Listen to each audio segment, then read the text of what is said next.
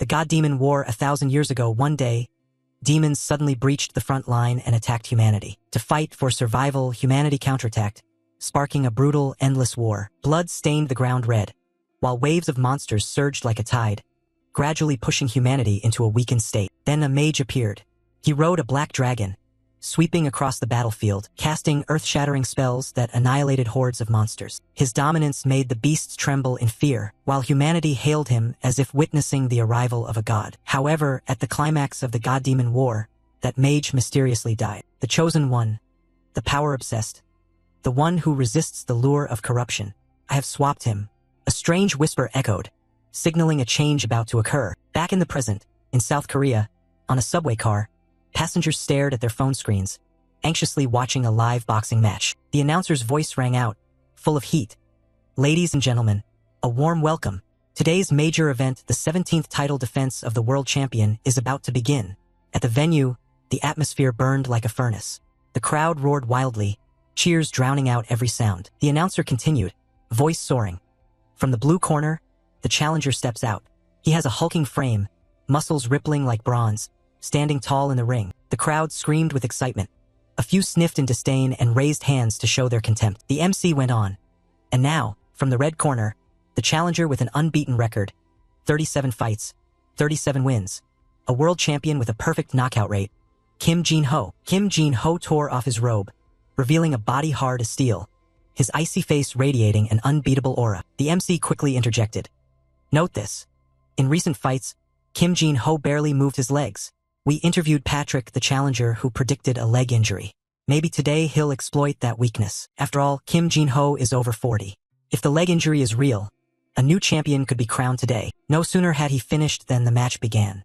The referee signaled, and the two fighters immediately took their stances. The challenger Patrick was sweating from the first second, his eyes darting wildly under crushing pressure. He thought to himself, Jesus, what an intimidating presence. He marveled at Jin-ho's power. Truly a champion. Kim Jin-ho stood silent, uttering nothing. A single cold look was enough to make his opponent cower. Patrick gritted his teeth. But what if he only attacks my leg? That's my chance. Whack. A dry sound rang out. Patrick lunged at Kim Jin-ho like a crazed beast, breathing hard, eyes wide and frantic. He snarled in his head. You dare step into the ring with me on that lame leg? So arrogant. I'll break it forever. He swung his arm, trying to grab Jin-ho's injured leg, a smug curl at his mouth as if he'd already secured victory. But at that moment, the MC shouted, down, down. A perfect spinning kick from Kim Jin-ho. Patrick tumbled to the canvas, clutching his face in agony. His features mangled as if smashed, his mouthguard flying, eyes rolling white, unlikely to continue. The MC screamed, Patrick can't get up. An unexpected first-round knockout. Only then did Jin-ho speak, his voice low and provocative. See? That's why you shouldn't use that leg. The scene shifted to the locker room. Kim Jin-ho zipped up his jacket, slammed a locker door, and walked out. The scene shifted to the locker room. Kim Jin-ho zipped up his jacket, slammed the locker door, and walked out. The coach called after him in a hurry. Hey, where are you going? No press conference? Jin-ho turned his head coldly. Handle it yourself. The irritated coach barked. Hey man, no matter what, you have to do something today. Your fans are everywhere like ants, don't you care? Jin-ho didn't bother answering, just nodded lightly. Take care. When the next fight's scheduled, let me know. The coach sighed in exasperation. How many times do I have to tell you before you listen? Fine, then take the car. The weather outside is awful. He startled when Jin-ho tossed back a line. Perfect fits the traffic jam vibe. I'm running. Bang. The slam of the door echoed, making the coach flinch. He muttered. That must be Jin-ho. He was about to open the door to scold him. Kid, it's 30 clicks to your place from here. But when he opened it, a swarm of reporters was waiting, surging forward like hungry sharks. They noisily surrounded the coach. A black-haired man asked immediately, Coach, where's Kim Jin-ho right now? A female reporter pushed in. Share your thoughts on today's match. He was besieged, cursing inwardly. Kim Jin-ho, you bastard, another shouted. So when will you hold the press conference? Another voice cut in. Was the rumor about Kim Jin-ho's leg injury fake? Was it staged? Outside, rain poured and the wind howled. Yet Kim Jin-ho still ran, his breath forming thin clouds in the cold air. He muttered, just as I expected. At least I understand what you were thinking. He recalled his glorious victories. Down. In his debut match, Kim Jin-ho launched his career with a classic knockout. Kim Jin-ho, That's right. Once again, he finished his opponent with a thunderous punch. Down. Victory goes to Kim Jin-ho, he told himself. I feel sorry for him, but until I retire, no opponent will truly rattle me. The coach's voice answering an interview drifted back. Injury? Do you really believe that rumor? Kim Jin-ho claimed he brought the punishment on himself. Got it? Back at the apartment elevator, he was soaked, his eyes showing a hint of fatigue. The elevator took him up to the 34th floor and stopped. At his door, gifts from fans were piled up, blocking the way. He snapped. I told them not to block the entrance. Then he bent down and squeezed inside. A modern 2-story home appeared. A luxurious living room with high-end sofas. A fully equipped kitchen, exactly the residence of a star. Jin-ho stepped out of the bathroom, towel drying his hair and tossing the towel aside. Upbeat. All right, fire up the computer. The screen's glow filled the room. He sat down, straightening his posture. Let's begin. The screen displayed the title, Last Savior, a notorious console and PC game famed for brutal difficulty. One that even Korean gamers often give up on. But Kim Jin-ho had played it every day for 10 years straight, never missing a day, honing his skills to face ever stronger foes even though that drive had long faded in real life. The boxing championship belt still had no new owner. Jin-ho snorted. Maybe he still hasn't beaten it today, but here he rediscovers that spark, the spirit of a challenger. On the screen his warrior appeared. Sturdy armor encasing the body, a colossal sword slung over the shoulder, striding with majestic bearing. Today, the warrior would face the Demon King Yura. The Demon King wore glossy black armor and a helm that concealed his face, his presence bristling with equal ferocity. Jin-ho muttered, Die, you bastard! Outside, the rain kept falling, growing more violent. The sky lit up by streaks of lightning, but Jin-ho sat inside, indifferent to the weather. What occupied him was the game before him. Demon King Yura was nearly out of health. Jin-ho grimaced and growled. What? At this rate, you're done for. The warrior spoke to Yura, then swung his sword, intending to finish the Demon King. Jin-ho shouted loudly. Jin-ho right now is so anxious, cheering on. Come on, give it everything. What if you can't dodge this? You bastard, he swore as the blade closed in on the Demon King. Suddenly, the Demon King countered, swinging his sword to block the warrior's strike. A tense expression appeared on the fierce warrior's face. Jin-ho gritted his teeth. Even after using a parry move, the warrior's technique is too strong. It pushed back the Demon King's strike and landed a killing blow on him. Jin-ho thought to himself, why are your moves so simple today? And why did your attack land so perfectly? The warrior took a defensive stance after that blow. Suddenly, the Demon King writhed in pain. The warrior had unleashed his final move, carrying the majestic power of a lion, ending the enemy. Jin-ho was immersed in the game, stunned as the battle neared its end. A challenge born from the hunger to win, yet ironically, the fear of victory overwhelmed his mind. The Demon King struggled to rise. Jin-ho's voice rang out. Come on, Demon King, you can do it. With that encouragement and a technical counterattack. But in the end, the Demon King was still defeated by the mighty warrior. The screen displayed, Congratulations, Demon King Yura has been defeated. Thank you for playing Last Savior. Kim Jin-ho, the 2-world champion, still had not found anyone who could surpass him despite countless challenges. Furious, he shouted, Damn it, then threw his mouse at the screen, leaving a large crack. Who should I fight next? Or try that crazy bear? Jin-ho kept cursing. Damn it, what a load of garbage. Unbeknownst to him, the sky outside glowed with a golden light identical to the light from the battle 1,000 years ago. Why did it appear here? Had it found someone with a heroic spirit? Boom! An explosion rang out. A bolt of golden lightning struck. Jin-ho sensed something arriving. Huh? He turned and saw golden light rushing toward him. Boom! The lightning hit the apartment, right on the 34th floor where Jin-ho was gaming. He gasped and yelled, My head's spinning. My whole body's on fire. A strange voice called, Hey, hey, number 218. Hey, number 218. Jin-ho opened his eyes to a rainy sky. When did I go outside? He wondered, his mind in chaos. A shout echoed, Charge! Everyone advance! A hand landed on his shoulder. Hey, number 218. Jin-ho turned around, but he was no longer Kim Jin-ho. A blonde girl with emerald green eyes, Ryu, a prisoner here, glared at him. She snapped, I've been calling you. What are you doing? Time's up. We have to get out of here now. He blinked in confusion. Who are you? Seeing the number 172 on her shirt, he thought inwardly. Number 172? He asked again. Where is this? He looked up. A mass of people in orange uniforms were rushing toward the city gate, as if fleeing. He startled and realized. That is, he vaguely recalled that flag. I've seen that emblem somewhere before. The girl's shout snapped him. Hey, wake up. Do you want to rot here forever? They say today is the last chance to escape this damned carrion. Jin-ho couldn't believe his ears and asked in a daze, what? This is called carrion? He doubted it, but seemed to recognize something terrifying. This is carrion? He hesitated, the question trembling with disbelief. Yet deep inside a bad premonition flickered. Ryu's urgent voice cut through his foggy thoughts. Don't just stand there. Run now. There's no time. Jin-ho no longer looked like himself. He had been pulled into the fantasy world of Last Savior, the game he'd been glued to for hours, and had become a 15-year-old boy from the prestigious Arahan Mage family. Zed Arahan, standing amid battlefield chaos. Zed, in his new form, blinked around in a daze, his head spinning. What the hell is happening? How could I have slipped into some dream?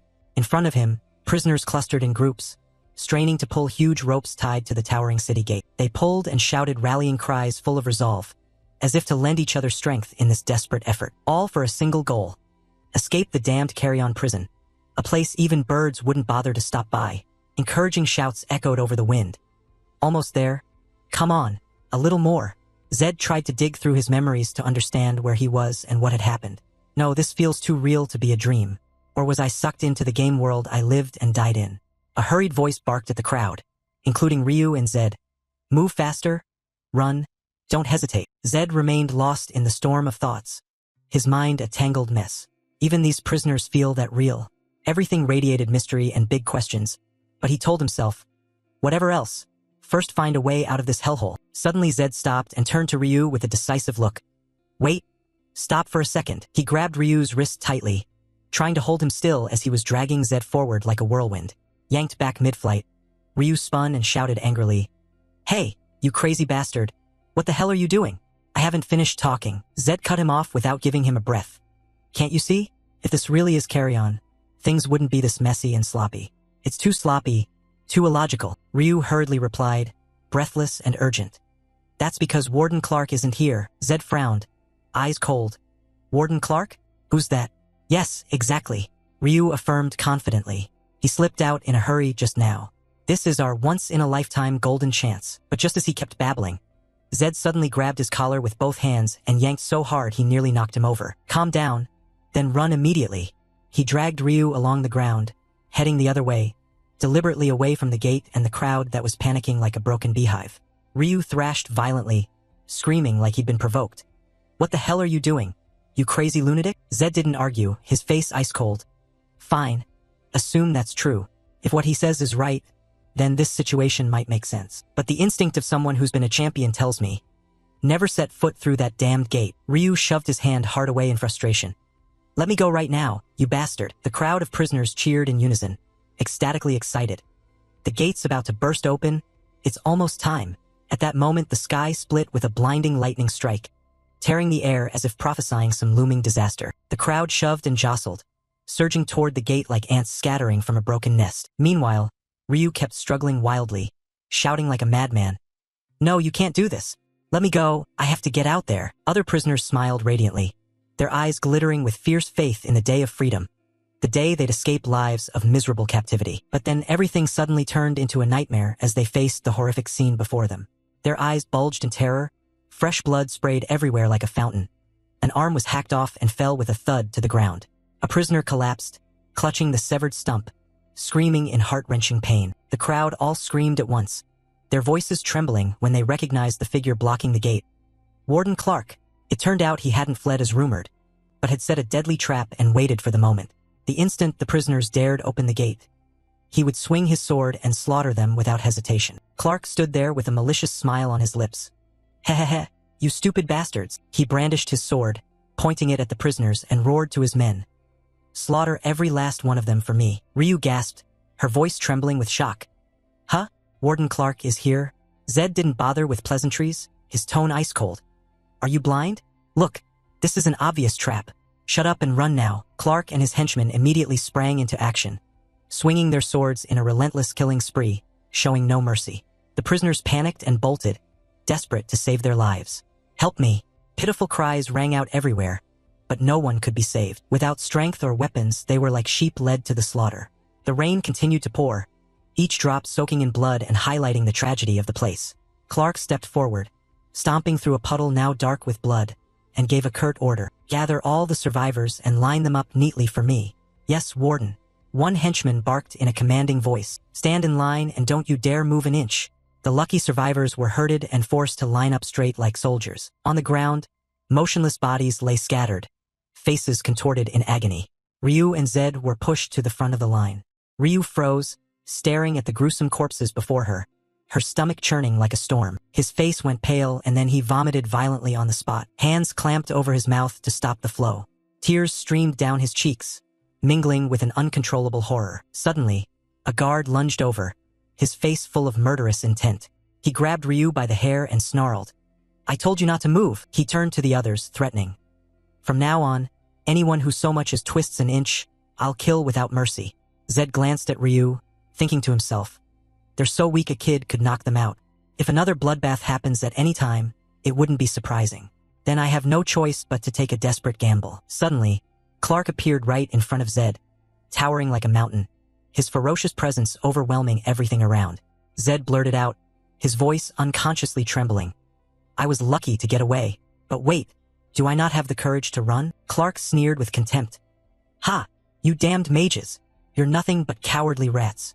Just thinking of facing you makes me feel ashamed." He leaned close to Zed's face, his tone dripping with mockery as if bestowing a favor. "You'll pay dearly for not dying today, Arahan." He knew exactly who Zed was. Zed froze in place, his mind reeling from what he had just heard. Clark turned and walked away, tossing back a cold threat. "Just you wait." The prisoners stood perfectly still, not daring to breathe, only moving once his figure receded. Zed bent down and looked at his reflection in the deep red pool of blood on the ground. It was the first time he'd clearly seen his form in this strange world. This face, this body, so they call me Arahan? A week passed in the prison camp. Today the sky was unusually clear, a deep blue without a cloud, bringing a rare sense of ease, stirring a little work spirit in the prisoners. Zed was forced to carry huge, heavy stones, stacking them into towering columns. His tasks here revolved around building stone towers, a pointless, brutal labor designed to torment the prisoners' bodies and minds. After several days surviving in this hell, he began to learn more about his new body. Zed panted, sweat pouring, thinking to himself, even though this body is as weak as a noodle, it can still be drained to a pathetic degree. Just carrying a rock like this makes me want to faint right here. He gradually pieced together his identity and why he was imprisoned here. He came from a prestigious family, about 15 years old. As for magic, he had secretly tried to use it at night, but the result was a flat zero. Wiping sweat running down his brow, he wondered in bafflement. How could an Arahan be unable to use magic? The Arahan clan is the cradle of top mages. How can this be so strange? Then he suddenly awoke as if realizing the truth. Oh, so that's why he was discarded in this wretched place? The Arahan clan must have an excess of talent and didn't need a useless piece like him. The guard bellowed, cutting off his wandering thoughts. Move all those stones to the other side immediately. He sat astride his chair, pointing like a monarch. Why are you still standing there? Hurry up, you lazy dog. Annoyed, Zed hoisted a stone. Zed muttered under his breath, synchronizing overloaded data. Progress only 78%. He sighed wearily. When will this stupid task ever end? At the mess hall, prisoners gathered for lunch. Some clustered in groups. Others sat alone in corners. The meal was nothing but a watery bowl of soup and a rock-hard loaf of bread. Zed told himself, since arriving here I've trained every day, but with food like this I'm doomed. No amount of training will help. Ryu called out from a distance. Number 218, skipping breakfast again? Seeing him approach, Zed replied softly, "Ah, here he is." He pushed his only loaf of bread over to him. "Eat. Don't go hungry." Ryu lit up with joy, eyes shining like stars, grinning ear to ear. "That's amazing." Zed took the chance to ponder. "While everyone here avoids me like the plague, this kid is different, keeps clinging to me." In the supreme Arahan Mage clan, rumors circulated about distinctive red eyes, a sign of a terrible curse from too much killing. Whoever looks into those red eyes is sure to die instantly. Perhaps that's why people here treated him like a monster and kept their distance. Watching Ryu devour the loaf, Zed continued thinking. She's my age and shares the same cell. Apparently, before we were possessed, we were quite close. Even though I'm useless, why is such a tiny kid locked up in this damned carry-on prison? Ryu turned to him, voice full of concern. "Hey, you need to be more careful, okay?" Zed blinked. "What did you say?" Ryu continued in an even, matter-of-fact tone. "Lately, because of you, the workload's piled up. The other prisoners are getting noisy and openly resentful. Why do you keep hauling those stones so hard? Take it easier." Zed gave a soft and thought. No wonder the prisoners passing by have been staring at me with murderous looks like they want to eat me alive. Ryu added in a lowered, whispering voice. Be especially careful of number 589. He's the leader of the prisoners here, famous in the arena. Rumor has it he was thrown in for killing like it's nothing. Zed asked suspiciously, turning to Ryu. Then why is he still sitting here with me? Following me seems pretty dangerous, doesn't it? Ryu replied lightly. Anyway, I think you're not so bad. Couldn't just leave you. Suddenly Zed jumped to his feet and blurted out words nobody could understand. Fine, whatever he wants. But he's in my way, move somewhere else. Ryu gaped, mouth open. Huh? Why are you saying such random, nonsensical things? The sound of rapid footsteps echoed from afar, growing closer by the second. Zed turned to Ryu, eyes sharp. Looks like what you feared is about to happen for real. Ryu slowly turned her head to look, then flinched, eyes widening as if they would pop out, mouth hanging open. Number 589. The one I mentioned. He's really here. He led a band of brutal prisoners charging toward Zed, their momentum fierce enough to swallow everything. He roared first, his voice threatening. Hey, Arahan, I heard the extra work piling up is your fault, right? Zed's expression hardened, his tone calm but defiant. So what if it is? I'm just treating it as extra strength training. No sooner had he finished than a punch flew straight at him. Number 589 aimed right at Zed's face, intending to smash it, but only hit the dining table behind him, shattering it to pieces. Ryu, standing nearby, stammered, her voice trembling. Number 218. Immediately, Zed grabbed the fat 589 by the collar with both hands, his face lighting up with smug certainty as if victory was his. He sprang up, driving a powerful knee like a bolt straight into 589's jaw. Onlookers gaped, stunned by Zed's unexpected counterattack. His henchmen shouted, "Boss!" But when the dust cleared, Zed was shocked to see 589 still standing firm like a mountain, wearing a dangerous, pleased smile. Zed thought in confusion, why did my strike barely affect him? In an instant, 589 seized Zed by the collar and hurled him away like a worthless ball. The throw was so powerful it shook the corner of the room, forcing Ryu to scream his name in panic. Zed, his body collapsed to the floor, aching in pain. At that moment, a cold voice rang inside his head. Notification. Synchronization process complete. Seeing the words appear before his eyes, Zed merely curled his lips into a faint smile after the data assimilation finished. Power had returned now, flooding every fiber of his being. He stood towering before the large prisoners, muscles bulging like heavyweight wrestlers. But Arahan Zed kept a cool smile. A mystical pale blue aura rose from his body, coiling like an eerie mist, as if the long-suppressed strength was slowly awakening. Not a trace of fear crossed that icy face. His hands clenched, blue energy twisting around like a small vortex, sending out flashes like lightning. Then, with a stomp that seemed to strike the ground from heaven, bursts of energy sprayed everywhere, shaking the stone floor. Zed stood at the eye of the storm he had created, clothes torn as if chewed by dogs, but his presence was sky-high, with none of the previous weakness. His eyes burned red like twin embers, his fingers slowly clenching. The sound of pacing footsteps rose and fell rhythmically, as if his body had been fully activated and was ready to charge into battle. Zed sneered and tossed a taunt at the big guy nearby. Try coming at me again. The man glared at him, eyes rolling, then burst into loud, mocking laughter and replied, someone even abandoned by his own clan. Where does our great young master get his confidence? As he spoke, he cracked his knuckles loudly, as if eager to jump in and smash him. No sooner had he finished, Zed paid him no mind and continued taunting. Shut up and come at me already. You scared? Hearing that, the big man roared and charged like a mad ox, bellowing, oh, you're coming at me? I'll kill you just like you want. The air was taut as a bowstring. As the man closed in, Zed snapped his leg up and unleashed a fierce spinning kick. But suddenly he stalled, a flash of alertness in his eyes. Something was wrong. Just as the kick left his foot, the big guy had already, like lightning, grabbed his leg. He sneered, thinking victory was assured. Heh, that pathetic brat will learn his place. Before he could gloat further, Zed spun and delivered a crushing kick straight to his head. The big man staggered, blurted, huh? Seeing him lose focus, Zed wasted no time and landed another strike right on his jaw, blood spraying like rain. For the finishing move, he leapt up, spun midair, and drove a powerful kick into the thug's face, sending him crashing down unconscious. Zed turned, his gaze ice-cold with a hint of malice, and said, that's why I've avoided using my feet. Seeing their leader felled, the rest screamed, what are you still standing there for? Kill that bastard. Get ready. I'll make him die in agonizing pain. But before they could rush in, Zed stepped over to the sprawled big man and stomped hard on his back. shouting, "Don't move." The prisoners froze in panic. He growled, "If any of you take another step, I'll make him beg for food his whole life." Zed gripped the man's right arm with both hands, as if to break it to intimidate the others. "If you don't want that, go fetch the warden." The prisoners went pale and stared at one another in silence. Seeing his initial threat wasn't enough, Zed tightened his grip, pressed his foot harder into the man's back, and barked, "Is this a joke? Don't believe me? I'll tear off one of your arms." He made as if he might actually do it. One prisoner went white with fear and sprinted to the door, calling back as he ran, "Okay, all right, I'll go get him." Realizing Zed wasn't to be trifled with, the others quietly helped the big man up and left the dining area. Before they went, they shot threats back. "Zed, you brat, next time we won't show mercy." Zed just smirked inwardly. That line belongs to me. After the brawl, he returned to the cell.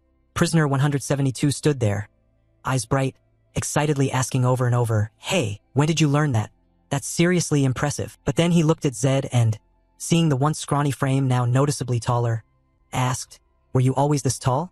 I remember you being about my height." Not wanting to reveal his secret, Zed flopped down and replied casually, "Same as you. Keep hauling stones." "You really think lifting rocks will make you taller?" Prisoner 172 chuckled in response.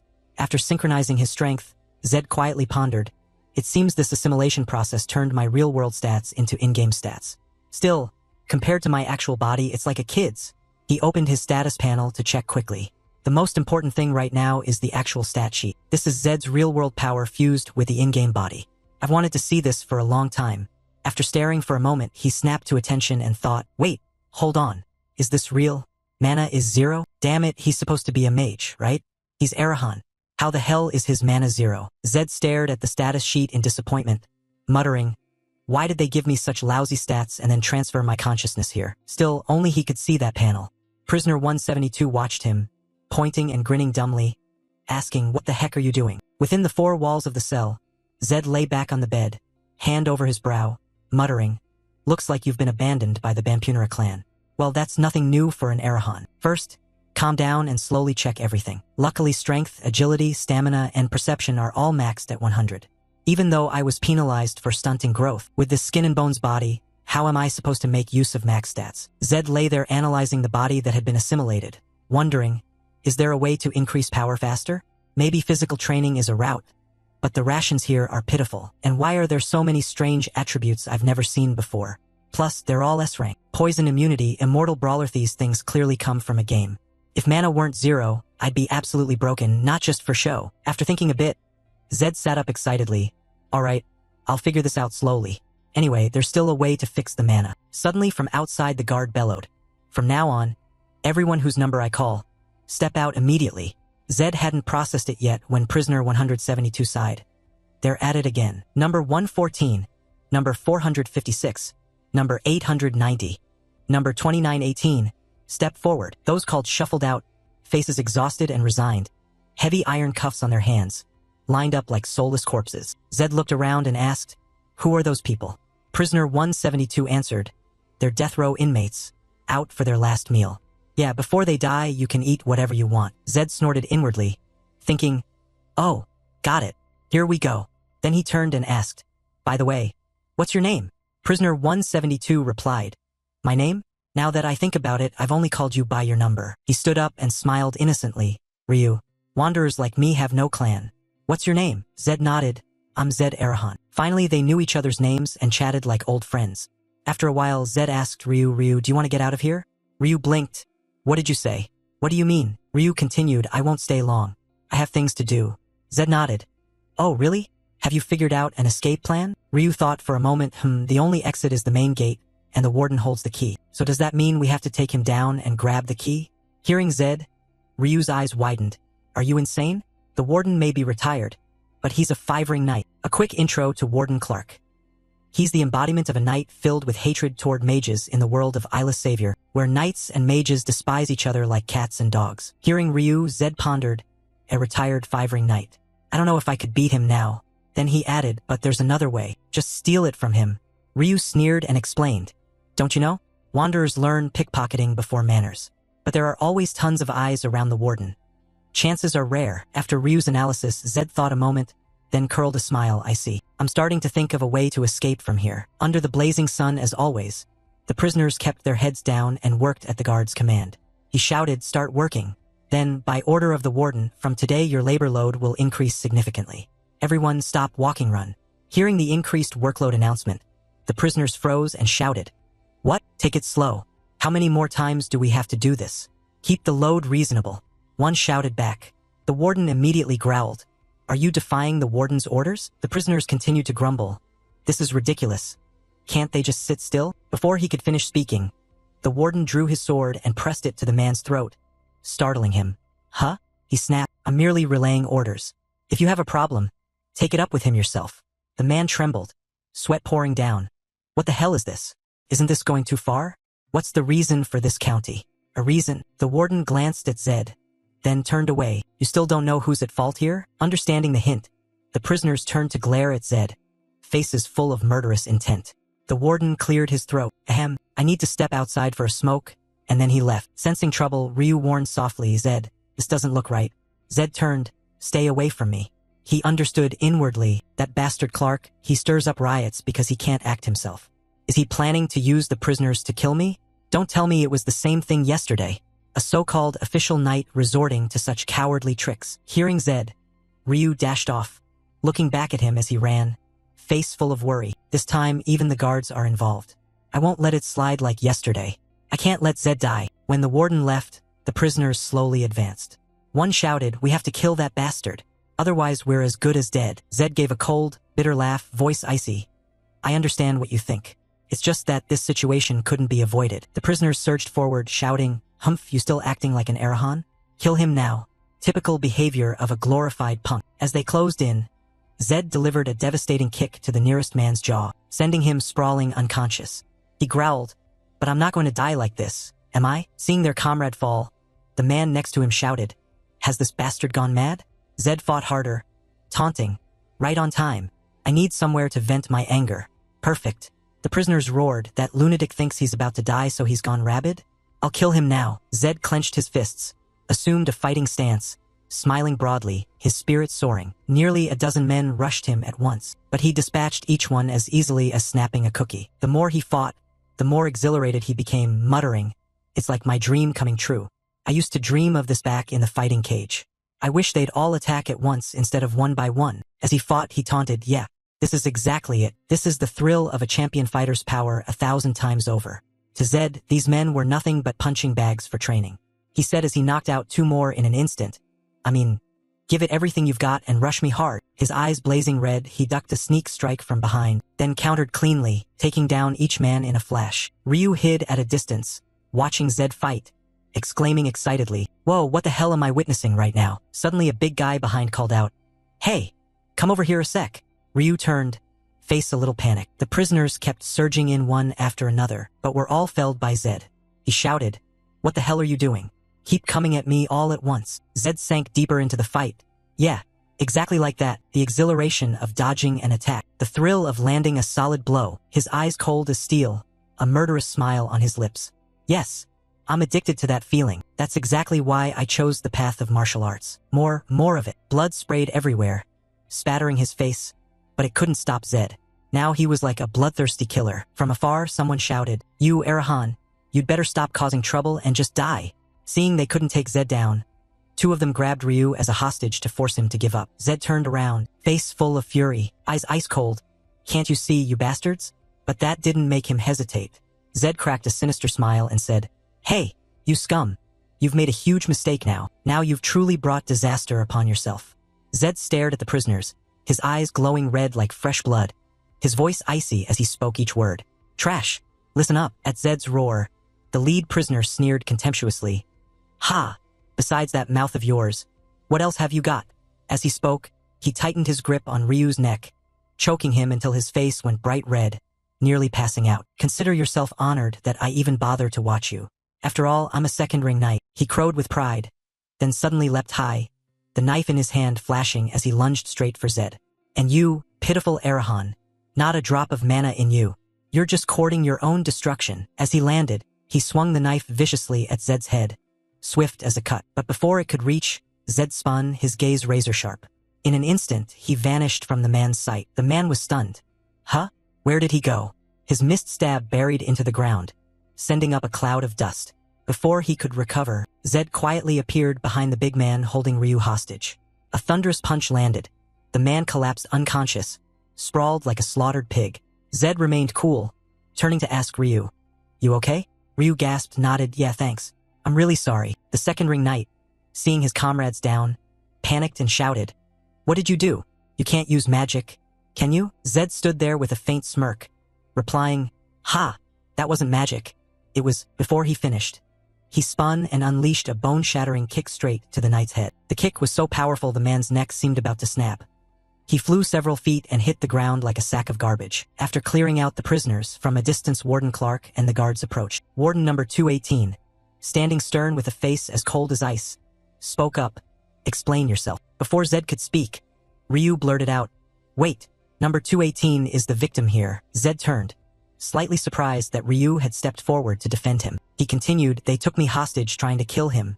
I was just acting in self-defense." Clark glanced around at the prisoners sprawled unconscious across the floor, beaten to pieces by Zed.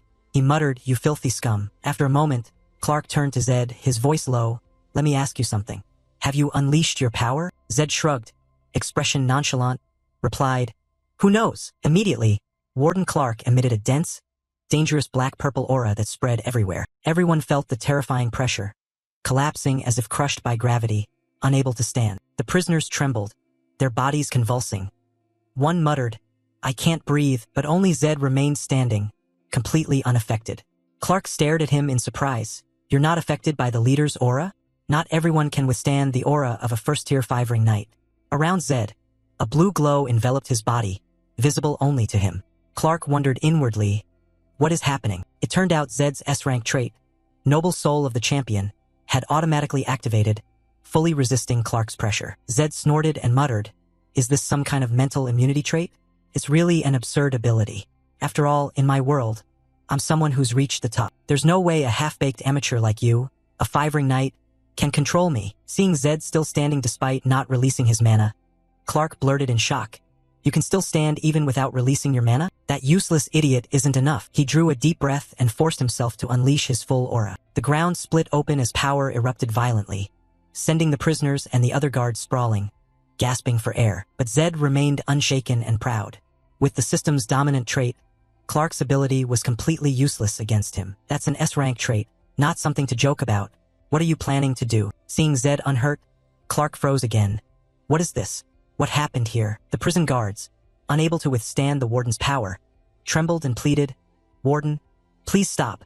Seeing his men collapse, Clark clicked his tongue, stopped, but remained angry inside. He glanced at Zed. "Good thing it ended this way. I nearly lost control and swung my sword in a fit of rage." Clark and the guards turned away, shouting, "Get back to work." But before they could go far, Zed called out, "Wait, actually, I have something to tell you." Clark turned back. "What is it?" Zed continued, "I'm tired of stacking these stone towers, and I'm sick of always worrying about when the prisoners will attack, so I'm planning to end it all." Ryu stared blankly, looking up. "Number 218, what the hell?" Zed stood squarely in front of Clark and replied, "Actually, I'm going to become a condemned man." Clark was taken aback and confirmed, "Do you know what that means? If this is just a passing whim, I won't forgive you." "No kidding around," Zed said seriously, "Worried I'll change my mind? Or should I record it in the crystal orb as proof?" There's no better evidence than that." Faced with Zed's determination, Clark turned to the guards and barked, "Guards, bring the crystal orb here now." It seemed Zed had some ulterior motive, using the condemned status to carry out a plan. He thought to himself, "I'm really excited." With his decision made, Zed requested, "I heard the last meal can be anything you want. Decide the menu now for my final dinner. For my last meal, I'll choose Verity beef, and I want a very large portion, enough to be stuffed." Hearing Zed, the guards suddenly shouted, "What? Verity beef? Unbelievable. How extravagant for a condemned man." To describe it, Verity beef is a premium beef raised naturally on the Verity pastures in the Southern Empire, one of the most prized foods in Isla Savior. Rumor has it it's so delicious it can restore lost strength, even turn the tide of battle. There's even a game quest that requires bribing an NPC with it. Zed thought, "I'm about to enter an important battle, so I should stock up while I can. Honestly, even once I'd like to taste how miraculous it is. After all, the price I'm paying is my life. Isn't that reasonable? Besides, I only trade in S-rank items. And if you pull any tricks, I'll cancel everything." Zed added, "He will go with me. Prepare enough food for 2 to eat their fill. Ryu panicked. What? Me too? After some discussion, Clark agreed, do it. To the guard's surprise, Zed remained carefree, mumbling, considering taking Arahan's life, at least pay that price. Being this harmonious isn't so bad, right? Ryu heard this. His face went pale, sweat pouring, stunned. Hey, what about my proposal? They said it would take a week to get Verity beef because it's so rare. During that time, Zed didn't slack off. In the cell, he trained tirelessly to raise his stats as quickly as possible. Instead of sitting idle, the guards served him while he continued to train. In Isla's Savior, there's a special system. If a stat reaches max 100, experience points overflow into other stats. Although in real life Zed's stats were all full, when transferred into Arahan's body some stats were restricted and fell dramatically. Still, Zed kept training to recover his original strength. Except for mana, all his stats reached 100. That means all the experience I earn here can only increase mana. Suddenly a guard approached in a serious tone. Number 217, number 218. Come out. Zed stood up, excited. So you finally arrived. Meanwhile, Ryu clutched his head in panic. Oh God, could my life end here too? In the dining hall, plates of Verity beef were brought out juicy. Aromatic cuts prepared for the 2 condemned men, Zed and Ryu. After trying a bite, Ryu exclaimed in happiness. I've never tasted anything this good in my life. Zed turned to him, joking. Don't forget, this is all thanks to me. After eating, not only was the flavor supreme, but performance also surged. The punishment eased thanks to the premium beef. It felt as if experience that had been blocked all this time was now flooding into the body. First objective complete. Next up, in Warden Clark's office, a guard entered. Warden, the feast has begun. Clark nodded. Good. Make sure no one gets near it. Even seeing the chance to kill Zed right before him, he still felt something was off. What exactly happened that day? There was no sign of coercion. How to put it caused no ripple at all. He pondered, speculating, even retired. I'm still a 5-ring knight. No way a young mage who hasn't even unlocked mana could stand up to my aura. Something seriously wrong must have happened that day. This time, I'll personally verify it. After a hearty meal, Ryu sighed in satisfaction. This was truly amazing. Even if I die now, I have no regrets. Zed replied, I can't die just yet. Zed's strength had recovered. He clenched his fists, eager to test his combat ability right away. My body is full of vitality, bursting with power. I could punch a heavy bag all day without tiring. I can't wait to test this strength. From outside came the sound of a door opening. Zed and Ryu turned, smiling slightly. So you finally made it? What now? It's all been eaten. The guard stepped in and said gently, Number 218. No, Zed Arahan. Zed taunted, what is it? Are you sulking because there's no portion for you? Seeing Zed's arrogant demeanor, murderous intent rose in the guard. An arrogant brat who only relies on lineage like you. He reached out and placed a bracelet with a stone that emitted a mysterious, dangerous light onto Zed's shoulder. He wore a malicious grin. I'll make that contemptible face writhe in pain. Warden Clark put his hand on Zed's shoulder, his face radiating murderous intent as he stared at him. Arahanth name from the most elite magical bloodline, where even a sliver of information can be worth a mountain of gold, depending on its value. He thought to himself, if I can exploit something from this brat, I might finally leave this miserable hidden post. As he thought that, the magic device in Clark's hand flashed. Power from the bracelet erupted like chaotic lightning, tearing the space. Zed glanced over and immediately sensed. There it is, a genuine magic artifact. But before he could react further, Clark unleashed his aura. Energy around them seemed ready to explode. The air grew oppressively heavy. He kept pouring in power, sneering with arrogance as he looked at Zed. What do you think? Even you, no matter what. Oddly, though Clark's aura was strong enough to make the ground and rocks tremble, Zed stood there unscathed. He smirked confidently, startling Clark. What? Suddenly Ryu lunged forward, collapsing and grabbing Clark's sleeve as if to do something. Even as a mere civilian who couldn't withstand that terrifying aura, Ryu still tried to hold on to him, his face flushed from the suffocating pressure. Clark snapped, pest, and hurled Ryu aside, sending him sprawling unconscious. Seeing his friend beaten, Zed growled, Hey Warden, show some decency. Facing him was a furious Clark, but Zed remained calm, unfazed by his power. Clark shouted, that arrogant brat. Unable to contain his rage, he grabbed Zed with both hands and pushed his aura to the limit.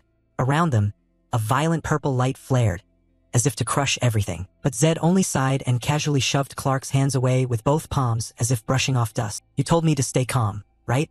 If you want to kill someone, do it proper. Didn't fumble around like a coward. Startled by Zed's terrifying composure, Clark panicked. He couldn't understand how Zed resisted his mana. I used a magic device, so why didn't it work? My mana was nullified, which means this guy must be at least 1 rank above me. Does that mean he's 6th rank? Confronted with a power that left even him helpless, thousands of questions raced through Clark's mind.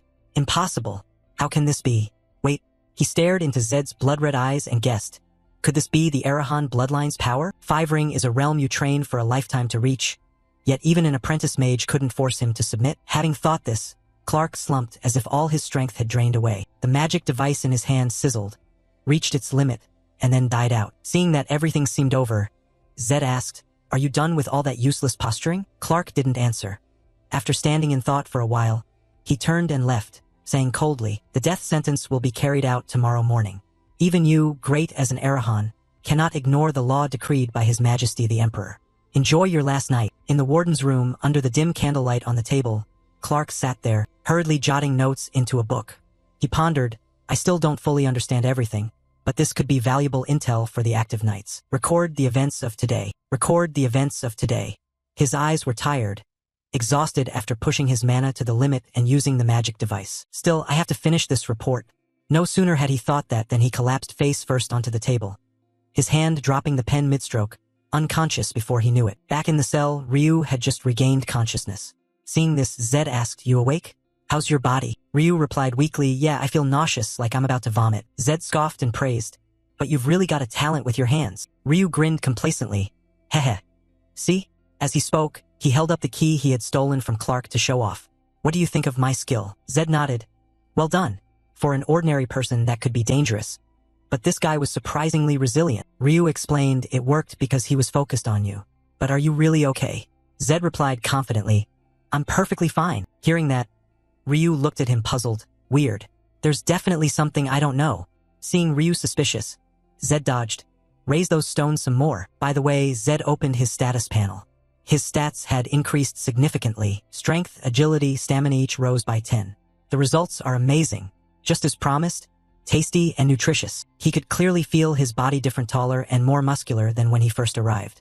"My body feels invigorated like never before. I wish I could quickly remove all these penalties.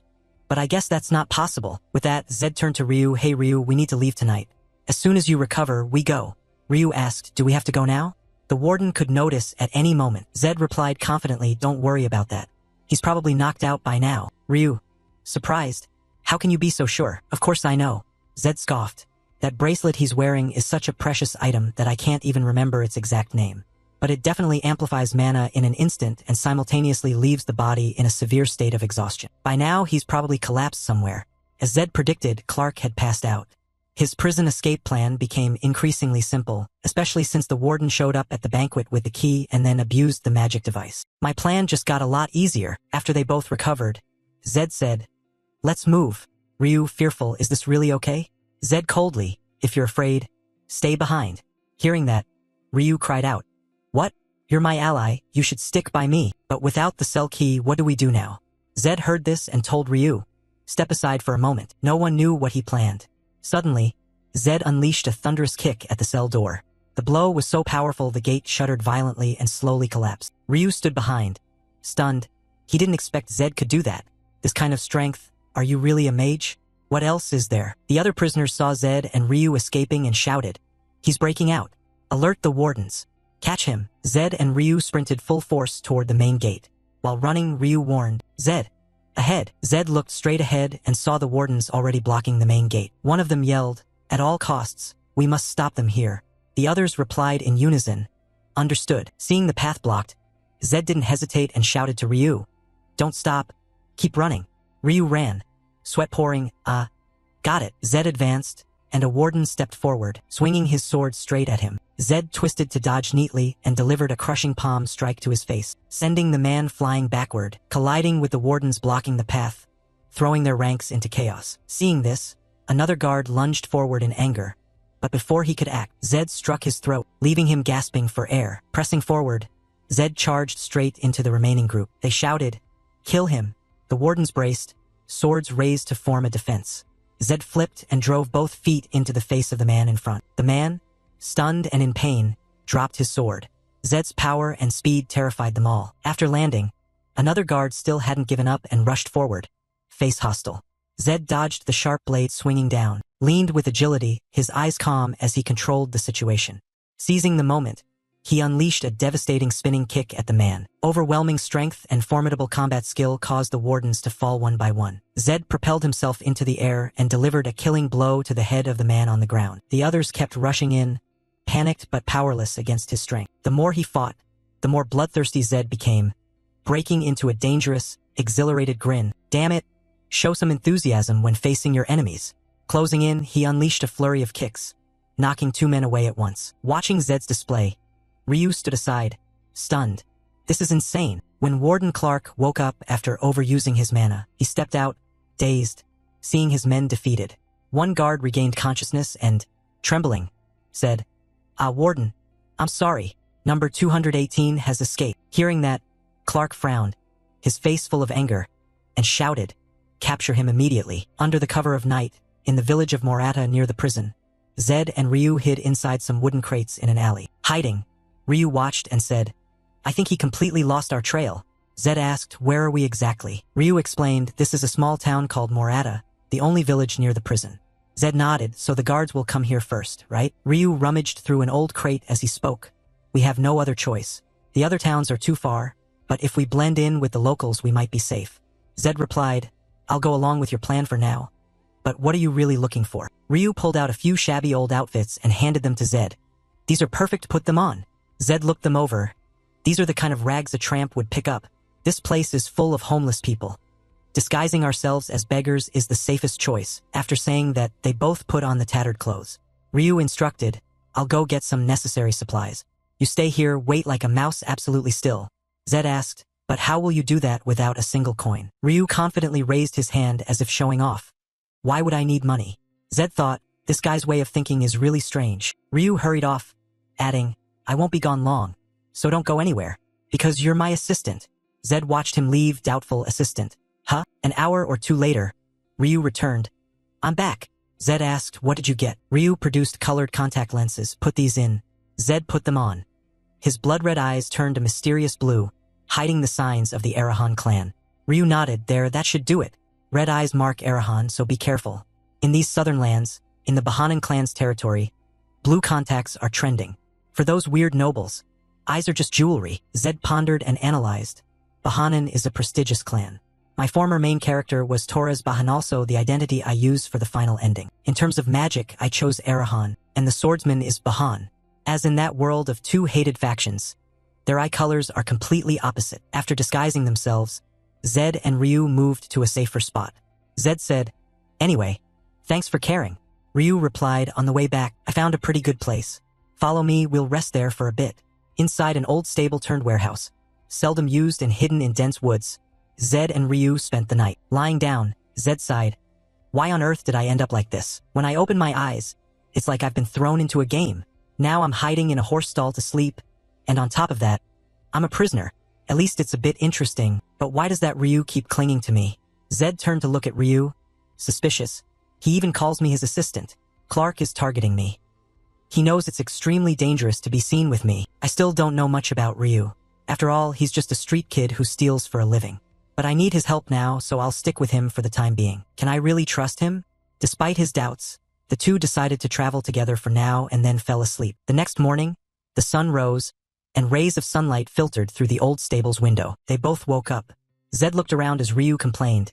Damn, it was too dark last night, so I couldn't see. Did I really sleep in a place like this? Ryu yawned and replied, Maybe since we're from upper-class nobility, places like this just feel uncomfortable? Zed snapped. No, I can't be like that. I need to start making money. But if we want to survive, we have to eat first. Ryu wondered, what do we do? Just avoiding the warden's gaze is exhausting enough. Why don't you learn a bit of pickpocketing? Zed refused. Forget pickpocketing. Take me to the place I mentioned. Ryu didn't understand. Huh? Where? Zed answered, the arena. Having said that, the two left. They went to the underground arena, a place where fighters fight every day for sky-high prize money. Inside, intense matches were underway, and the atmosphere was electric. Zed and Ryu had arrived, promising to cause a stir in this place. At the underground arena, Zed and Ryu were glued to the ring where two famous fighters faced off. I cast the arena's strongest fighter and a stubborn challenger. The air was hotter than ever, the crowd wildly excited, cheering as if the stands might explode. Ryu looked pale and sweaty at the scene, turned to Zed in panic. Zed, I think we're in the wrong place. Zed remained calm, eyes on the fight. replying tersely, "No, you're exactly where you need to be." On the ring, the challenger gritted his teeth and, summoning all his strength, bit into Ikazu's arm. Fresh blood gushed out, the metallic smell sharp in the air. ICAs staggered from the surprise attack, then spun around and delivered a crushing punch to the man's face, flattening it. But the challenger quickly regained his balance, returned to a defensive stance, eyes blazing with killing intent as he stared at ICAs. Suddenly, ICAs launched a vicious strike from the right, lunging to slam a hard punch into the challenger's left ribcage. If it landed cleanly, several ribs would surely break and blood would splatter everywhere. The crowd below, seeing the tide turn toward ICAs, jeered, "Fight properly, challenger. I bet my whole fortune on you." Another shouted, "Kill him." Someone else yelled, "This time I'm rooting for ICAs." Under the stands, Zed savored every moment, thinking, "I thought this would just be a brawl among scum, but it's much more entertaining." Ryu, terrified, stammered, "Zed, this place is terrifying. Let's get out of here." Back in the ring, ICAs took a powerful step, sprinting like lightning toward the unlucky challenger. Before he could collect himself, he took a direct punch to the face, blood spraying from his nose like a fountain as he crashed backward across the floor.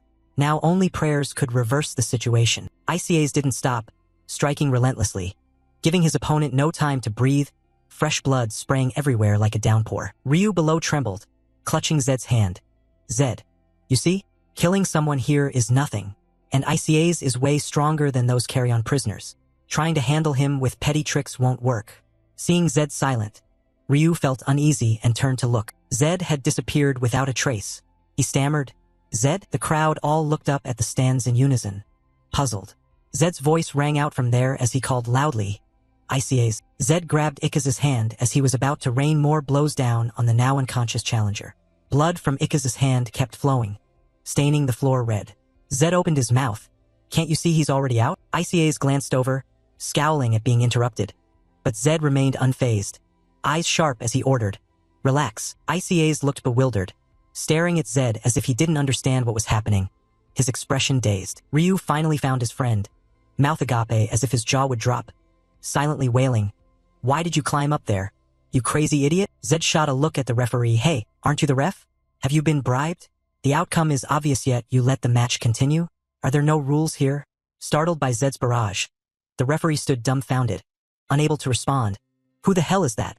Why are you interfering?" ICAs ripped his hand away from Zed, snarling in irritation. "What the hell is this?" He thought to himself, "If you're nobility, this will be even more troublesome." Now the center of attention, Zed confidently introduced himself. "Me? Can't you tell just by looking?" The crowd held its breath, waiting. Zed sneered. Obviously just a street urchin. The crowd, expecting someone grand, were disappointed and erupted. One man shouted, "He's insane. Is that guy really some lowlife?" Another added, "Damn it, who let someone ruin the atmosphere like this? I'm having a good time." Zed paid them no mind and casually said, "Yeah, it's too noisy.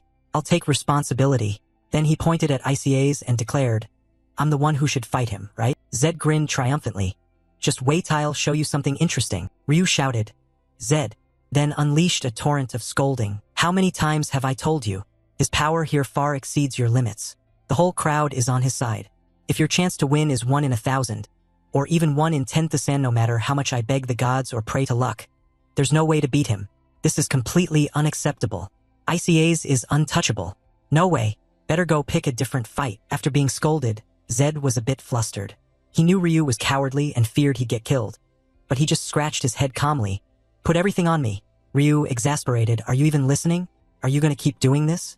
Stop and get down here right now." Zed cried out, calming Ryu a little. "After this match, let's have a massive beef feast like there's no tomorrow." Ryu sighed in resignation.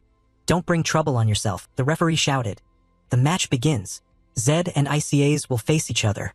The two sized each other up. ICAs muttered, "Even if that bastard's crazy, he stays composed." Then he was surprised. "Huh? Interesting. He looks only about 15, but what's with those eyes?" He assessed Zed. Steady breathing, an unusual stance, not like anyone else. "It seems Zed has a power I didn't expect." Suddenly ICAs trembled. "Why am I so scared? Am I really afraid of a filthy brat like that?" He screamed inside to steady himself. "Seriously, afraid of someone like that?" Then he lunged like a madman at Zed, swinging his fist. But unexpectedly, the one who got hit wasn't Zed but ICAs himself. He bulged his eyes. What the hell?" Looking over, Zed still stood in a guarded stance and pointed out the flaw. A punch shouldn't be retracted a few times. It should be thrown from a ready stance, straight to the opponent's face, along the shortest path, fastest and cleanest. As he spoke, Zed launched a barrage of punches at Ikaz's face, leaving him breathless. Each blow came faster than the last. ICA's was completely overwhelmed, and at times Zed even put his full weight into the strikes. Zed drove his foot hard into the ground to build momentum, preparing the final blow. The force tore through Ikaz's head and sent him flying backward, rendering him unconscious, face battered, teeth broken, and more importantly, he hadn't managed to counter or block a single strike. The crowd erupted. Unbelievable. What on earth is that guy? Is ICA's holding back? Ryu squeezed his eyes shut and muttered prayers. O God of War, Goddess of Luck, Miracle Worker, Mother of Life, please let him come back safe. The debate snapped Ryu back to reality. What do you mean let him go? Open your eyes and look. Ryu cracked one eye open. That lowlife is dominating him. ICA's can't stand. Ryu stared straight ahead. What are you thinking? Can't trust your own eyes? Really? He already won? Could Zed beat ICA's? ICA's couldn't stay on his feet, but with a trace of strength left he thought in amazement. What the hell? Zed's form blurred before his eyes. He can beat me? I lost to a kid? Proud of his title as the arena's strongest. Now taught a lesson by an unknown brat. Why couldn't I dodge those awful punches? This is insane. ICA's tried to rally his spirits, but Zed unleashed a final move using ki, knocking him completely out, unconscious on the floor. Silence fell like a sheet. Zed broke the silence.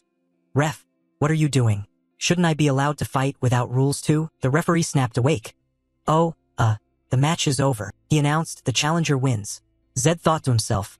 Barely warmed up and it's over already. I should have held back my strength a bit more. Zed went to collect the prize money but wasn't satisfied. Are you kidding me? You said the odds were 62-1, and this is all I get. He pointed at the purse. You think because I look young you can cheat me? I can't believe you can't even do a simple calculation. The arena staff panicked, waving their hands. No way. I calculated it correctly. Zed argued. There's no way the payout is this low. Give me the bets. Recalculate now.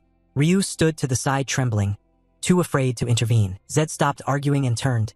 Ryu, how much did you bet? He accused because Ryu hadn't listened. I told you I bet everything. Suddenly a pair of beautiful legs in bright red high heels approached. Ryu tearfully explained. I really hate gambling. Besides, we need to save money for dinner. The cashier tried to stop them, thinking a fight was about to break out. Don't do this here. A woman spoke up. Hello? She was Herne, the arena owner, coming to see who was worthy of taking down her strongest fighter. Herne flashed a sly smile. Heh, then said, May I have a word with you? Zed swept his gaze and remembered she had been watching him from the stands, asking, But who are you? Herne smiled. Judging by your stunned look, this must be your first time here. I'm the manager of this arena. My name is Herne. She invited. Can we talk for a moment? Zed flatly declined, no thanks, and walked away, leaving an embarrassed Herne standing there. Ryu felt uneasy and looked back. Herne signaled, and two burly guards blocked Zed's path. He wasn't afraid. Annoyed, warning, you boys want the same fate as him? Should I put you to sleep for a few days? The two stood motionless. Zed thought to himself, Huh? I wouldn't even dare imagine this in my dreams. Is it because of absolute loyalty to that woman? From behind, Herne spoke. ICA's, whom you defeated today, is a champion I recruited from the capital. You get the idea, right? Today I'll let you off. We'll meet again anyway. She smiled smugly. Next time we'll talk in a more private setting. I really enjoy strong opponents. You're a rough gem worth polishing, you know? Zed merely glanced at her and said nothing, walking away as if she were air. Herne stood there, her smile hardening, thinking, this kid is more interesting than I expected. The crowd still buzzed, not yet over Zed's performance, while Ryu breathed a sigh of relief and mumbled. Lucky he didn't die, but next time, don't play with fire like that. Leaving the arena as promised, Zed led Ryu to a meat house to eat their fill. Ryu was so hungry he flopped face down on the table and moaned. I'm starving. If you keep me waiting much longer, you'll have to carry me to the table. Ryu sat up, rubbing his belly as he spoke. On the surface, Herne's just the arena manager, but in reality, she's the one who holds the city's power. As long as she's around, sooner or later we'll run into her. Zed replied nonchalantly, to me, she's just a greedy old fox. Ryu burst out laughing in agreement. Exactly. They even call her the old vixen. Zed heard that and thought to himself, she must have approached me to take advantage of me. It reminded me of when I first stepped into the martial world just like this. When I started to stand out, all kinds of forces came calling. Most of them only saw my talent as a way to make money. Back then I was fooled many times, just a hopeful rookie from the countryside. Meeting my current manager was pure luck. He's the one who helped me become a champion. Zed unconsciously remembered his old manager and wondered, I wonder if he's okay now? Thanks to him, I'm no longer that naive country kid people exploited. I've been through it all and climbed to the top. The image of Kim Jin-ho wearing the championship belt flashed through his mind. I am the champion. Then Zed turned his thoughts to Herna's advances and judged. An old vixen? Just wait, the seasoned ones will show themselves soon enough. The server's voice cut through his thoughts and pulled him back to the present. One serving of your meat is ready. Ryu cheered. Wow, it's Verity beef. The meat was neatly arranged on a plate and set before them. Ready to eat. Ryu salivated, hand reaching for a piece when Zed stopped him. Ryu, wait a sec. Ryu hurriedly. Huh?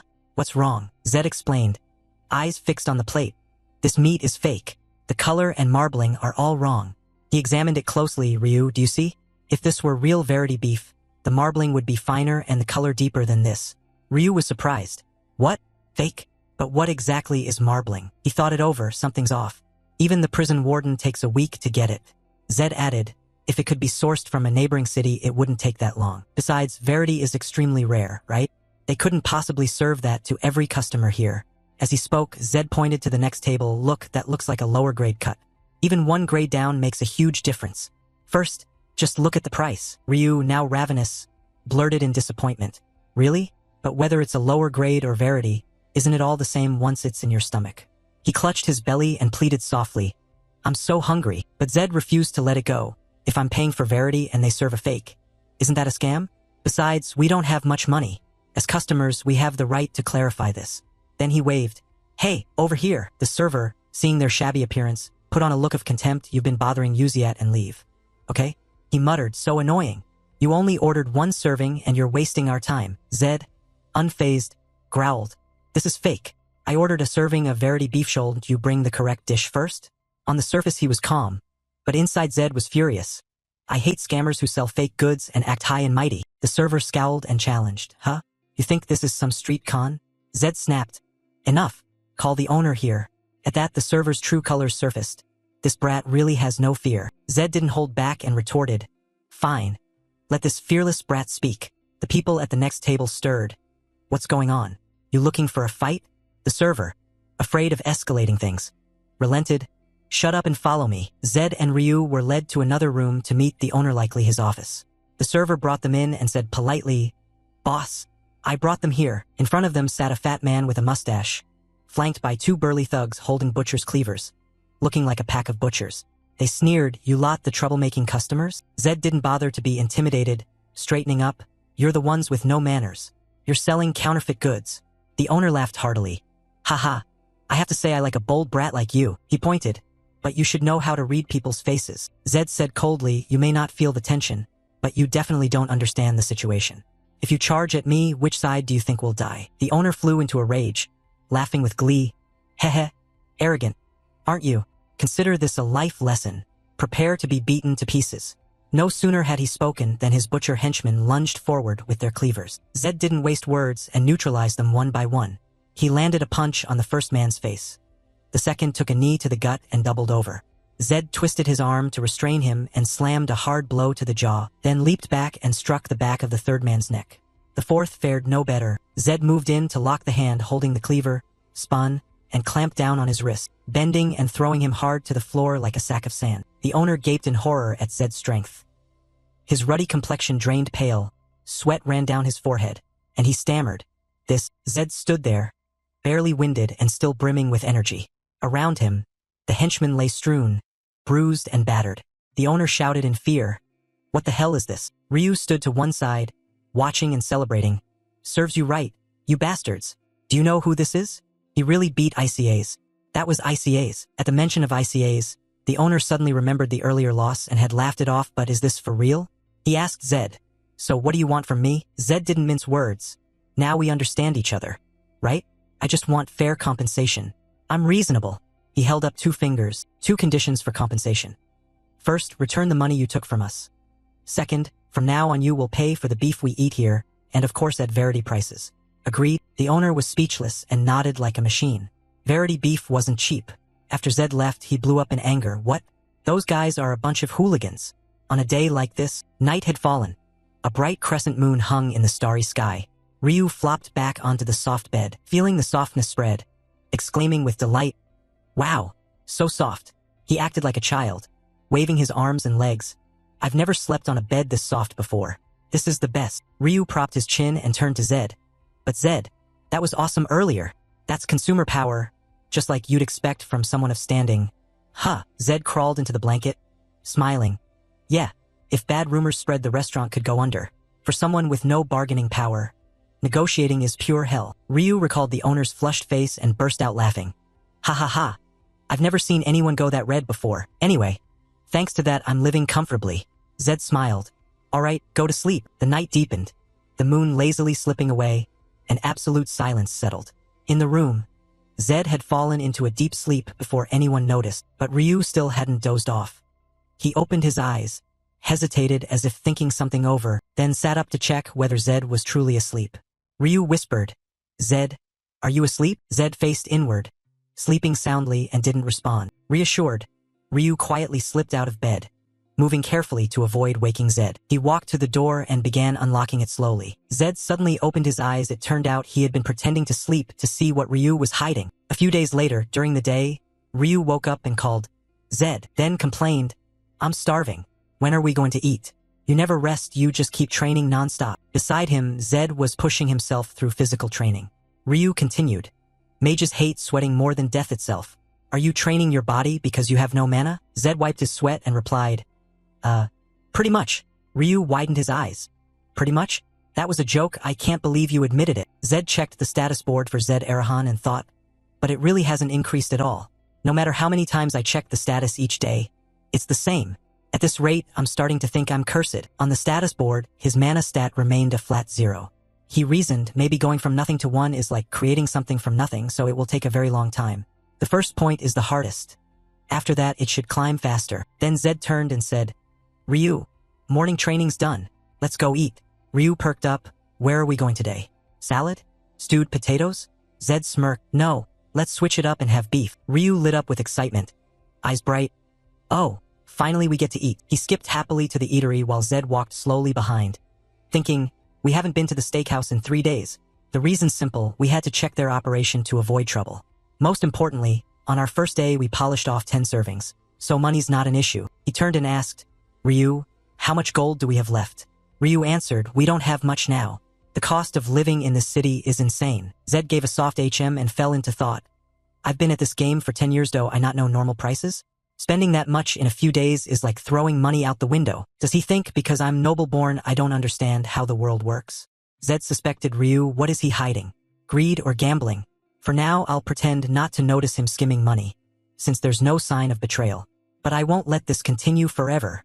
Once I find the reason, I'll know what kind of man he is. Among the owner's staff, a red-haired worker ran in and reported, "Boss, they're here." The owner asked, "Really?" He ran the steakhouse with pride exceeding his competence and had once been humiliated by a common brat. He told the staffer, "You're prepared as I told you, right?" A table set with steaks was prepared neatly. Steaks arranged around, a grill beside the table, a plate of sliced eggs in the center, and a candle to whet the appetite. The server called out, "This way." He courteously invited, "We've prepared a lot of meat. Please help yourselves." Ryu excitedly asked, "Wow, how much is this worth?" The server backed away, greeting them, "If you need anything, just call me." Zed found it odd. Why are they suddenly friendly? Ryu said, "Maybe because we're back?" Zed objected, "No way. When I scoped this place earlier, I didn't see anyone who looked like an assassin. The inside of the restaurant is exactly the same as before. So what's all the commotion about?" Seeing Zed hadn't touched his chopsticks, Ryu asked, "Zed, aren't you hungry?" He'd already wrapped a portion and held it out to Zed. "This is the special roll just for you, eat it in one bite." Zed murmured, "Thanks," but kept thinking, "All right, first we need to watch the situation." He took the food Ryu made and put it in his mouth. If we watch closely, we'll see what they're planning. Suddenly, Zed noticed something in the food and shouted, "Ryu, spit it out now." Zed's shout made Ryu, who was mid-bite, stop. "Don't eat that piece of meat." Ryu panicked, retching and coughing as he realized the food was poisoned. He collapsed onto the table and moaned, "Poisoned? Am I going to die?" Zed immediately reassured him, "You'll be fine. It's such a small dose you won't die from it." Realizing the food had been poisoned, Zed thought, so this was his plot. He actually dared to poison the meat? If I didn't have absolute poison immunity, we'd have been taken out without anyone knowing. Seems every pain I went through to get that trait was worth it. Ryu still couldn't believe it and, disappointed, turned to Zed. But it didn't taste like anything. Is it really poisoned? How did you know? Zed replied tersely, because I'm an Arahan, just as you'd expect from a noble Elydian, a different level. Hearing that, Ryu asked anxiously, so what do we do now? They clearly tried to kill us. Shouldn't we run? Zed bluntly, why should we run? Ryu stared blankly. Then what do we do? Zed smiled, a plan flashing in his eyes. Make them pay. Zed called the owner over. The man entered and snapped with a sour tone. If beggars come here, you should obediently eat the meat. What right do you have to act high and mighty? Zed sat down, giving a pale smile amid the empty plates and wiped clean dishes. I only called you here to clear up a few misunderstandings. There are some things I want to ask. Seeing the spotless plates, the owner thought to himself, these beggars sure ate their fill. If they'd eaten that much poison, the effects should be kicking in soon. With that thought, he said contemptuously, what misunderstanding? You're just thugs who bully and rob others. As he finished speaking, Zed pointed at Ryu. From somewhere Ryu produced a wrapped roll of meat with a smile. See? You misjudged us. Let's settle the misunderstanding and make peace by sharing a meal. Ryu offered the roll to him. Have a bite. The owner exclaimed in surprise. Huh? What's this? He looked at the roll, the same meat he himself had laced with poison, and said anxiously, why are you giving this to me? Zed answered, as a gesture of reconciliation. If you accept, I'll drop the second condition from before. We're not bandits or anything. Ignoring Zed's offer, he hurriedly replied, no way. I have no intention of making peace with you. Seeing the owner's anxiety, Zed cut to the chase. Strange. Huh? Do you really want to keep being extorted? Or is there another reason you won't eat? Like that this piece of meat is poisoned? The owner, frightened, kept denying it. Nonsense. Seeing he had no way left to deny it, Zed said, it seems you rather enjoy acting out this little play, don't you? As he finished, Zed flipped the dining table aside, raising the tension in the air. The owner panicked. What are you doing? He looked closely and saw plates and poisoned meat pieces scattered on the floor, and suddenly realized he didn't eat the maya that just left it there. Could he have known it was poisoned? Damn, that can't be happening. Zed sat among the overturned dishes and scattered food with an expressionless face and calmly said, out of respect for you, I only intended to drop by occasionally. But you're a wicked man. You dare poison the meat? Still unwilling to believe Zed and Ryu had figured it out, the owner kept thinking, calm down. There's no way they really realized. Then he shouted, bastards. I told you there's no poison. Do you have proof? Where's your proof? Faced with his denials, Zed unhurriedly put a hand to his eye and removed a contact lens. Proof? Oh, I have proof right here. Right here. He takes off his glasses, and Zed's eyes blaze red. Proof of the Arahan Mage family. Seeing those eyes, the tavern owner panicked. Arahan red eyes. How? Zed slowly stood up, his voice dangerously threatening. You dare deceive an Arahan? You will pay with your life. He collapsed, trembling. No. Someone disappearing without a trace here is no big deal. Hearing the threats, his face changed color, terrified at having deceived someone from a noble family. I'm going to die. Realizing this involved his life, he knelt and begged. Zed, please. I didn't realize the honored one in front of me. I sincerely apologize for not knowing you are a 2-2. Zed took advantage of the threat, leaving him utterly terrified. Why would an Arahan from the west come all the way to this remote southern area? Why didn't you reveal your identity from the start? Why act like a lowly wanderer? He thought and cried like a child. Please, just this once. Just this once. Please forgive this foolish, cowardly person. If you pardon me, I'll do anything. Watching the man beg like a child for his life, Zed recognized the absolute sway of the Arahan title. This authority is terrifying. Maybe I should use it more. Zed thought, then made a demand. You said you'd do anything? Fine. Because I see your sincerity, I'll generously spare you only this once. Hearing Zed spare him, the tavern owner bowed repeatedly. Thank you, sir. Thank you so much. I will never forget this favor. Zed laid out conditions. First, do not reveal my identity to anyone. He hurriedly replied, of course. Until the day I die, even when I go to the other world, I won't utter a single word. Zed continued. Second, hand over half your wealth. Do that and I'll consider today never happened. Without hesitation, he agreed. Understood. I can give it to you right now. Please wait a moment. After all, if you die, money is useless and it's only half anyway. Zed thought, I've succeeded in fooling this guy. He hurried to comply. We must hand it over before he changes his mind. Suddenly, a voice came from outside. Huh? After successfully intimidating him, Zed put his contact lens back on to avoid being recognized. Seeing this, Ryu smiled brightly. Indeed, an Arahan. He doesn't even dare speak. Zed replied, once we get the money, we leave the city tonight. Ryu agreed, yeah, sounds like a good idea. From outside, a familiar red high-heeled shoe stepped in. Where are you two rushing off to? Zed and Ryu were stunned as a familiar voice sounded. Well, hello, Herna. She appeared unexpectedly, leaving them speechless. We meet again. Hehe. Turns out you're quite an intimidating figure, aren't you? Zed fell silent, his face serious, guessing. Could she have known I was an Arahan in such a short time? Did that bastard reveal his identity?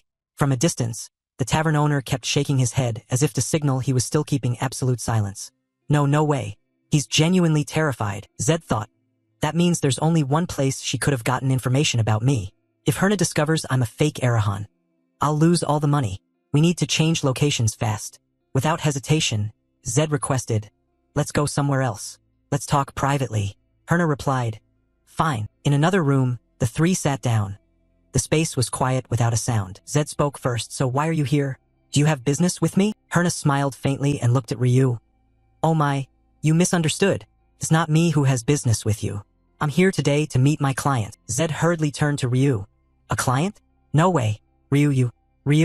His face full of fear and worry. I'm sorry. I didn't mean to hide it from you. But before he could finish, Herna interrupted. I investigated at your request. But it turns out I need more money. Ryu panicked. What? You slam the table, jump to your feet angrily and shout. No, this wasn't the original deal. Do you know how much I already paid you? Herna fires back. That money wouldn't even cover my daily meals. Do you think finding a missing person is easy? Someone no one even knows the whereabouts of alive or dead. Furious but powerless, Ryu can only stand and cry, his lips trembling. How could you do this? That was my last hope. Finally, Zed understands why Ryu often goes out at night.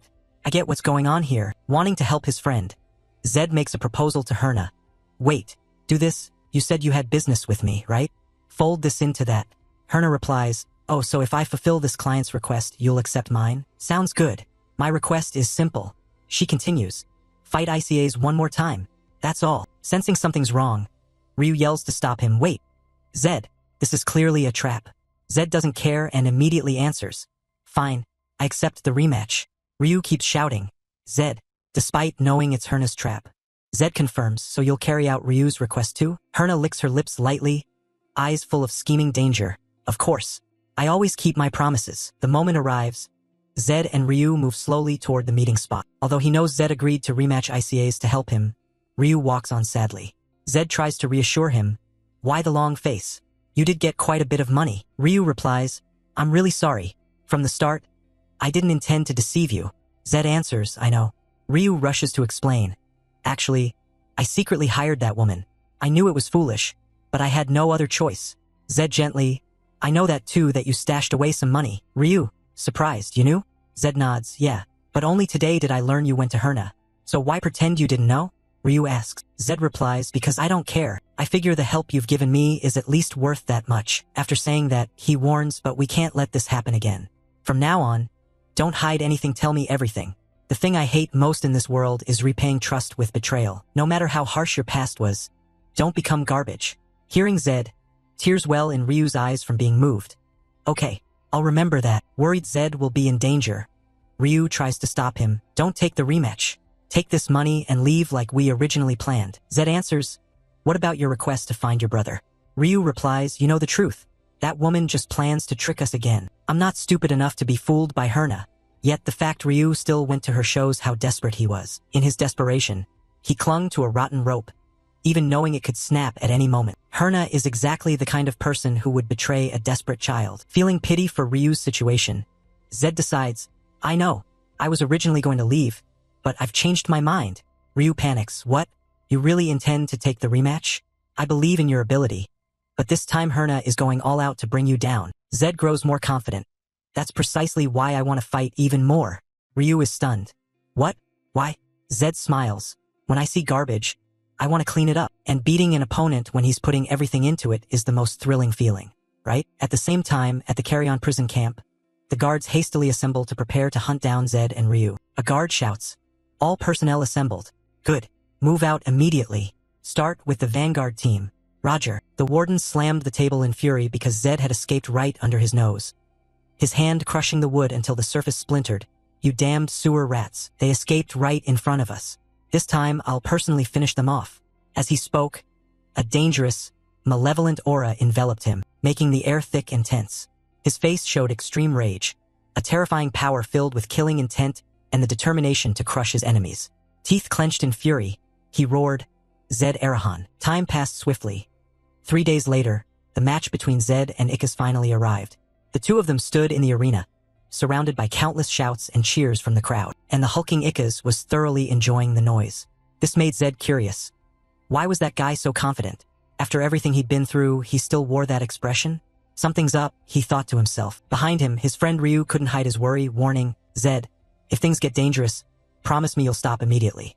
Okay?" Hearing that, Zed fell silent and said nothing. Next, so as not to keep the spectators waiting any longer, the referee's announcement rang out. The rematch between Ickes and the beggar officially begins. No sooner had the words fallen than the crowd saw the big Ickes assume a certain stance, causing an uproar. Wait, Ickes is using that stance. Across from him, Ryu's face darkened as he cursed. That bastard. He's copying Zed's stance. From their viewpoint, Ickes had taken a boxing stance and was secretly grinning to himself. Herna guaranteed this match, so I got on the stage. But an Arahan with no Minato isn't that sound off? He was abandoned in prison, so maybe it's true. I'll find out for myself.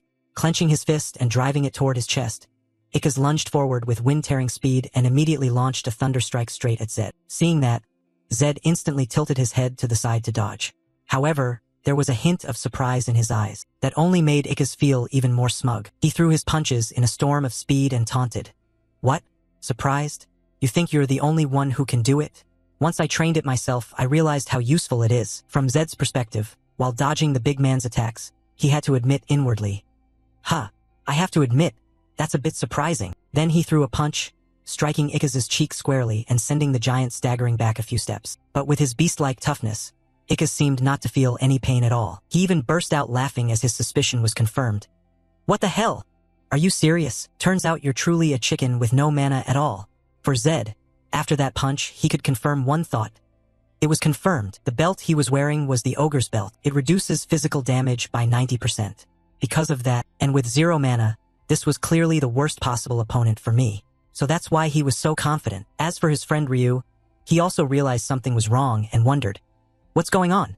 Zed's attacks have no effect. Thinking that, a little unease welled up in him as he warned, "Zed, I bet that woman did something. This match is too dangerous." In response to that worry came the protagonist's confident smile. "Ryu, just stand there and watch." Zed's smile left Ryu dumbfounded, unable to understand how Zed could be smiling in a situation like this. Still, Zed offered no explanation and began to focus on his opponent. Across from him, the hulking Ickes continued to taunt. "What is this? You planning to give up?" Zed answered firmly, "No way. I'm just a little surprised. This is the moment I've been waiting for. You think I'd quit?" As he spoke, Zed began to change his stance. Seeing that, Ickes felt a flicker of caution. He is changing. Before he could finish the thought, Zed's figure flashed and suddenly appeared right in front of him. Zed then drew his leg up and delivered a high kick straight into Ickes' ear. The kick hit so hard it left his head spinning, his thoughts growing fuzzy. Am I being pushed back? He wondered inwardly before taking a straight stomp to the gut from Zed. For Zed Kim Jin-ho, the strongest on earth, this was the first time he felt true exhilaration. No one could last more than a minute against him, so he'd never had the chance to use his full set of skills. But look at this guy. After those kicks, he was still standing firm. For Kim Jin-ho, this was a first. The more he thought about it, the more excited Zed became, and he couldn't suppress his smile.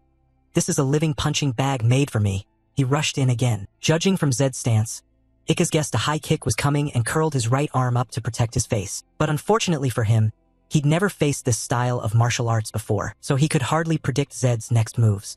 Zed unleashed a barrage of kicks into Ickes' body, making his eyes bulge. All he could do was stand there taking it and curse inwardly. Damn it, I can't even read his moves, let alone defend. How is he a mage? The more he thought, the more hopeless Ickes felt. Meanwhile, Zed attacked with increasing ferocity, exclaiming with excitement, "Don't even think about giving up. It doesn't hurt that much, does it?" Zed's mad words pushed Ickes past his limit, and he cried out in surrender. "Please stop. I give up."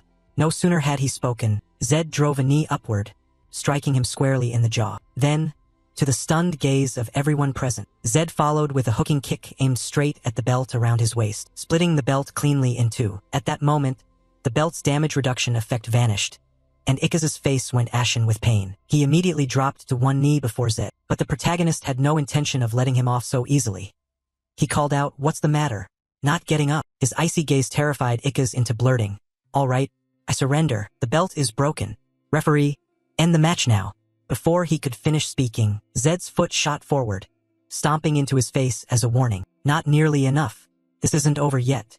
Ending it here would be a waste. At that point, Zed's contact lens slowly dissolved, revealing his two red eyes. After seeing those eyes, Ikaz immediately fainted, leaving Zed slightly regretful that he hadn't even finished beating him. Is that it? At that moment, he suddenly felt a surge of energy appear in his chest. It slowly spread throughout his body, making Zed feel very strange. What is this? This odd sensation? Like something is running inside my body? He wondered inwardly, and to explain it, a system notification appeared on the screen. Mana increased. Mana from none increased to 1. Reading the notification, Zed laughed so wide he couldn't close his mouth. Finally, my body feels like it's on stimulants.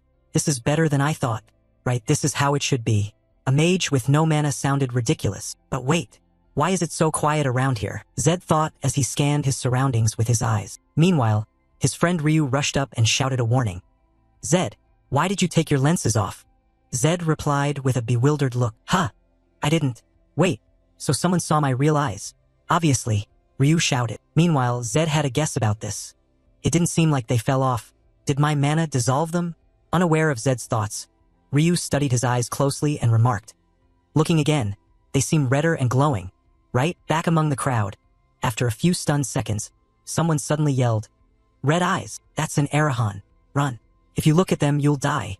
Get away." At that cry, the entire audience stampeded in panic. Zed realized things were bad and quickly turned his head. "Damn it, this is bad. The guards will be here soon. Run, Ryu." Ryu retorted angrily, "Damn it, are you crazy? I told you to leave immediately." Before fleeing, Zed didn't forget to glance at Herna, who was watching from the side, and warned, "Hey you, I'll come find you later, so remember to find Ryu's brother." For Herna, seeing her champion get mauled by Zed like that, even though he'd used that damage-reducing belt, made her bite her nails in frustration. "Damn, I should have listened to the warden from the start. Damn it, that bastard. I'll tear you apart, Zed Arahan." She hurried to check the bets on the match to see how much she'd lost. Ikaz was a top fighter brought in from a big city for a huge sum. His contract fee was 600 gold coins over 3 years. But because of this incident, that entire amount was gone.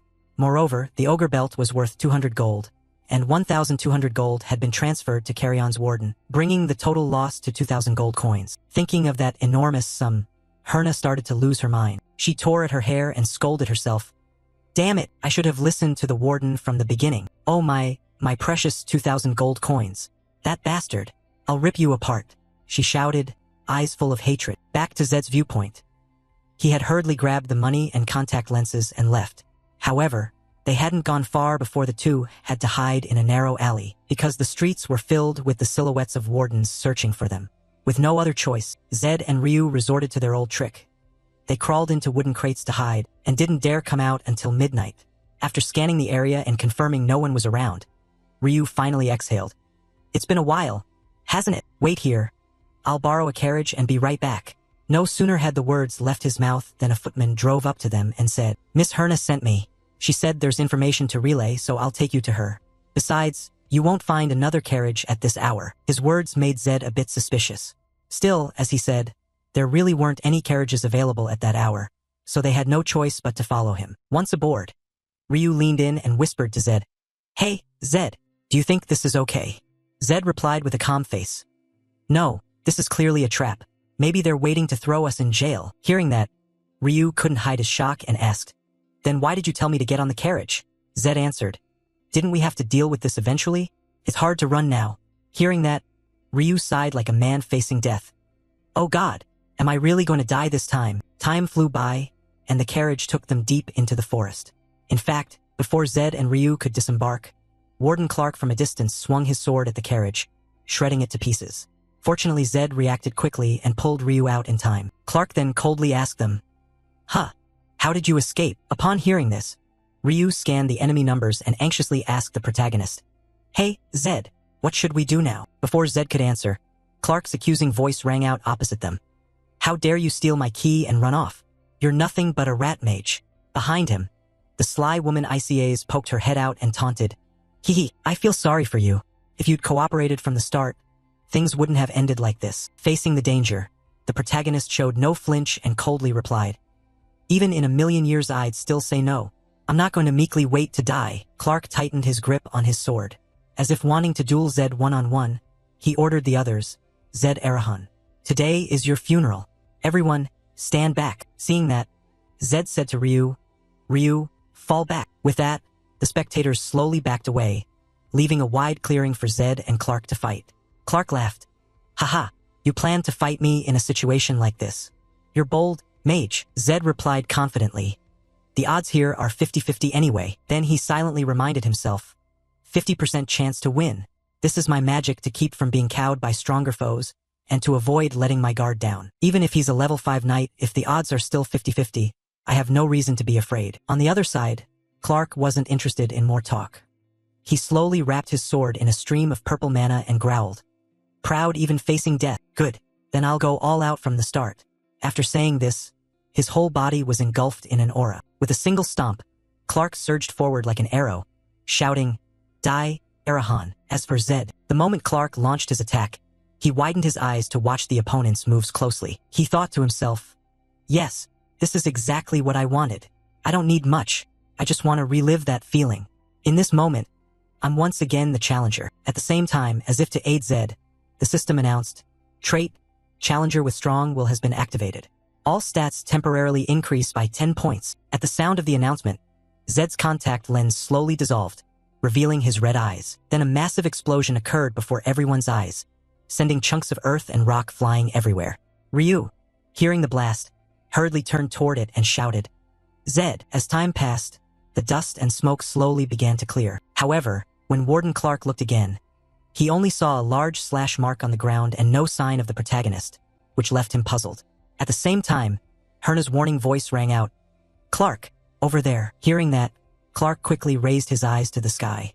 At that moment, he saw the protagonist hovering in midair. His hair had turned golden, his whole body enveloped in a golden thunder. This was the electrified state. Seeing him like this, Clark was stunned. Thunder. But how? Before he could finish his thought, Zed launched his attack. His body flashed like lightning as he shot forward, delivering a thunder kick aimed straight at Clark, forcing him to raise his sword in front of his chest to block. The clash instantly released a powerful shockwave that rippled outward in all directions. After that, faced with this devastating kick from the protagonist, even Clark felt uneasy. Eventually, his body was both shocked by electricity and shoved backward several meters before he could come to a stop. Clark, feeling his body ache relentlessly from the thunder, roared, How is this possible? No way. Is this really thunder? Thunder is a special power that can bypass the 4 elements of water, wind, earth, and fire.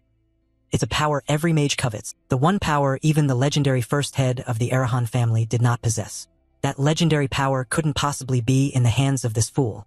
The more Clark thought about it, the more incredulous he became. And he wasn't the only one. Everyone watching around them gaped, as if they were witnessing a living dinosaur come back to life. Our friend Ryu, seeing this, was rendered speechless. He thought to himself, could this really be the Arahan bloodline's power? Returning to Clark, he stamped the ground so hard that the earth cracked into pieces and shouted, Those who rely only on bloodline power and make a fuss like you are the ones I hate most. As he spoke, he channeled mana into his sword and swung it forward, creating a crescent-shaped blade of energy aimed at the protagonist. But Zed reacted incredibly fast, leaning back to evade the strike so it wouldn't hit him. Seeing that, Clark swung his sword twice, producing 2 slashes, one horizontal, one vertical, rushing toward him. But Zed calmly dodged them with no difficulty at all. Then he surged forward to attack. Clark spun at the same time, swinging his sword while thinking, You won't be able to dodge this one. However, contrary to everything he had calculated, his blade couldn't reach Zed. It was halted by a bolt of yellow lightning, preventing the sword from advancing even an inch. While he was still stunned, Zed closed the distance to Clark. Then he gathered force into his fist and delivered a thunder punch literally straight into Clark's stomach. The blow was so powerful it produced a deafening explosion in the air. Clark writhed in pain until his whole face twisted in agony. Zed himself, in a Super Saiyan-like state, stared at him coldly with not a shred of mercy. After that, the battlefield began to radiate countless wild energies. Golden and purple flashes intertwined and sprayed chaotically in every direction. Perhaps wounded pride drove Warden Clark to attack Zed even more ferociously. His sword slashes whistled through the air, but against a seasoned warrior like Zed, they had no effect at all. Right after Zed stepped back a bit to dodge Clark's attack, he lunged forward. While Clark hadn't yet recovered his sword to defend, he threw a hooking punch straight into the warden's jaw, sending his whole body spinning into the air. The blow was so powerful that Clark's mind went chaotic. What? He was supposed to be a mage, right? Why is he charging in for a straight-up brawl like this? Clark asked himself, and his doubt wasn't unfounded. Normally, mages use spells to keep knights at a distance, while engineers close that gap to engage. That's the law of this world, an unchanging principle through history. So why was this guy fighting up close? Thinking that, Clark hurriedly raised his sword before him to block the thunder punch coming from the protagonist. While blocking, he was jolted by lightning and tried to reassure himself. I can't treat him like an ordinary mage anymore. If possible, I must create distance to swing my sword. No hesitation, Clark leapt back to keep distance. But Zed anticipated this. He didn't give Clark the chance to put space between them. He surged forward at lightning speed. Before Clark could react, Zed's fist smashed into his face. The punch hurt so much Clark's cheeks flushed red. He cursed inwardly. Damn it, there's no opening. Unaware of those thoughts, Zed began gathering mana into his fist, then unleashed another thunder punch, striking Clark squarely in the gut. On impact, it produced a destructive thunder explosion, blasting Clark's body backward like a cannonball. Finally, he slammed into a large rock, which finally stopped his momentum. When the dust cleared, Clark began to cough up large gobs of blood, causing the nearby jailers to panic and shout. Warden, not letting them speak, Clark bellowed. Fall back. Then he glared at Zed with sharp eyes and, in helpless laughter, said, Ha ha ha, no wonder you're from the Arahan family. Truly formidable. I lost. Kill me. In response, Zed asked, Do you want to know why you lost? Clark, seemingly too ashamed to listen, snarled, I don't want to hear it. Just kill me. Not giving him a chance to say more, Zed answered himself. There's only one reason. I've worked and trained much harder. From Clark's perspective, Zed's words left his eyes blank. Then, a second later, a raging flame of anger welled up in the warden as he challenged. Worked and trained? Don't talk nonsense. It's all because you carry the Arahan bloodline. You were born different. That's the only reason. Do you understand the suffering of people like me? Those with no talent? You fool ruined my life. As he spoke, Clark gripped his sword so hard it trembled. Looking at his pathetic posture, Zed fell silent for a moment. A few seconds later, he continued. Right now, I'm stronger than you. If you had more experience and reacted better, I would have lost. It's your insecurity that blurred your vision, and that's what held you back. Don't look for reasons for your failure elsewhere. The cause lies with you alone. Turning back to Clark, his anger had subsided. Instead, shame began to appear. He told himself, I never thought I'd be lectured on knightly spirit by some brat mage. With that, Clark sighed and said, Enough already.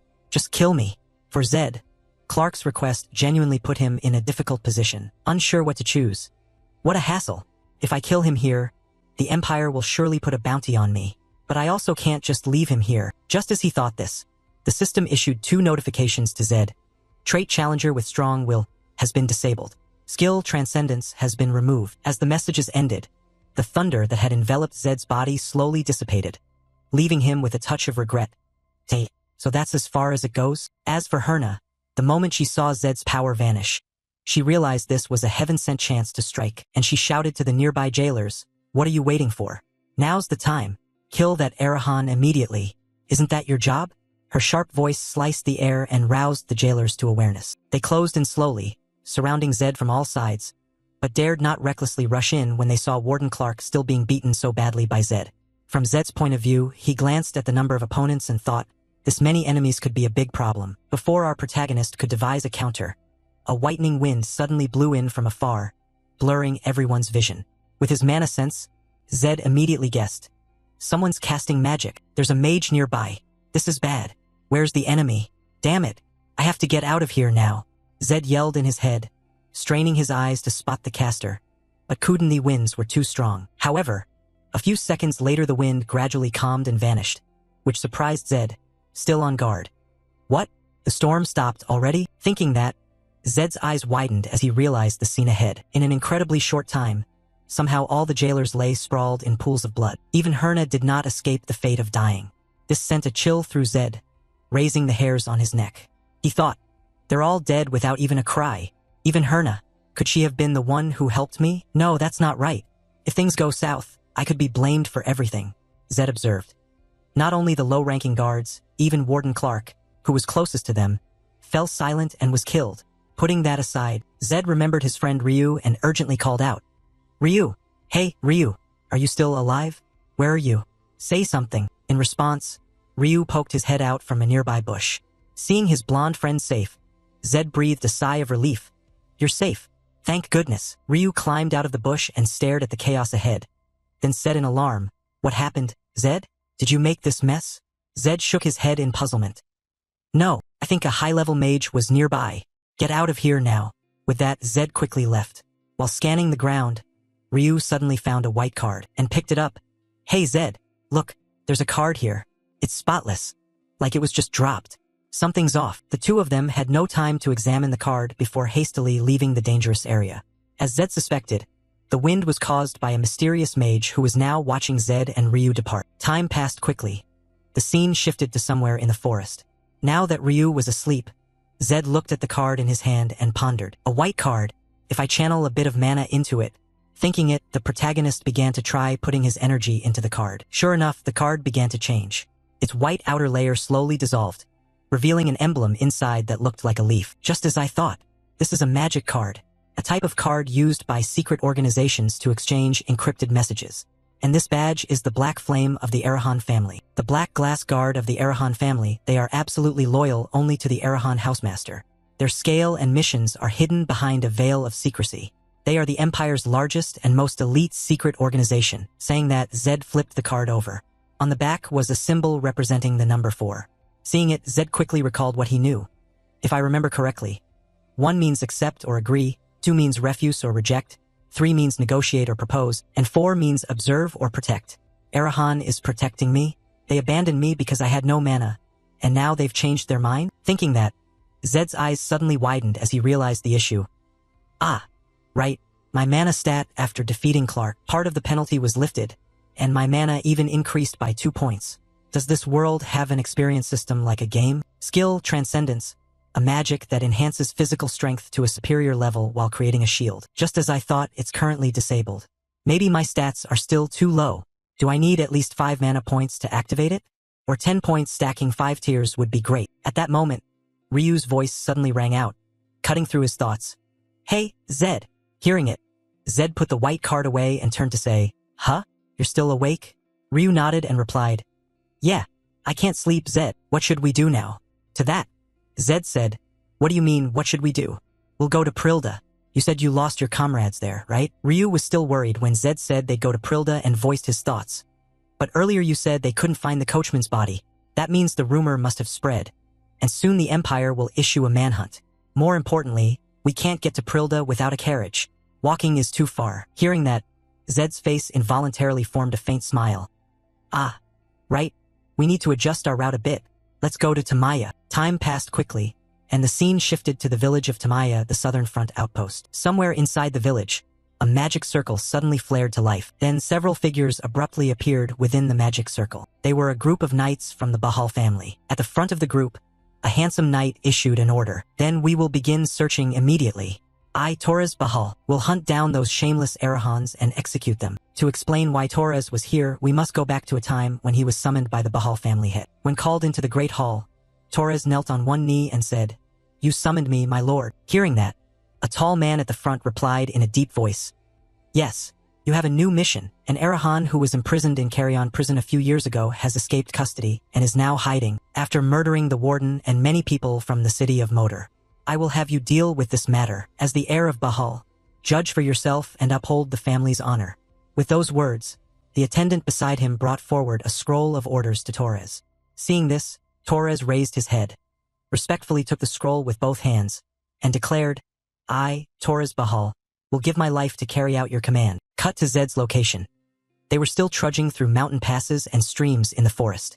Behind him, Ryu grumbled irritably, Zed, the more I think about it, the crazier this all seems. Not letting him finish complaining, the protagonist ahead sighed and scolded, Hey, you've been saying that for 5 days. How long do we have to keep doing this? Zed's remark only made Ryu more annoyed. He glanced around the ground littered with countless monster skulls and a few unlucky corpses and shouted, "Good God, we're definitely the only fools walking straight through the front line." To explain, along the Empire's border there's a front line to block the magical beasts. Each noble house is assigned a sector, and the southern sector belongs to the Bahal family. The place we're heading to is Tamaya village right on the front line where magical beasts frequently appear. The reason we're going to this village, if that's practically an outpost, is because there's a teleport gate there. It's so expensive that most nobles can't afford to use it, but we have plenty of money. Back in the present, Ryu kept walking while still grumbling. "You only realize this is crazy after being torn apart by monsters." Zed responded with an amused laugh. "Haha, you know this was our best option." Time passed quickly until evening. Ryu tossed Zed a strip of jerky and advised, "Hey, you bastard, eat up. You never know when you'll die." "Ah yeah, you too. Hee." Zed replied cheerfully, but before he could take a bite, the ground around them began to tremble continuously. This made both of them panic slightly and scan their surroundings. The shaking grew stronger and stronger. As a reflex, Zed and Ryu hurriedly threw dirt and loose stones onto their fire to snuff it out. "Ryu, something's coming," Zed said, frowning. Ryu, annoyed because he hadn't finished eating, snapped, "Damn it." No sooner had he finished speaking than, after making sure their fire was fully extinguished, the two of them crawled into the nearby bushes and waited silently. Ryu whispered to Zed, "Don't tell me it's a magical beast." Zed replied with hope in his voice, "I'd rather it be that." Saying this, Zed actually had a theory about the cause of the tremors. The tremors aren't just once or twice. They're many times. There's no way that many magical beasts could slip past the southern front line under the Bahal family's watch. If that's the case, there can only be one cause. Thinking that, Zed focused his gaze ahead. Very soon after, a unit of knights came into view. A white steed with blue eyes. That's a Bahal family knight. I guess at least 50 of them. Please move on. Keep going. Zed silently prayed.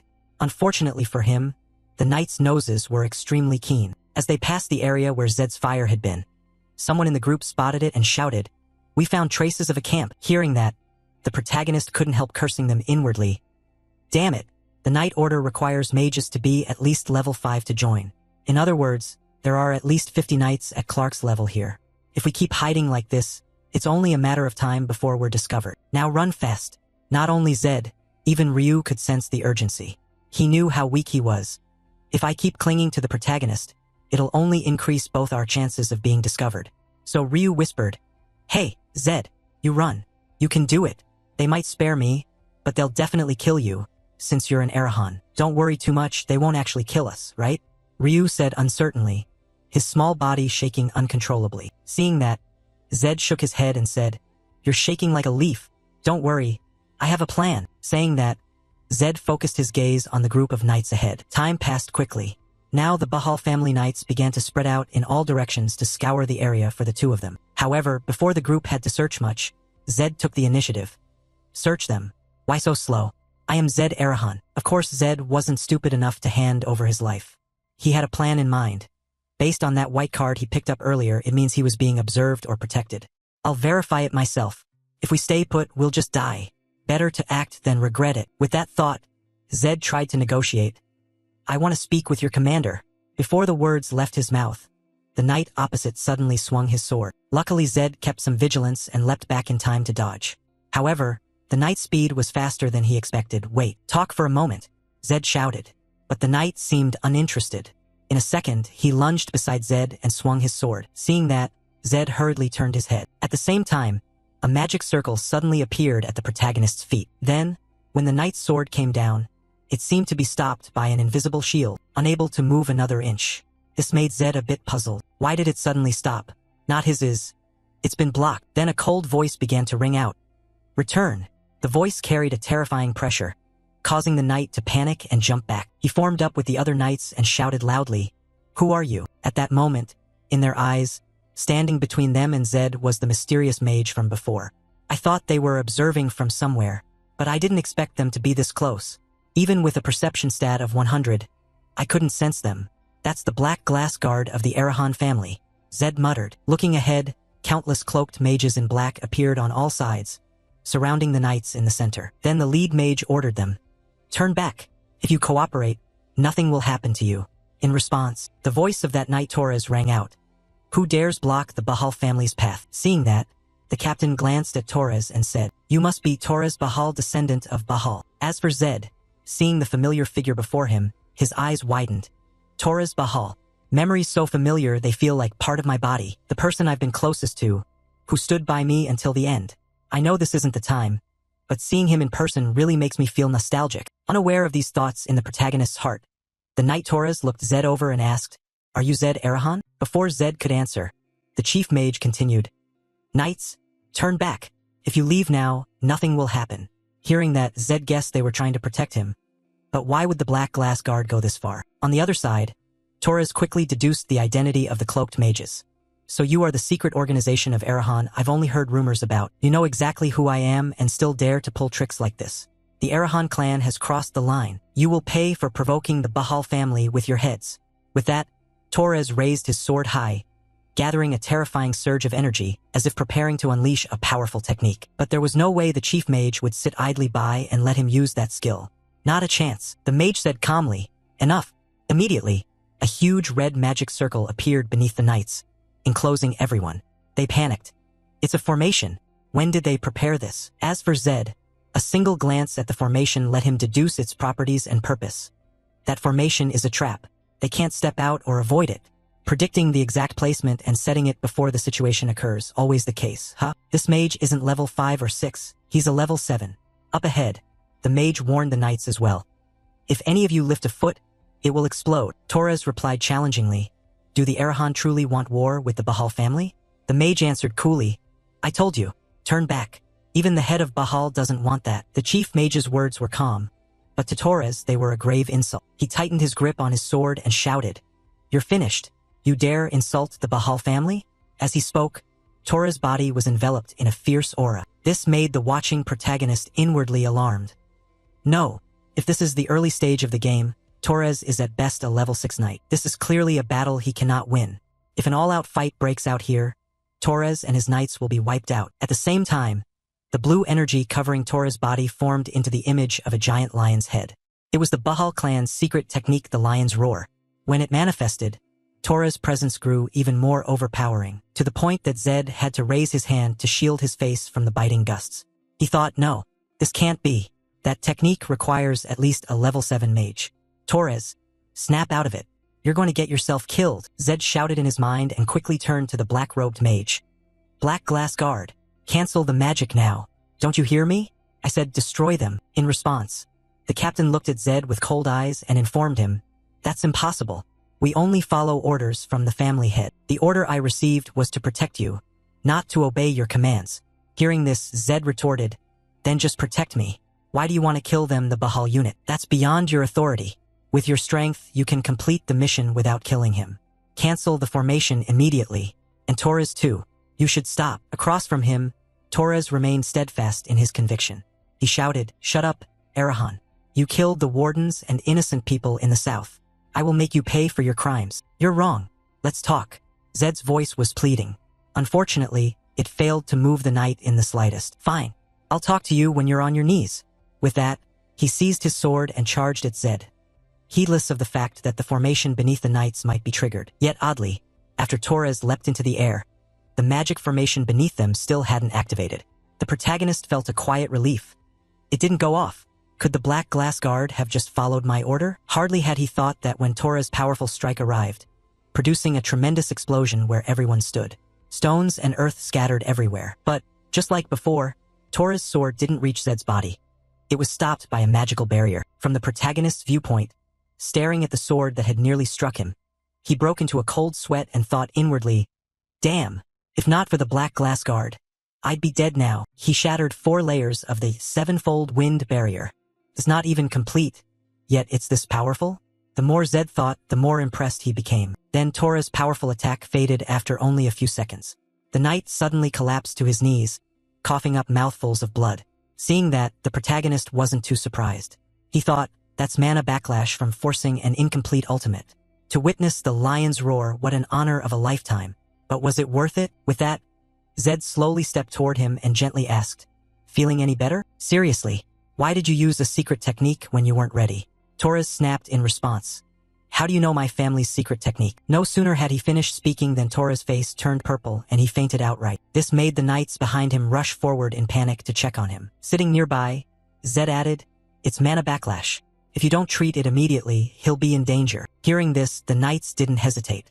They immediately sprang forward, using their healing magic on Torres and urging, "Lord Torres, please don't leave us. Lord Torres." Watching their actions, our protagonist shook his head in exasperation. Inwardly he thought, "It's useless.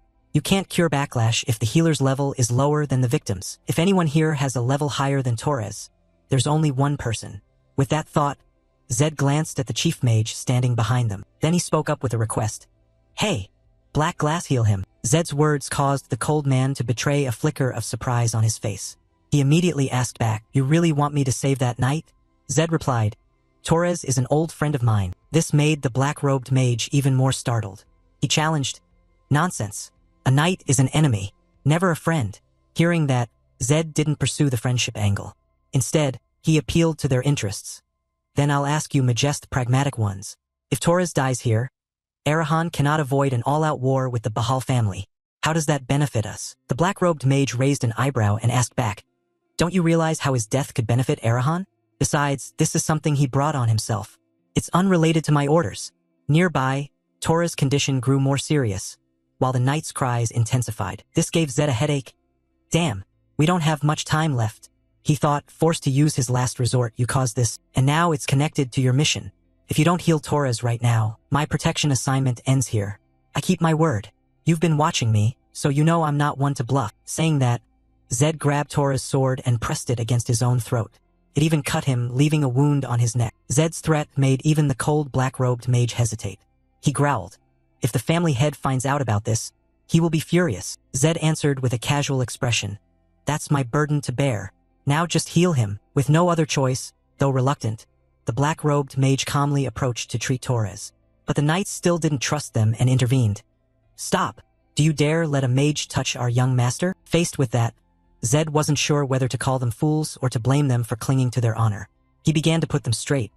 "Step back. Right now that mage is the only one who can save Torres. Or do you want your young master to die?" The protagonist's blunt words silenced the knights.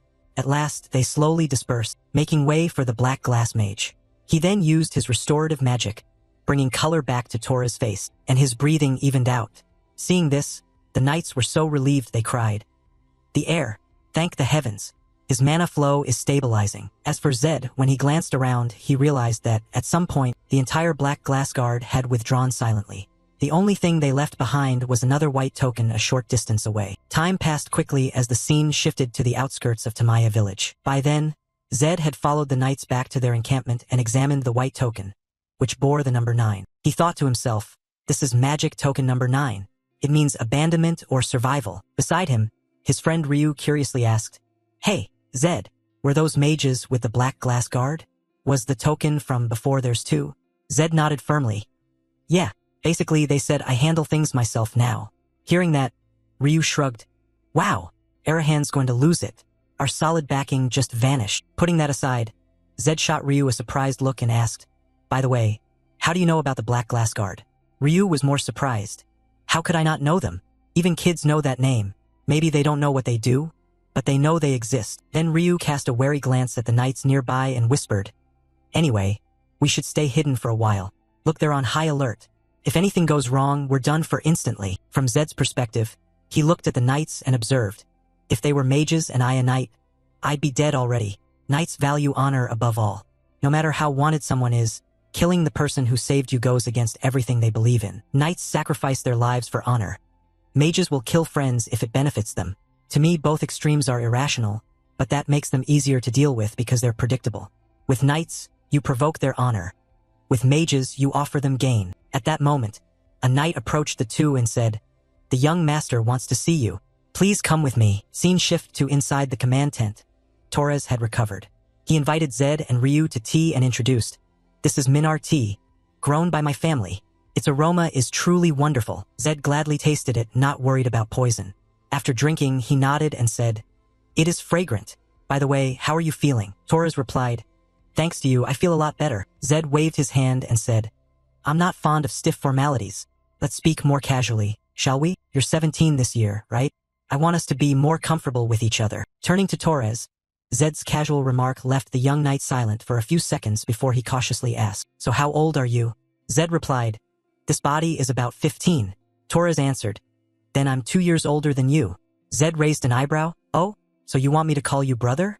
Torres hurriedly waved his hand. "No, don't. A mage calling me brother is a bit much. Haha." He burst out laughing, while Zed grinned and said, "I wasn't gonna call you that anyway. Haha." Their joking exchange made Ryu curiously think, Arahan and Bahal talking like old friends? Putting the small talk aside, Torres got to the point. "Well then, before we get into it, I should thank you first. Thank you for saving my life." His voice was full of sincerity, confirming to Zed that he hadn't rescued the wrong person. He's actually thanking a mage. If he's the heir of the Bahal family, his pride should be off the charts. I know Torres' personality well, and I like that about him, Zed thought to himself. Torres continued, "Enough pleasantries. Get straight to the point. You say the killing of Chief Tor is a misunderstanding. What do you mean?" Hearing that, Zed's expression turned serious. "As I said, I'll explain everything." Next, Zed explained in detail everything from the prison camp to how he ended up here. Of course, he omitted that he'd broken through to awaken mana and gained the thunder skill. In short, that's the story. As you probably know, the Arahan family never backs down from a fight. They wanted to kill me first, so I only fought in self-defense. Hearing this, Torres nodded, though not entirely convinced. If what you say is true, then it could be considered justified self-defense. But the key question is, are your statements really accurate? Zed crossed his arms and replied confidently, "If I didn't intend to clear up this mistake, I'd have left you there to die. From my position, there's no surer way. Isn't that right?" "That's true. Then I'll look into whether I misunderstood the situation. Please accept this. It's freshly ground minar powder. A small gift. My apology for the misunderstanding." As he spoke, the young knight set a small pouch on the table. But regarding the gift, Zed's face showed disdain. His expression lengthened as he said, If you're apologizing, rather than that, I'd prefer you do me a favor instead."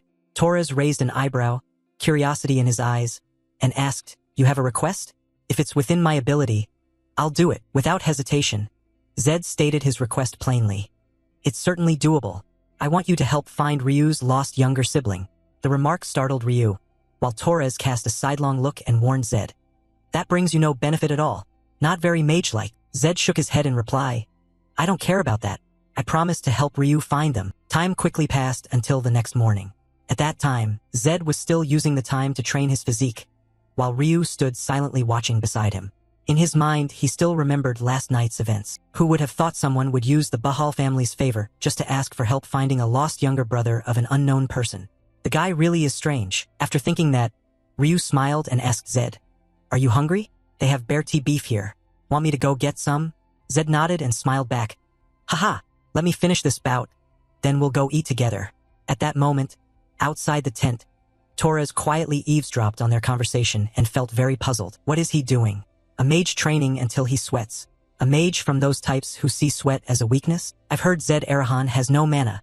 For a mage, no mana is like a knight without a sword. Yet he still didn't give up. He kept coming forward. Truly a sight to admire. If I were in his place, could I maintain such dignity? I've made up my mind.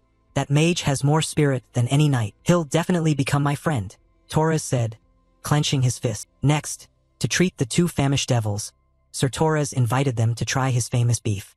Looking at the huge slab of meat steaming in front of him, Ryu could hardly believe it. "Is that bear-tea beef? You really went all out to prepare such a rare thing?" Torres happily boasted in response. "We're hosting the Arahan. This is the least we can do. It's high in protein and great for building muscle." All right, everyone sit down. There's no reason to waste time in front of good food," he said cheerfully. Meanwhile, Zed sat beside them, sharing some of the joy and thinking to himself, "A round table with no special seat for the important guest, very Bahal of them. That only makes me respect him more." On the other side, Ryu quietly warned the protagonist, "But are you sure this is safe to eat? What if it's poisoned?" Hearing that, Zed turned, smiled, and said, "Don't worry. Trust me. Try a bite. It's better than anything we ate at that camp." At that, Ryu didn't hesitate and shoved a piece into his mouth, exclaiming with delight, "Wow, this is amazing. It melts in your mouth." Seeing this, Torres smiled and asked, "How do you two like it?" Zed replied, "Delicious. Does he get to eat like this every day? I'm jealous." Then he reminded himself, "Still, nothing in this world is free. Serving such an expensive dish must be in exchange for something. Kindness lasts only until the last piece of beef is gone. Just then, a knight suddenly stood up and said loudly, "Sir Torres, excuse me, but this makes me uncomfortable. I must take my leave." After he spoke, the other knights also stood up and waved their hands. "Same here, I can't sit here any longer. I've put up with Arahan staying at the outpost, but this is too much. I'm sorry." One by one, the knights left, leaving only the three of them at the large table of food. Seeing his men so displeased, Torres looked embarrassed and said to Zed, "On their behalf, I apologize for their rudeness." Hearing that, Zed understood and wasn't bothered. "Don't worry about it. If you plan to punish them, please don't. It won't help anyone." Torres, surprised, asked, "Offended like that and you still defend my people?" Zed shook his head slightly and explained, "Since childhood they've seen mages as enemies. Rather than punish them now, we should try to understand and soothe their fear." "Understand? Huh? Tonight I learn another lesson," Torres whispered. Turning back to Zed's point of view, the young man didn't want to waste time and went straight to the main issue. "But more importantly, you've wanted to tell us something for a while now, right?" Torres' eyes lit with surprise as he admitted, "So you've noticed? We're planning to leave for Frilda to search for Ryu's sibling. Could we postpone departure by one day?" Zed asked, "Why is that?" Torres explained, "I want people to see that you're a good person. Just one day will be enough." Hearing that, Zed fell into thought for a moment. He turned to his companion and asked, "Hey, Ryu, are you okay?" Ryu nodded in response. "Yeah, I'm fine. Besides, we're not the ones actually going to search. No matter how many people go, I suspect it's just a show." Hearing this, Zed didn't hesitate and nodded in agreement. "All right, decision made. Fine, let's do it that way." Time passed quickly. Cut to the southern front, beyond the Tamaya wall. At that moment, a purple lion had just let out a snarl when it was cleaved in two by a Bahal family knight. Seeing that, he boasted cheerfully, "Just a low-level fiend. No problem, Torres." In response came a voice of praise. "Well done, everyone. We'll continue the search. Move out." "Yes, sir," the group answered in unison. From Zed's perspective, he was a bit pensive, thinking, "What does Torres expect by bringing me here? Oh well, I'll just go along." But Torres had gathered a 20-member team to form the frontline search party. Because the southern and western fronts had unusually intense fiend activity, the search missions were extremely arduous. Thinking that, a sudden suspicion popped into Zed's head. Wait, could all of this be because of that group? In Bahal, there's a tradition of throwing a post-mission feast to celebrate the army's safe return. So is his plan to put me into that warm, encouraging atmosphere where everyone praises each other for a job well done? Such intense emotion, truly the behavior of a 17-year-old. At that moment, suddenly a knight's voice rang out ahead. "Sir Torres, we found strange tracks here." Hearing this, everyone rushed to the spot where the voice came from, and sure enough, they saw a large groove in the ground. The tracks were peculiar, causing Torres to narrow his eyes slightly and ask his subordinate, "Look, these prints are strange. Does anyone recognize what creature left them?" Upon hearing this, everyone fell silent. Then a knight standing nearby voiced his thought. "It looks like the tracks of an undiscovered beast, not listed in the monster compendium. Also, Torres, by procedure we should return to headquarters and report this." Hearing that, the blonde knight closed his eyes briefly, thought a moment and murmured, "But returning now would be a bit premature. We're in Area 1, right? Even if it's an unknown creature, it's probably low rank." Seeing that, another hurriedly objected. "But even if it's low rank, not knowing what it is makes it dangerous." Zed fully agreed with that remark. He thought, "That's right, as the knight said. The wisest course is to return while we don't know what we're dealing with." Then he offered, "Need any help?" His words surprised Torres a little, who asked, "Wait, you know what this monster is?" Zed explained, "Of course, it's a basilisk. It's a mid-rank fiend, but you're a rank 6 knight with 20 rank 5 knights besides. Handling it shouldn't be a problem." "Really?" Torres asked. However, the mages at the rear began barking like mad dogs. "Sir Torres, will you really trust this mage?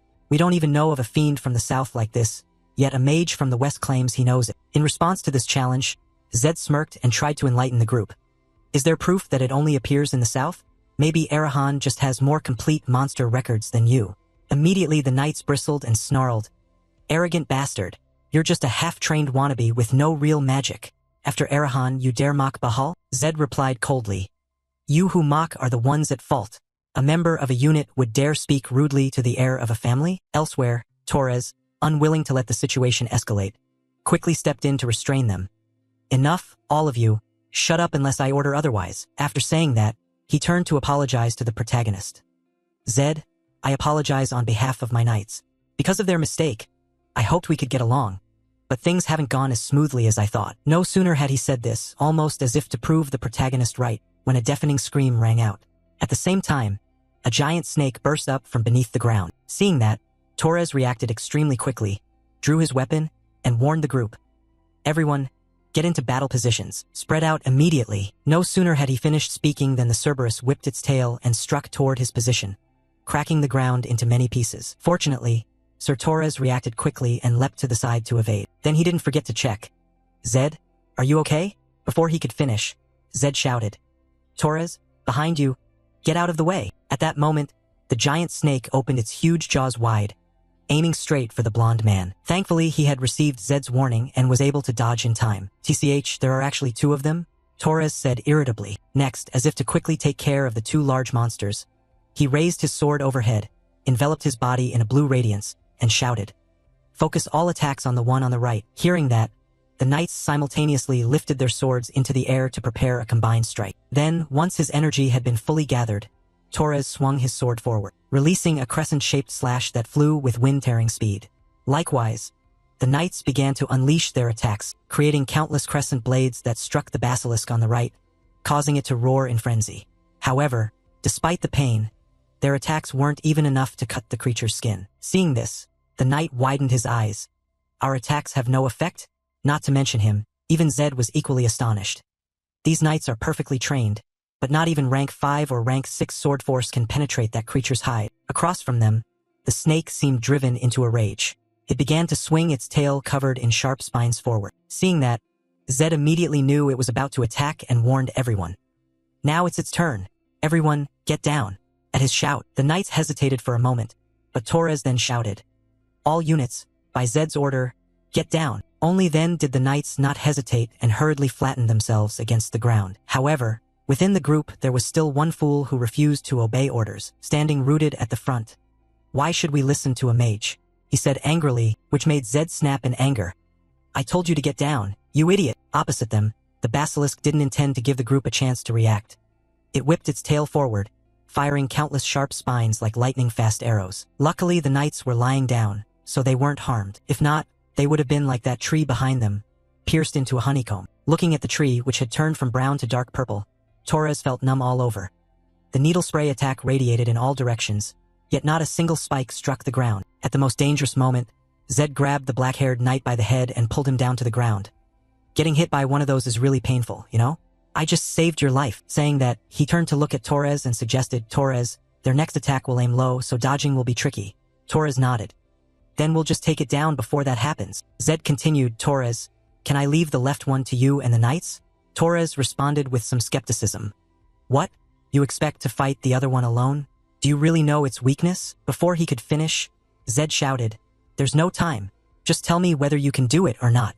Seeing the tension on Zed's face, a bead of sweat rolled down the knight's cheek, and he nodded.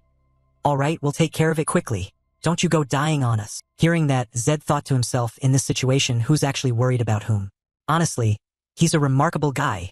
Smiling faintly, Zed replied, all right, I'm counting on you. With that, the knight led his group to handle the basilisk on the left. Everyone, follow me. We'll deal with the one on the left first. I'll lead the assault. Back with Zed. Seeing Torres attack, he had no intention of staying idle. If my favorite character is fighting that hard, there's no way I'm just going to stand by, he thought, and began activating his traits. The Challenger trait, empowered by will, has been activated. All stats temporarily increased by 10, casting Transcendent Humanity. At that moment, Zed transformed into a Super Saiyan state, his whole body enveloped in yellow lightning. He slowly stepped forward and taunted the basilisk on the right. Hey, who do you think you're looking at? Your opponent is me. With those words, Zed dashed forward at his blinding speed. For Zed, he also noticed the basilisk's belly was slightly swollen and its movements were somewhat slow. Immediately, he guessed what it was. A basilisk that just finished hunting? Am I that lucky?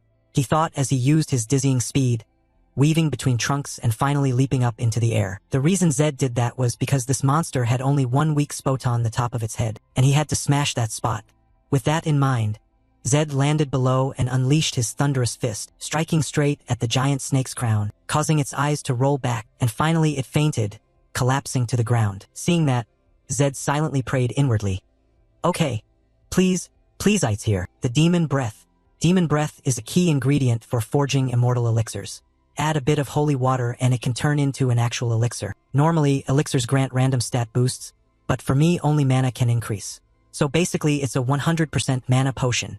Thank you for gifting me this absurd amount of mana for free. Alright, time to go help the group on the other side, the protagonist said cheerfully. Cut to the Torres Knights location.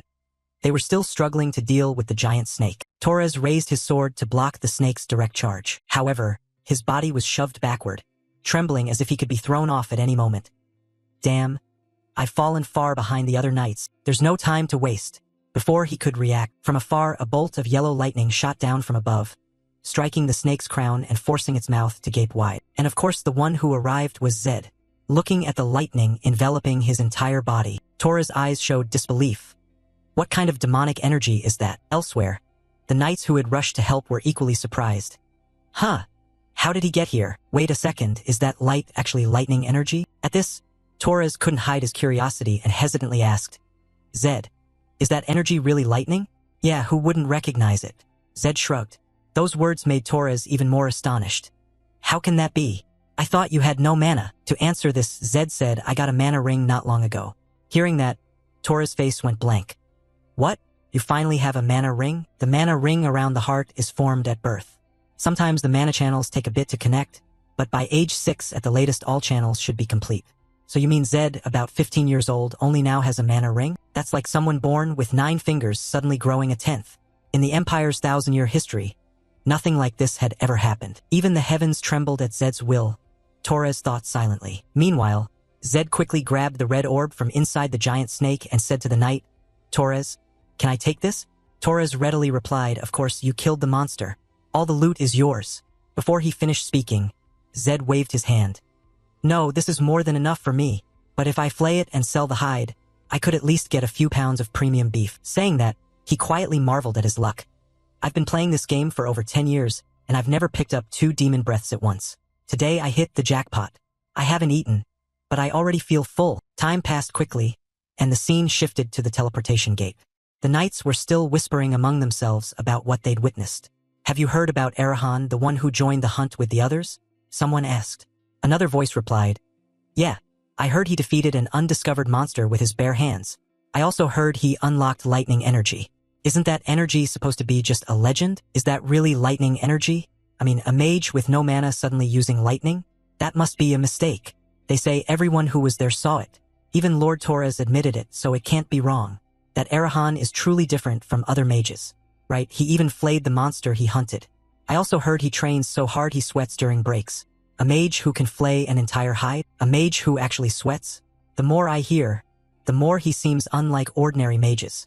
I wish I could talk to this Arahan. I should have volunteered for today's mission. The murmurs of admiration kept rising. Cut to the celebration party. The black-haired knight whom Zed saved that morning bowed his head in thanks. Zed, thank you for saving me earlier. Hearing that, Zed asked, Oh, all right, you're not hurt, are you? He shook his head. No, but I can't believe I hesitated on the battlefield. As a knight, I'll think seriously about this and work harder. His voice was full of resolve. Seeing the knight's attitudes change so suddenly, Ryu asked in puzzlement, Haha, what did you do out there to make the knights change their minds so completely in such a short time? Zed boasted in reply, Maybe they like me now. I bet tomorrow they'll sincerely help you look for your family member. At that moment, Sir Torres approached. Zed, Ryu, could you 2 step outside for a moment? The request surprised them, but they quickly followed Torres outside. Torres said, You did very well today, Zed. It seems the knight's attitude toward you has changed a lot. Everyone involved in the mission says they'll go to Frilda tomorrow to help. Hearing this, Zed, though he'd expected it, couldn't hide his happiness. They must be exhausted after today, but that's wonderful. Thank you, Torres. Torres shook his head and smiled. For a knight, working while tired is natural. In any case, we owe you a life debt. As comrades, I think tomorrow I need to visit my family. The commander must be horrified to hear about today. Zed teased, You'll get scolded? I mean, for getting close to someone from the Arahan family. Torres had expected this, so he wasn't too worried. I've prepared for that. I'll see the commander first, then head straight to Frilda. Ryu, I'll do my best to help you find your sister. We will definitely find her. Hearing that, Zed was happy for his friend. Great. Ryu, the heir of the Bahal family will personally help you find your relative. This job is safe now, isn't it? At this, Ryu could no longer hold back his emotion and his eyes welled up.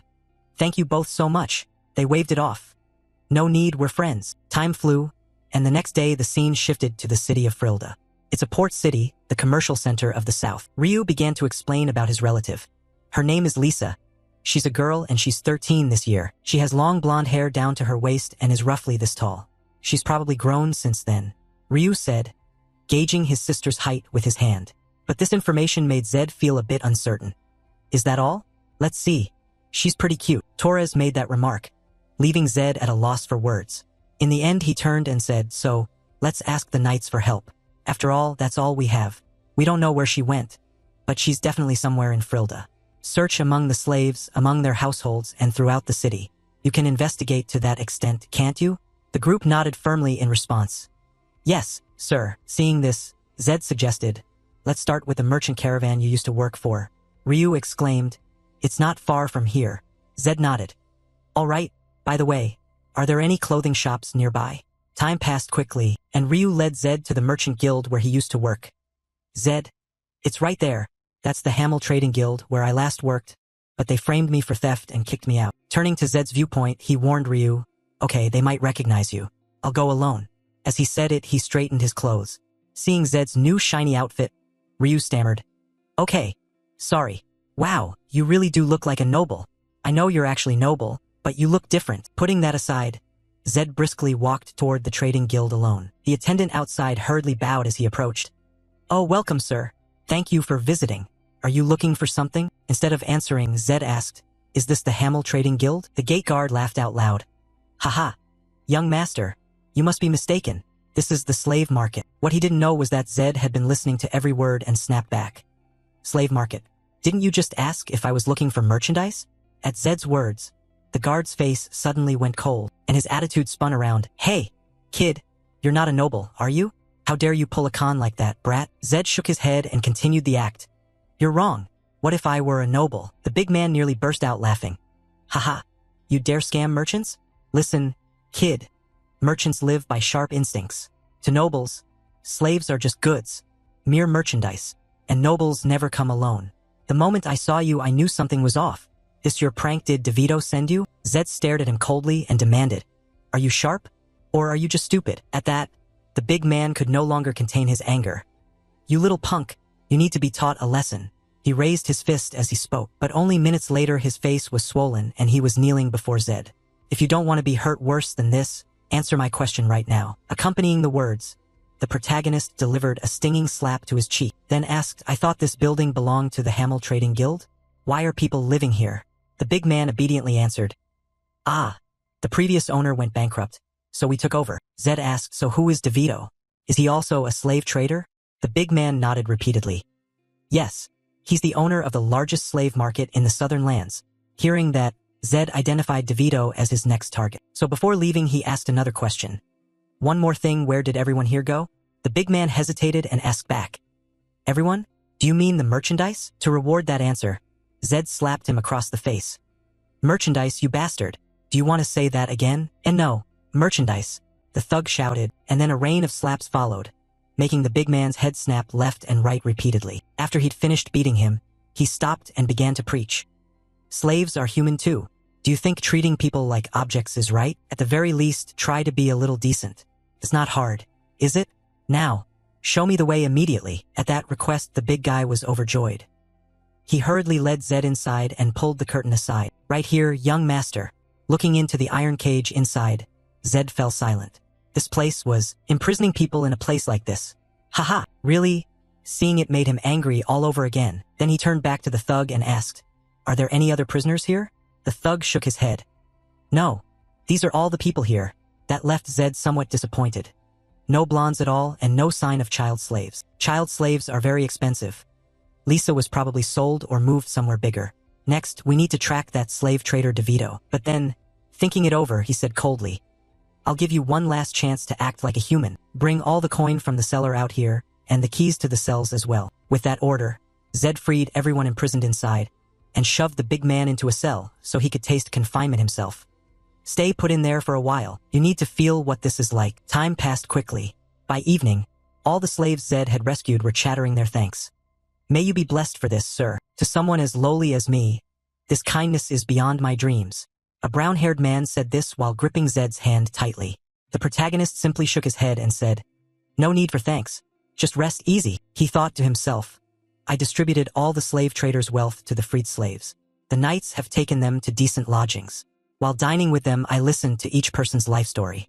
Tales from people who've weathered hardship sometimes hide unexpected information. And that happened again." At that moment, a white-haired old man recounted his story. "My name is Gordon. I used to be an assistant to the Cherville family. After the family fell, somehow I drifted to this place." Hearing his background, Zed was a little surprised and asked further, "You served the Cherville family? I thought they were wiped out. It's good you're still alive." The old man shook his head, saying he survived purely by luck, then told of the Cherville family. If the Arahan family is famed among mages, the Chervilles were revered among smiths. At their peak, people flocked just to own a creation by Gordon. But then they were destroyed by the Empire for treason. Now their name is almost just a whisper in history. This was true not only in history but also in the game. Zed knew there's no heir left to pass on their glorious craft. For the Empire, still fighting monsters, this was a huge loss. Unaware of Zed's thoughts, the old man lamented with regret. "Haha, the golden age is truly gone." Joining the lament, Zed said, "Unfortunately, if the Cherville craft had continued, there'd be countless extraordinary artifacts today." He thought to himself, "That's also a great loss for me." Across from him, the old man suddenly lowered his voice and reminded the protagonist. "Actually, there's something I want to tell you, but only you. Will you promise to keep it secret?" "Of course, I give you my honor," Zed replied. Then, after surveying the surroundings and making sure no one was paying attention to their conversation, Gordon then pulled Zed into the trees and whispered to him, "Actually, the true heir of the Cherville family, Lacto, is still alive." Hearing that, Zed couldn't contain his astonishment and exclaimed, prompting the old man to hurriedly gesture for him to lower his voice. "Please, keep your voice down." Embarrassed, Zed rubbed his head and asked, "So where's he now?" The old man began to answer with a sorrowful expression. His closest assistant died in his stead, changed clothes and burned the body to make sure no one could recognize him. If everything went according to plan, he's currently hiding in Mire. For Zed, this was earth-shattering news. But even if he is alive, his life on the run makes meeting him almost impossible. Thinking that over, Zed nodded and said loudly, "Thank you for telling me. I hope one day I'll have the chance to speak with him." The old man nodded and added, "I told you because I found you trustworthy. Please don't let anything happen to him. Don't worry. I fully understand his situation." Then he added, "Come on, let's head back inside. It won't do to be gone too long." With that, the two of them returned inside. At that moment, perhaps as a result of the search, Ryu let out a long, weary sigh, which caught Zed's attention as he returned. "Hey, aren't you eating? Have you lost your appetite? Don't be so down. The slaves we found today were just small fry. Tomorrow we'll look for more clues at DeVito's place." "Yeah," Ryu replied, still unable to hide his dejected expression. Meanwhile, the old man Gordon, hearing the name, quickly asked, "Wait a moment, sir. Did you just say DeVito?" "Absolutely not. He's on a completely different level from the place where we were held. Don't you know who's backing him?" In response, Zed folded his arms and smiled with utter confidence. "No matter how powerful his backers are, I have the Knights of Bahal by my side." In turn, Gordon revealed even more astonishing news. "Sir, DeVito's network runs throughout the Empire. There are even rumors that his biggest clients are the Arahan family." At those words, Zed's face went blank. He stammered to the old man, "No way. Why would the Arahan family bother to come all the way down south?" Behind them, another old man overhearing the conversation shouted, "There's an obvious reason. A fallen enemy becomes our advantage. Seizing all the slaves would harm the southern noble houses, including the Bahal family." Hearing this, Zed fell into deep thought.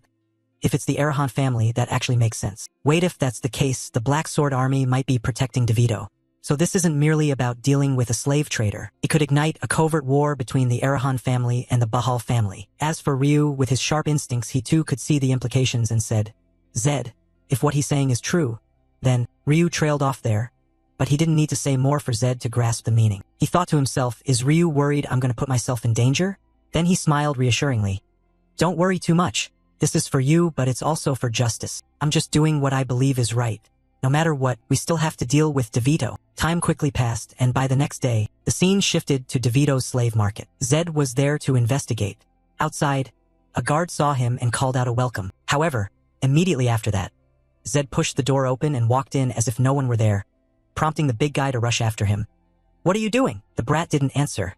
Zed glared at them and asked, Where's DeVito? On the other side, of course the guards wouldn't give it up easily. They growled, Do you know where you are? Some noble brat? In a place like this, nobles get their skulls split all the time. Their arrogant words gave Zed a slight headache. Taith, dealing with the Arahan family really spoiled you lot. As he spoke, he slowly removed his contact lenses, revealing 2 blazing red eyes. At that sight, the thugs panicked, dropped to their knees, and begged for mercy. I'm sorry.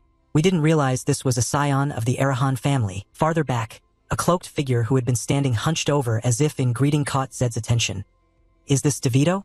No, judging by his clothes, he's just a lackey. But his reaction like that means he's definitely with the Black Sword Army.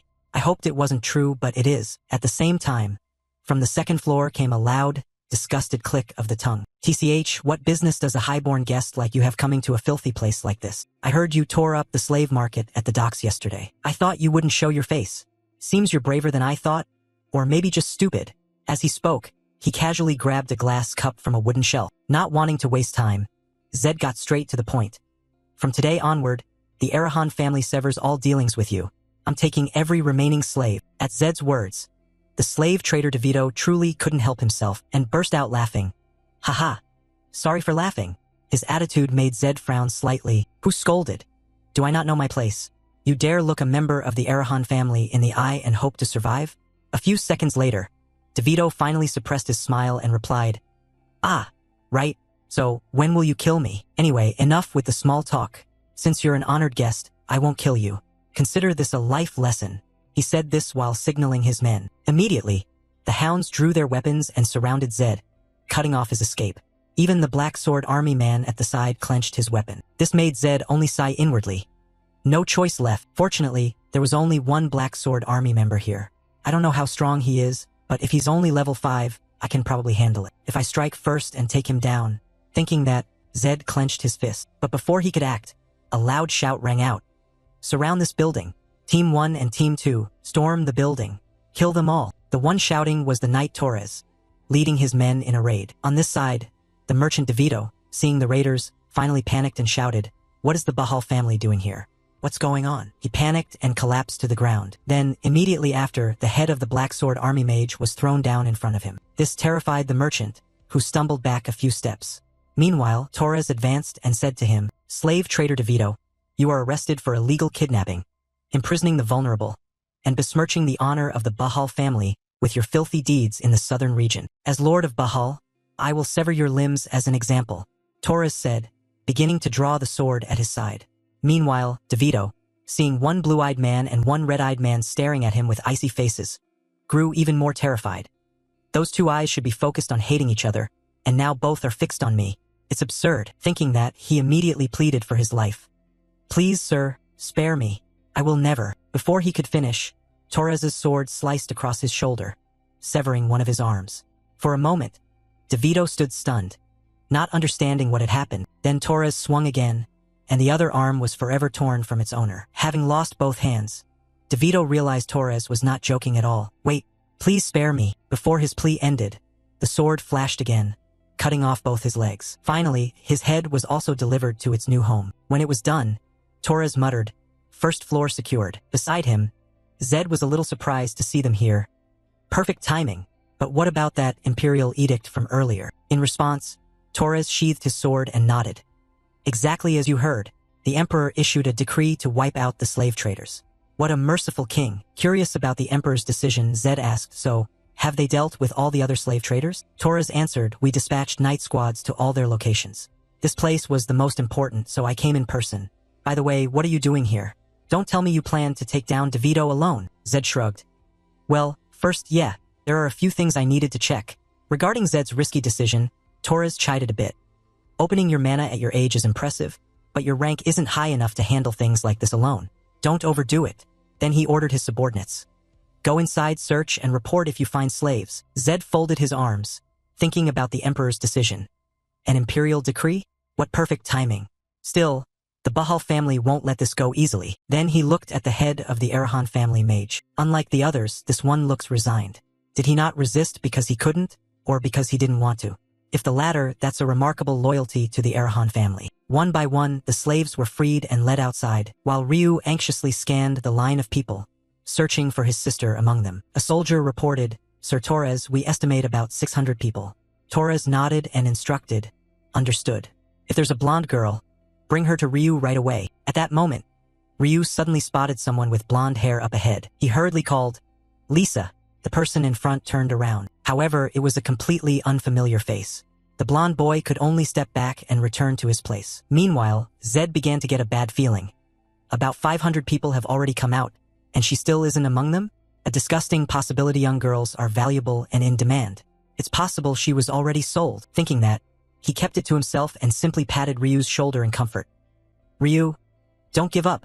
Ryu quietly nodded. Down in the detention basement, after the knights finished a thorough sweep, they came back up and reported, shaking their heads. "Sir Torres, unfortunately, those slaves were the last of them." At those words, Ryu's face darkened. Time passed quickly. By the afternoon, all the kidnapped people had been gathered outside. A black-haired knight began. "Sir Torres, per the imperial decree, we will escort the rescued slaves to the palace."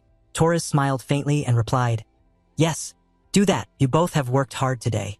Tomorrow we'll continue to crack down on the slave traders. Ryu, you'll find her soon.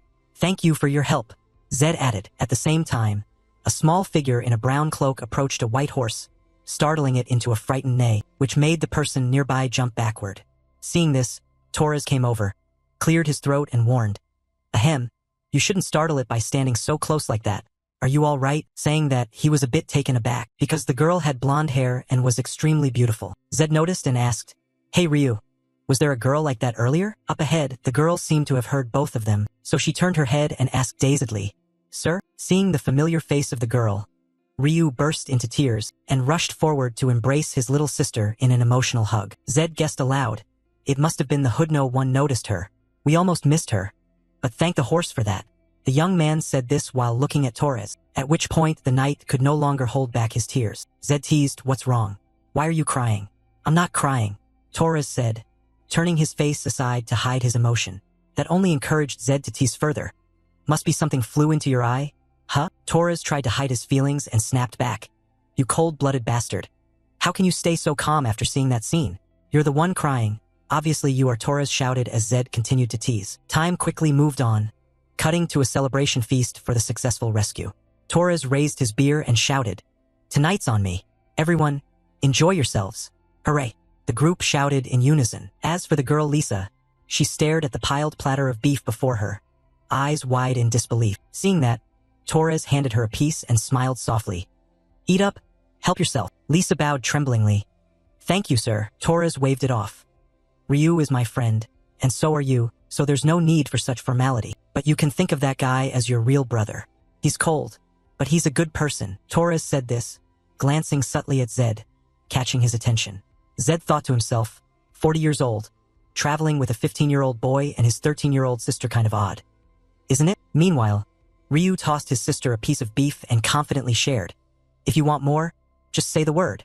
Your brother will get it for you anytime. My friends are crazy rich, you know. I'm probably the only guy who has friends from both the Arahan and Bahal families." His remark made those around him smile softly. The banter between the two young siblings livened the atmosphere more than ever. "Maybe this is the first peaceful day since I entered this world," Zed thought to himself. Unfortunately, the revelry hadn't lasted long when a tall knight suddenly entered the room. Zed looked at his face and immediately recognized him. "This is Bahal's deputy captain, Phillips." Seeing him, Torres asked with some curiosity, "What are you doing here?" The deputy captain, Phillips, replied, "He's here because of the Lord's proclamation." This made the knight more curious. "A proclamation? I didn't receive any specific orders. What proclamation did the Lord make?" Answering that question, the deputy captain immediately drew his sword, pointed it at Zed's face, and said in a low tone, "The Lord ordered that the Arahan be escorted to see him immediately." At those words, Zed felt a surge of exasperation. "Oh great. I was hoping today would be peaceful, but it seems that won't be the case." Whether he liked it or not, he was forced into a carriage by the knights and escorted to the Bahal family mansion. On the way, Deputy Captain Phillips didn't forget to warn the protagonist. "To avoid getting yourself into trouble, I'll make the rules clear first. First, do not look the Lord in the eye. Second, you must kneel when standing before him. Third, absolutely no questions." Before the iron-faced man finished, Zed shot him a cold glare and almost barked, "Hold on. Who are you to give orders like that? The knight's face twisted with annoyance as he snapped back, reminding Zed of his place. Don't forget where you stand. This is Bahal territory. Show some respect, or I'll teach you a lesson right now. Inside the carriage, despite the threats, Zed showed no fear. You should remember your own place. Don't forget I'm from the Arahan family, he replied. By this point, they had arrived at the mansion gates. Zed glanced at the flag fluttering above and thought, this is the Bahal mansion, and the game has begun. I don't know what the head of the Bahal family, Fernando, is plotting, but as the heir of the Arahan family, I must maintain the right posture. Somehow I feel that's the only way to get out of here alive. I feel like I'm walking a tightrope. If I bow too low, they'll despise me, but if I hold my head too high, I'll rile them. I have to act with real subtlety. Hopefully I guessed right, Zed thought to himself. Next, the annoying knights led him to the host's reception room, while Deputy Captain Phillips stood guard to the side. Ignoring his sour expression, Zed scanned the room and thought, this is the 6th floor reception room, just like in the game. Not the 7th floor office, but the reception room, so he's receiving me as a guest. That's not bad at all. That's what Zed imagined. But a second later, an overwhelmingly terrible pressure pressed down on him, making him crouch slightly. A stern voice rang out. You are the first of the Arahan family to set foot in the Bahal mansion. Turning toward the source, Zed didn't need to think long to guess who had spoken. What the hell? He's right here, directly behind me? Just having the lord of the Bahal family in the same space was enough to break my focus. I didn't even dare to look back. He wasn't using any chi, otherwise my foundation would have reacted already. This is simply the pressure of presence.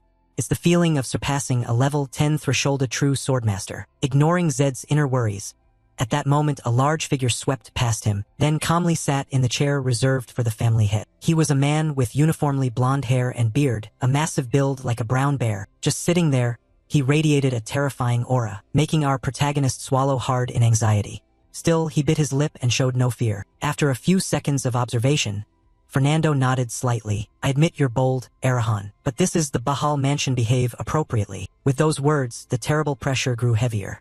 Yet Zed forced himself to stand, repeatedly reminding himself, I can't kneel here. Kneeling before the strong is shameful. Any sign of submission and he'll never respect me. Thinking that, Zed only bowed his head slightly as a sign of respect. Thank you for inviting me. Invited? Fernando replied, his tone questioning. Zed hastily explained, yes, I was brought here by carriage and escorted into the reception room. Isn't that how guests are received? I came here as a guest, but if kneeling and bowing are the Bahal family's rituals, then I will follow your customs. Zed's sharp reply made the host's eyes widen. Zed himself remained anxious, waiting for his reaction. Then, after 2 or 3 seconds, the big man suddenly burst into loud, hearty laughter. Haha, you're really bold, aren't you? All right, sit down, can't have a guest standing forever. Minar, bring tea. Only then did our protagonist feel a bit relieved and exhale. Thank God, he truly is treating me like a guest, at least for now. Across from him, the man seemed to read the young man's thoughts and asked, you seem to be thinking a lot. I called you here out of personal curiosity. Don't overthink it. I heard you visited that trafficker on the Emperor's orders? To that question, Zed shook his head slightly. I didn't hear anything about that. It's been resolved. That made the host even more curious. So you acted before receiving orders? Why? From Zed's perspective, he had to be cautious now, not answering carelessly. Many answers might please Fernando, but here he should tell the truth. After all, one can't lie in front of a swordmaster. I know, he began to explain his reasons. Slave trading is against human morality. I acted according to my conscience. At this, Fernando's face grew thoughtful, as if pondering something. Then he asked, you really didn't know DeVito had ties to your family? Zed replied, at first I thought it was just a rumor, but the moment I saw him I knew. Fernando raised an eyebrow. And yet you didn't retreat? In reply, Zed said, I only care about right and wrong. Family has nothing to do with it. Fernando warned him that the Arahan clan certainly wouldn't let this go. However, Zed paid no heed to that concern. It's fine, I am doing what's right, so I have no regrets. Even the host couldn't help but admire Zed inwardly. He's admirable, clearly understands he's acting against his own people, especially as an Arahan, and now, just out of curiosity, he may have just plunged himself into even greater trouble. Torres was right. He truly is a mage who understands honor. With that thought, he wrapped up the conversation. That'll do, Zed, stay the night. If you don't mind, I'll invite you to breakfast tomorrow morning. Across from him, Zed felt like he'd struck gold at hearing that, finally free from the pressure of the meeting. Thank you for hosting me, he said, and he lightly brought his hand to his chest in salute, surprising Fernando even more. That's a knight's salute. Aha, I never expected a mage to greet me like a knight. Today's full of surprises. After that, the protagonist was shown to his room, the guest chamber reserved for honored visitors inside the mansion. As soon as he sat down, the physically built player sighed heavily. Phew, thank God. I made it through. He really drained his energy. If Fernando hadn't acted exactly like in the game, I might have fallen apart. It seems being honest instead of evasive helped me survive that mountain of pressure. I'm getting hungry already, the protagonist muttered before a sound came from outside. Next, a servant pushed a lavish tray of food into the room. Enjoy your stay, he said softly, then hurried off, while Zed kept his eyes glued to the spread, praising it. What generous hospitality. His delight didn't last long. His eyes went blank when, somehow, a white card left by the Arahan family's black glass mages lay on one of the plates. The sight nearly stunned Zed. He hurriedly pushed the door and ran outside to look around. However, the servant who'd delivered it had vanished into thin air. He just left and already disappeared? How could black glass get in here? Puzzled, Zed quickly returned to his room, clutching the white card, and channeled his mana into it to discern its meaning. Inside the card was a perfectly formed zero symbol, which for a mage meant return or mission cancellation. The message drained some color from Zed's face as he thought, is it the Arahan head's turn now? Time passed on into the pre-dawn hours, but Zed's mood hadn't improved one bit. If anything, it kept worsening. He grabbed his head. I can't believe I just found a magic card from the Arahan family. How far does their influence reach? The protagonist wondered inwardly. Before he could think further, a voice called from outside. Hey Zed, are you there? The familiar voice made Zed get up and go open the door. The visitor was none other than the knight Torres. Torres, is that you? Torres nodded slightly in greeting. Zed then asked about his close friends. What about Ryu and Lisa? Did you come alone? Torres replied, everything's settled. I couldn't just sit still, worried you might be detained. I just heard bits and pieces. Glad to see you're safe. I even heard you were invited to breakfast. His tone was teasing, but Zed wasn't amused. Peace doesn't seem to suit someone in my position. In response, the knight offered the protagonist a calming reassurance. The housemaster has truly figured out what kind of person you are. He's even planning to lift the announced bounty. A flash lit Zed's eyes and he asked, What? What bounty? Immediately after, Zed used every bit of his brain to think. I never expected that. Everything would have been perfect if that magic card hadn't appeared. If no matter where I go, I can't escape the Arahan family, then the only answer is a direct confrontation. Time passed after the meal at the estate, and Torres was dragging Zed all over, showing him the entire grounds of his family. Scene cuts to where the knights train. The knight pointed ahead as he introduced, this is the artist's area. Over there is the training yard. Hearing this, Zed nodded it off, because his mind was still jittery over the Arahan family's threat. Maybe because my head's a mess, but even seeing it in real life instead of just in the game doesn't make me feel much, he thought.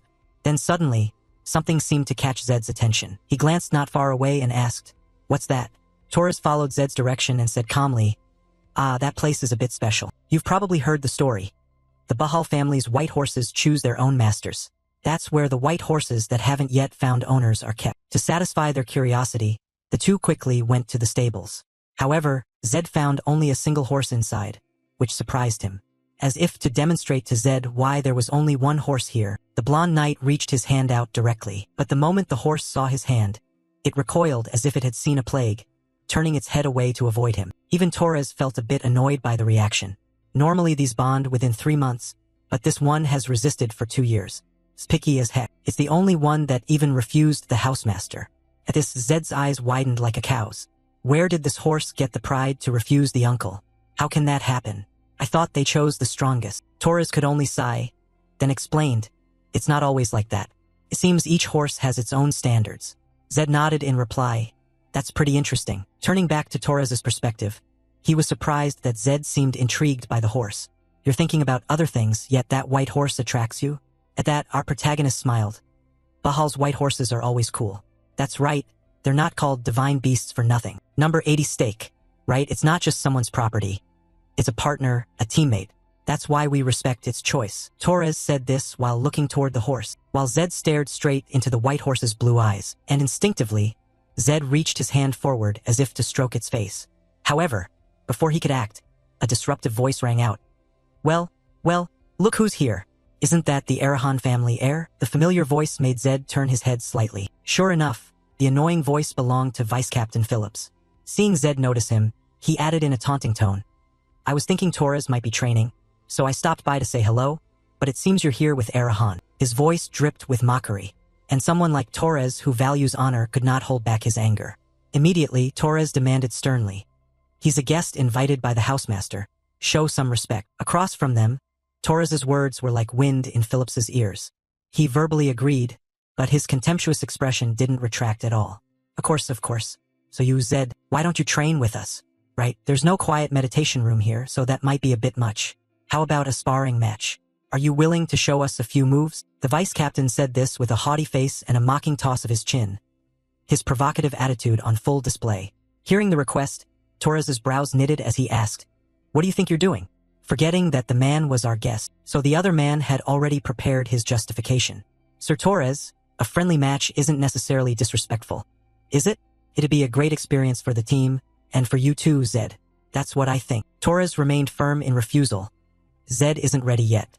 We'll do it another time." On the other side, the barking Phillips seemed not to register Torres's displeasure and continued to taunt while pointing behind him. "Come on, it's just a light match. If you're worried about rank, we have a rookie who just joined a few days ago. And if that's still not enough, the rookie can step aside for you." From Zed's perspective, seeing these stupid knights yapping at him over and over, how could he keep his patience? "Damn it, I'll do it. You want this, right? Fine, let's spar," he said, pointing his finger straight at the blonde rookie. With that, the group moved into the open field to prepare to greet each other with some affectionate punches. Meanwhile, the unlucky rookie was quite confident. He said, "Since it's just sparring, I'll use a wooden sword." Opposite him, Zed began warming up and replied, "You'll regret it. Better go all out." The rookie dismissed Zed's warning and responded nonchalantly, "I hope you're not just all talk." As for Torres, he really didn't understand what Zed was thinking. "Zed, what are you thinking? You recruit every year, but you're not even level 1 yet. You know you can't face a level 5 knight." Back to the rookie, he tightened his grip on the wooden sword and said, "Let me ask you this. Do you really think you have a chance?" Zed calmly answered, 50 to 50, probably. For some reason, that seemed to touch the rookie's pride. His face twisted in anger. "What? 50%? You're optimistic."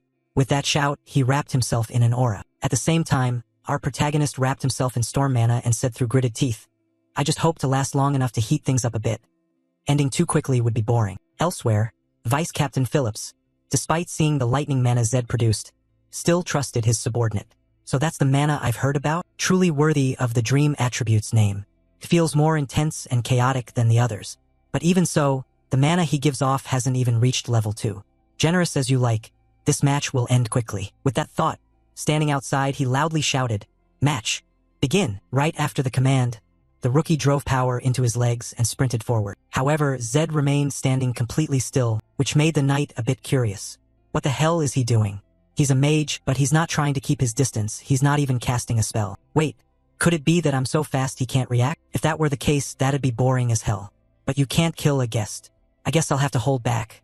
Thinking that, he eased his power a bit. However, the next moment made everyone's eyes go wide. With a single, simple motion, Zed smoothly dodged to one side, even turning to complain to the rookie. "Say that again, go all out this time." As soon as he finished speaking, Zed gave the new soldier no chance. He coiled his leg and unleashed a powerful kick that sent the rookie, who had barely raised his sword to his chest, to block flying backward dozens of meters. In his heart he thought, what demonic strength is this? Before he could even assess the situation, Zed flashed and was instantly standing right in front of him. Seeing this, the knight hurriedly drove his foot into the ground to stop himself from sliding further back, swinging his sword continuously to counterattack. However, with Zed's nimble speed, the knight's blade couldn't even reach the hem of his robe. From the protagonist's perspective, after a few seconds of toying with the knight, he took a deep breath and gathered mana within, enveloping his fist in storm energy. Then Zed delivered a single gut punch to the clueless rookie's midsection, making him gag as if he were about to vomit. Before he could, another punch came flying and struck his face. As a result, the knight couldn't do anything. Zed had already beaten him down to the ground. The outcome was utterly unexpected, leaving both Torres and Phillips standing there dumbfounded, not understanding what had happened. Nearby, the white horse watched the fight with a strange, attentive gaze. A few seconds later, the other knights snapped back to their senses and rushed over to check the rookie, only to find him foaming at the mouth, like food poisoning. Someone shouted, "Hey, calm down. I think he's unconscious. Damn it, get a healer here now." Elsewhere, one knight started getting aggressive, pointing his wooden sword at the protagonist and shouting, "You bastard. Fine, this time I'll fight you." Before Zed could respond, Torres stepped forward to shield his new acquaintance. "What are you doing? The match is over, stand down." In response, the foolish knight yelled, "Torres, Get out of the way. I'm fighting that damned mage, he shouted, and Torres shouted back even louder. Do you want to spar or do you want to brawl? From Zed's vantage, seeing the knights keep provoking him despite his victory, he felt surprised rather than worried. Are these people all insane? Now they'll drop preconceived notions about distance and adjust their responses. Both Warden Clark and that rookie failed because they were trapped by their own thinking, not because they lacked skill. Objectively, a level 5 knight should have the advantage. But the situation is unstable too. Many knights are boiling over. Thinking this, and to avoid being ganged up on, Zed put a hand out to restrain Torres, then turned to the group and said, "One match isn't enough, is it? I thought accepting defeat honorably was part of the knightly code." Opposite him, the knights, ignoring Zed's words, grew furious and cursed. "You dare lecture us on knightly code? You filthy thing, what the hell does your damned mage know about honor?" In reply, Zed calmly explained, "I agreed to this match at your request, and not somewhere else but right here in the center of Bahal territory. Do you understand what that means?" He then quietly calculated inwardly. Do they dare duel a mage in the Bahal family's own domain? Right after that, Uncle Fernando suddenly appeared from who knows where and spoke up. Impressive. At Fernando's appearance, the group shouted in unison, "Housemaster!" On this side, Fernando widened his eyes old and fierce and barked, "Everyone, sheath your swords." Hearing that order, the knights flipped as if a switch had been thrown, hurriedly dropping to one knee and calling out clearly, "Yes, sir." The only one still standing was Zed. Although he knew this old man was ridiculously powerful, the fact that the man had materialized like a ghost behind him made Zed's scalp tingle. Even with observation at 100, I couldn't sense him until he was right in front of me. So that's the level of a swordmaster? Ignoring Zed's thoughts, Fernando glanced at him briefly and whispered, "An Arahan facing off in Bahal's training yard, this will go down in the records." In response, Zed quickly placed a hand on his chest and bowed. "I apologize, sir. I know this was rude, but I couldn't refuse the match." Fernando didn't scold him and instead admitted plainly, "Of course not. An Arahan doesn't back down from a challenge." Next, he radiated his presence and began lecturing the knights. "All of you, remember this. Climbing the ranks is important, but experience matters more. Learn from it and make those lessons your own. Do you understand?" "Yes, sir," the group shouted together, while Zed couldn't quite grasp what Fernando's pointed words were meant to convey. Then, as if reading Zed's curious expression, Fernando gave him a cold look. "Today you taught my knights a lesson. I will not forget today." Though the old man's face remained calm, everyone understood he was seething. Zed didn't realize this was a direct warning and felt like he was lying on a bed of nails. So meekly, Zed bowed his head and accepted. "Yes, sir." Then, just when it seemed everything would settle, nope, somehow the white horse in the stall must have eaten something wrong and suddenly went wild and bolted straight out. It ran circles around the yard nonstop, leaving Zed puzzled about what it was trying to do. But unlike him, the Bahal Knights understood perfectly. "No, impossible. Why? Are you kidding me?" Zed, curious, asked, "What's going on?" To explain the horse's strange behavior, Torres's serious voice rang out. "This is a ritual. When a white horse chooses its rider, it displays its strength to earn recognition from its master. That means the owner of the white horse is here." After the white horse finished parading its power, it ran up right in front of Zed as if to submit. Torres was ecstatic. "Zed, the white horse chose you." Beside him, Fernando's face went ashen dark. His hand clenched as he grumbled. This will leave the former housemaster speechless. From Zed's perspective, he still couldn't believe the untamable horse had picked him and asked, "It really chose me?" From Fernando's viewpoint, clearer than anyone else was how proud the horse was. So he found it hard to believe, but was also relieved it had finally found a master. But why someone from the Arahan clan? Is it out of respect for an ally? Or some quirk of tradition? Perhaps the answer is right before us. With that, he turned to the protagonist and asked, "Zed Arahan, will you accept Jinju as your companion and stay by its side for life?" At those words, Zed was obviously flustered. "Wait a minute. This is way too sudden," he stammered, thinking to himself. "Together for life? What is this? This isn't a wedding." Behind him, the white horse Jinju brought its face close to Zed's. Each saw their reflection in the other's eyes, and as if sensing its mood, Zed blurted out, "Do you want me to agree?" Jinju gave a soft whicker, taken as assent. At the same time, Uncle Fernando behind them continued to radiate pressure, like he was just waiting for Zed to refuse so he could punch him. With no choice, and to save his own skin, Zed bowed his head in acceptance. Mainly, Fernando's stern expression made him too afraid to say no. Jinju, meanwhile, looked pleased. But in that rosy moment, the snarling voice of Phillips cut through. "You cannot allow this, housemaster. This is unacceptable. In our clan's history, only Bahal family members may ride the white horse.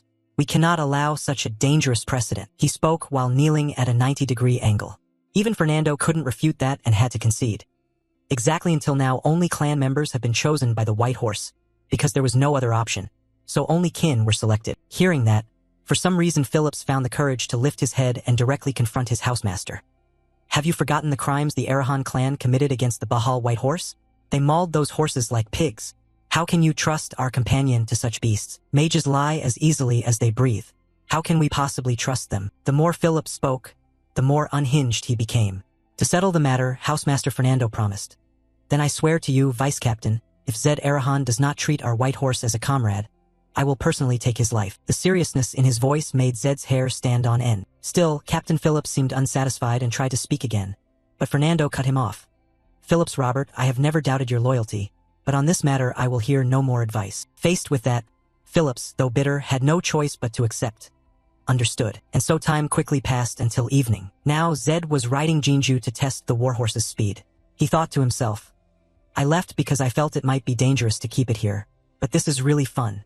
I like UUV exceeded my expectations. Let's fly on X stop. Frilda, Zed said with exhilaration, and at super speed he soon met Ryu and Lisa, leaving them stunned. What am I seeing? Not only did you survive inside the Bahal territory, you even brought back a white horse. You're truly blessed. It's an honor to be your friend. Hearing that, Zed smiled faintly and replied, Let's go inside and talk. There's a lot we need to discuss. After they went into a private room, Zed told them everything that had happened, from the Black Line Army's magic card to the demonic aura and the story of Lacto Sherville. After explaining it all, Zed didn't state his next goal. I have to go to the Arahan clan now. It can't be avoided, so there's no other choice. So, Ryu, what I want to say is... Before Zed could finish, Ryu interrupted. If you go to the Arahan clan, I'll go with you, Zed. You said last time you would never abandon your comrades. Think about it, it's been a long time since you were exiled. There are probably no close relatives left by your side, and the brothers in the Arahan clan fight dirty. Is there anyone trustworthy in the clan? These words stunned Zed, because after all, he hadn't actually been in the Arahan clan. He'd been thrown into prison as soon as he was transmigrated into this world. Ignoring Zed's somewhat confused expression, Ryu turned to his younger sister and said, Lisa has done a lot of hard work already, so she can shoulder her part. If you hire us as your close aides, we'll help you a lot. Just watch. Looking back at Zed, he actually still had some worries in his head. I thought parting ways with Ryu here would be best, given the dangers ahead. Then he glanced at the two in front of him and nodded. Yeah, thanks. Let's go to the Arahan clan together. That said, of course Zed wouldn't foolishly charge straight into the Arahan clan unprepared. Even if it's the boss, I can't rush in blindly. We need support. Right now, the last surviving smith of the clan has fallen Lacto Sherville, the demonic aura taken from the basilisk, and the holy water needed to turn that demonic aura into a miraculous cure to resolve the issue. We need to go to Myers. Whether the head of Arahan will help us, that's the real question. Time quickly passed until the next morning. At that moment, Zed's group had packed their gear and officially set out. Time quickly passed, scene shifting to a dining table. At that moment, our friend Ryu suddenly, for some unknown reason, slammed the table and shouted, What? The entire ingot? That's 500 gold coins. What on earth do you need that much money for? In response, Zed even thought it might be a little. That amount might still not be enough. Saying that, the young protagonist silently calculated in his head. The kind of spirit pill I plan to refine requires the breath of demon fire and the holy water, and the success rate entirely depends on the divine purity of the holy water. If it's low-grade holy water, pouring in hundreds of bottles would be useless. An average bottle of holy water costs about 10 gold coins, so with this money, I'd get roughly 50 bottles. That's a lot.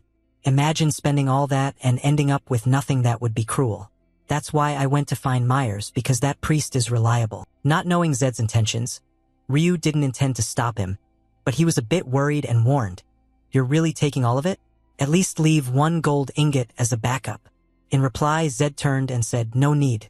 Besides, we still have some silver. I'll be out for a while, so I need you to find someone for me. It's that old man I mentioned yesterday, Lacto.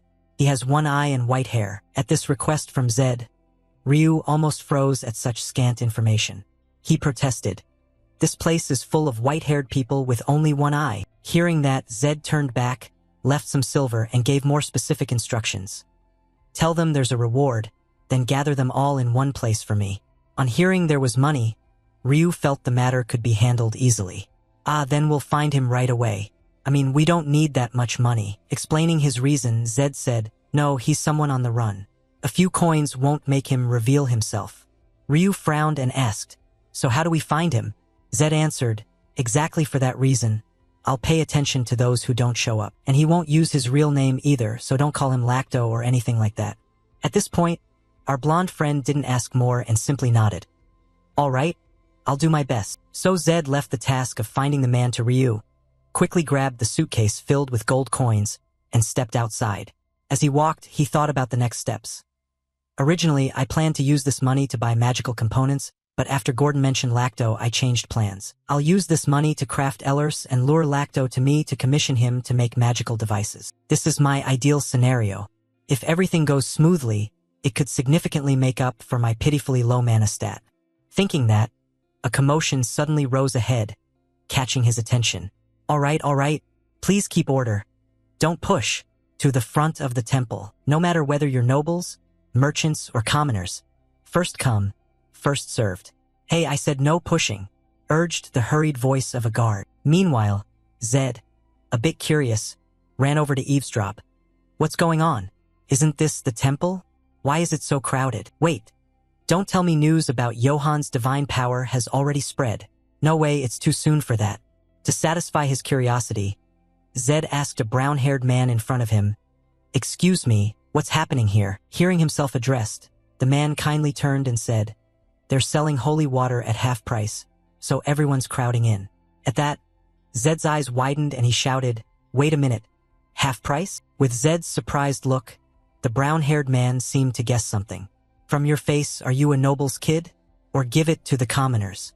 After saying that, he clicked his tongue, annoyed by nobles who bring money to hoard goods.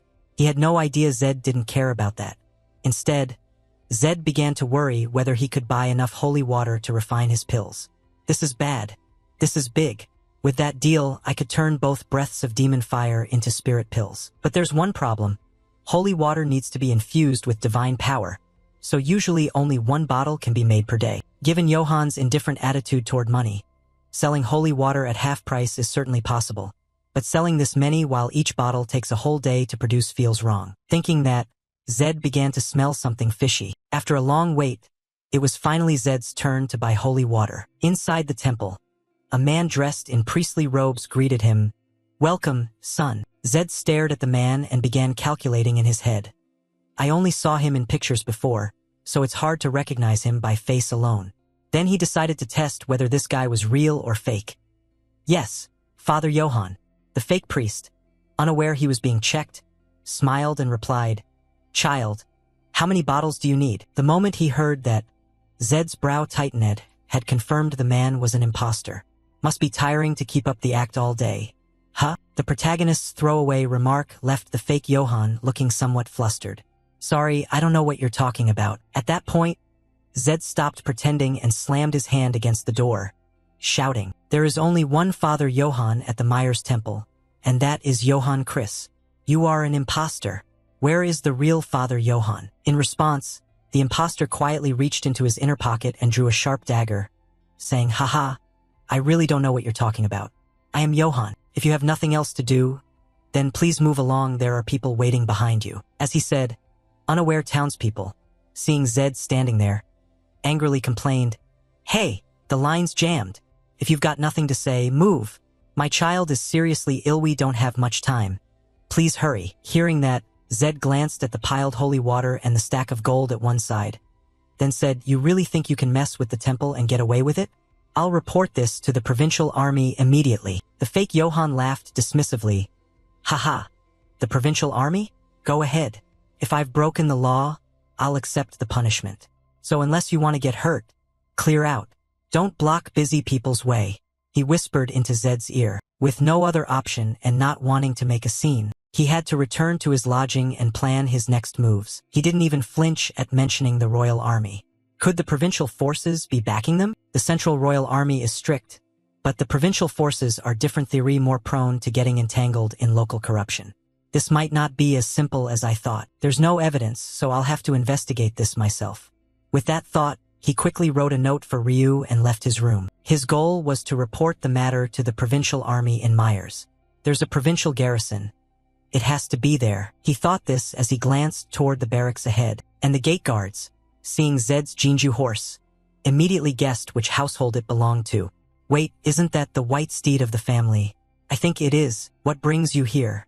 The guard asked, raising a hand in salute. Zed replied, I'm here to report something. Is the general inside? Hearing that, the guard didn't immediately agree but asked back, Did you make an appointment? Zed answered, I didn't make an appointment. That made the guard uneasy. If that's the case, this is a bit difficult. You'll have to schedule an appointment and come back later. Surprised, Zed asked, Is he that busy? The guard shook his head slightly and said calmly, No, it's just the general's rule. He never meets anyone without an appointment. On Zed's side, his tone grew irritated as he demanded, Isn't the local army responsible for keeping order here? Are you telling me I need an appointment just to report something serious? The soldier, at his words, could only reply awkwardly, Sorry, we're just following orders. From the protagonist's perspective, his brows knit together as he admitted, So yelling at the soldiers won't change anything. But still, leaving it like this isn't right. At that moment, a voice rang out behind him. The soldier snapped to attention and saluted, and when Zed turned, he silently assessed, So that guy is the general here. No way. He's a knight. Look at that soft, flabby body. In Zed's eyes, the general was an obese, slovenly man with none of the bearing of a commander. Across from him, the general calmly approached Zed and said, Who are you? Zed bowed politely and said, I've come to file a report. The general then noticed Zed's horse and asked, You don't look like you're from the Bahal clan. So why are you riding the Bahal white steed? Did you claim it? Zed replied softly, It was a gift. Though he said it, in his mind he judged, This rotten pig of a general is bottomless. He doesn't even care about the report. If not for the horse, he wouldn't have glanced at me. Unaware of Zed's thoughts, General Pullman was somewhat surprised. A gift? I've never heard of anyone gifting a white steed. What clan are you from? You don't look like a knight. Zed shook his head and said, I'm just a mage from an obscure family. Hearing that, Pullman wasn't naive enough to accept it at face value. He curled his lip and said, Ha, a mage, not even a knight, and you were given the clan's white steed? You think you can come in here and lie like that? He stared at the protagonist as if to apply pressure. Still, Zed managed to keep exceptionally calm and answered, That's a rare case, but more importantly, shouldn't you hear what I've come to report? Someone downstairs is selling fake holy water at the Myers Temple and posing as the priest. As you know, holy water is extremely valuable. Before Zed could finish his report, General Pullman suddenly shouted to his soldiers, Seize that bastard. What? I haven't even finished. Zed wondered inwardly. At that moment, soldiers surrounded him from all sides. The general dismounted and ordered, Drag Zed into the dungeon and confiscate his white steed. Zed could only sigh. So you really are in cahoots. He cursed inwardly. Damn it. My instincts never lie. Across from him, Pullman arrogantly lectured the protagonist. You'll regret opening your mouth. Kid, what are you waiting for? Take him away. With that, the soldiers quickly bound Zed's hands behind his back and led him off. Before being taken away, Zed didn't forget to warn him. You're the one who will regret this. The idle threat made the general laugh uproariously. Haha. Let's see if you'll still mouth off after we break every bone in you. At that point, Zed stopped arguing.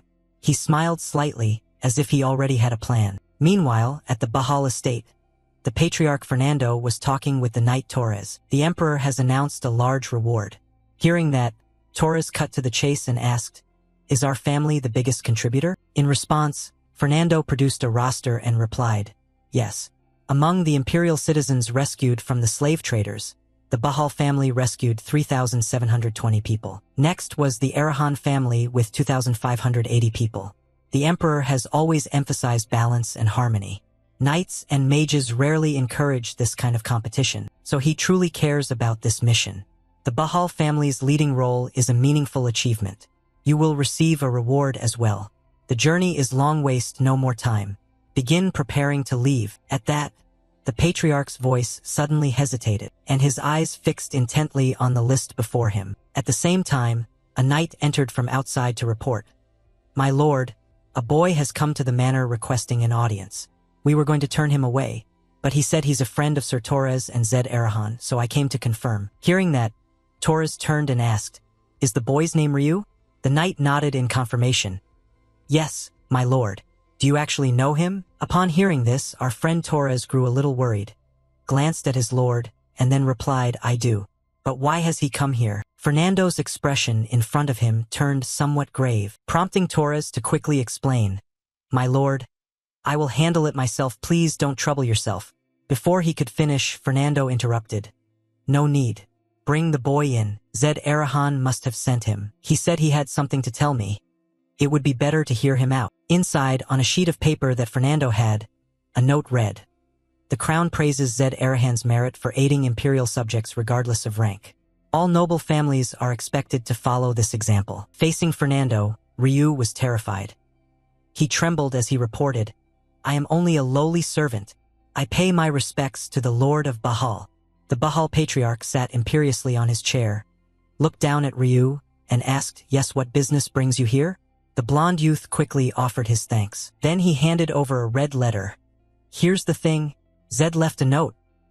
He wrote that if he hasn't returned by nightfall, I must deliver this to Lord Bahal. Torres took the letter from Ryu and passed it to Fernando. Fernando accepted it with a hand while thinking to himself. The Emperor's edict ends with the name Arahan.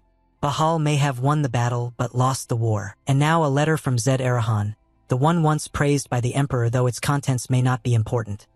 It's still worth seeing in person.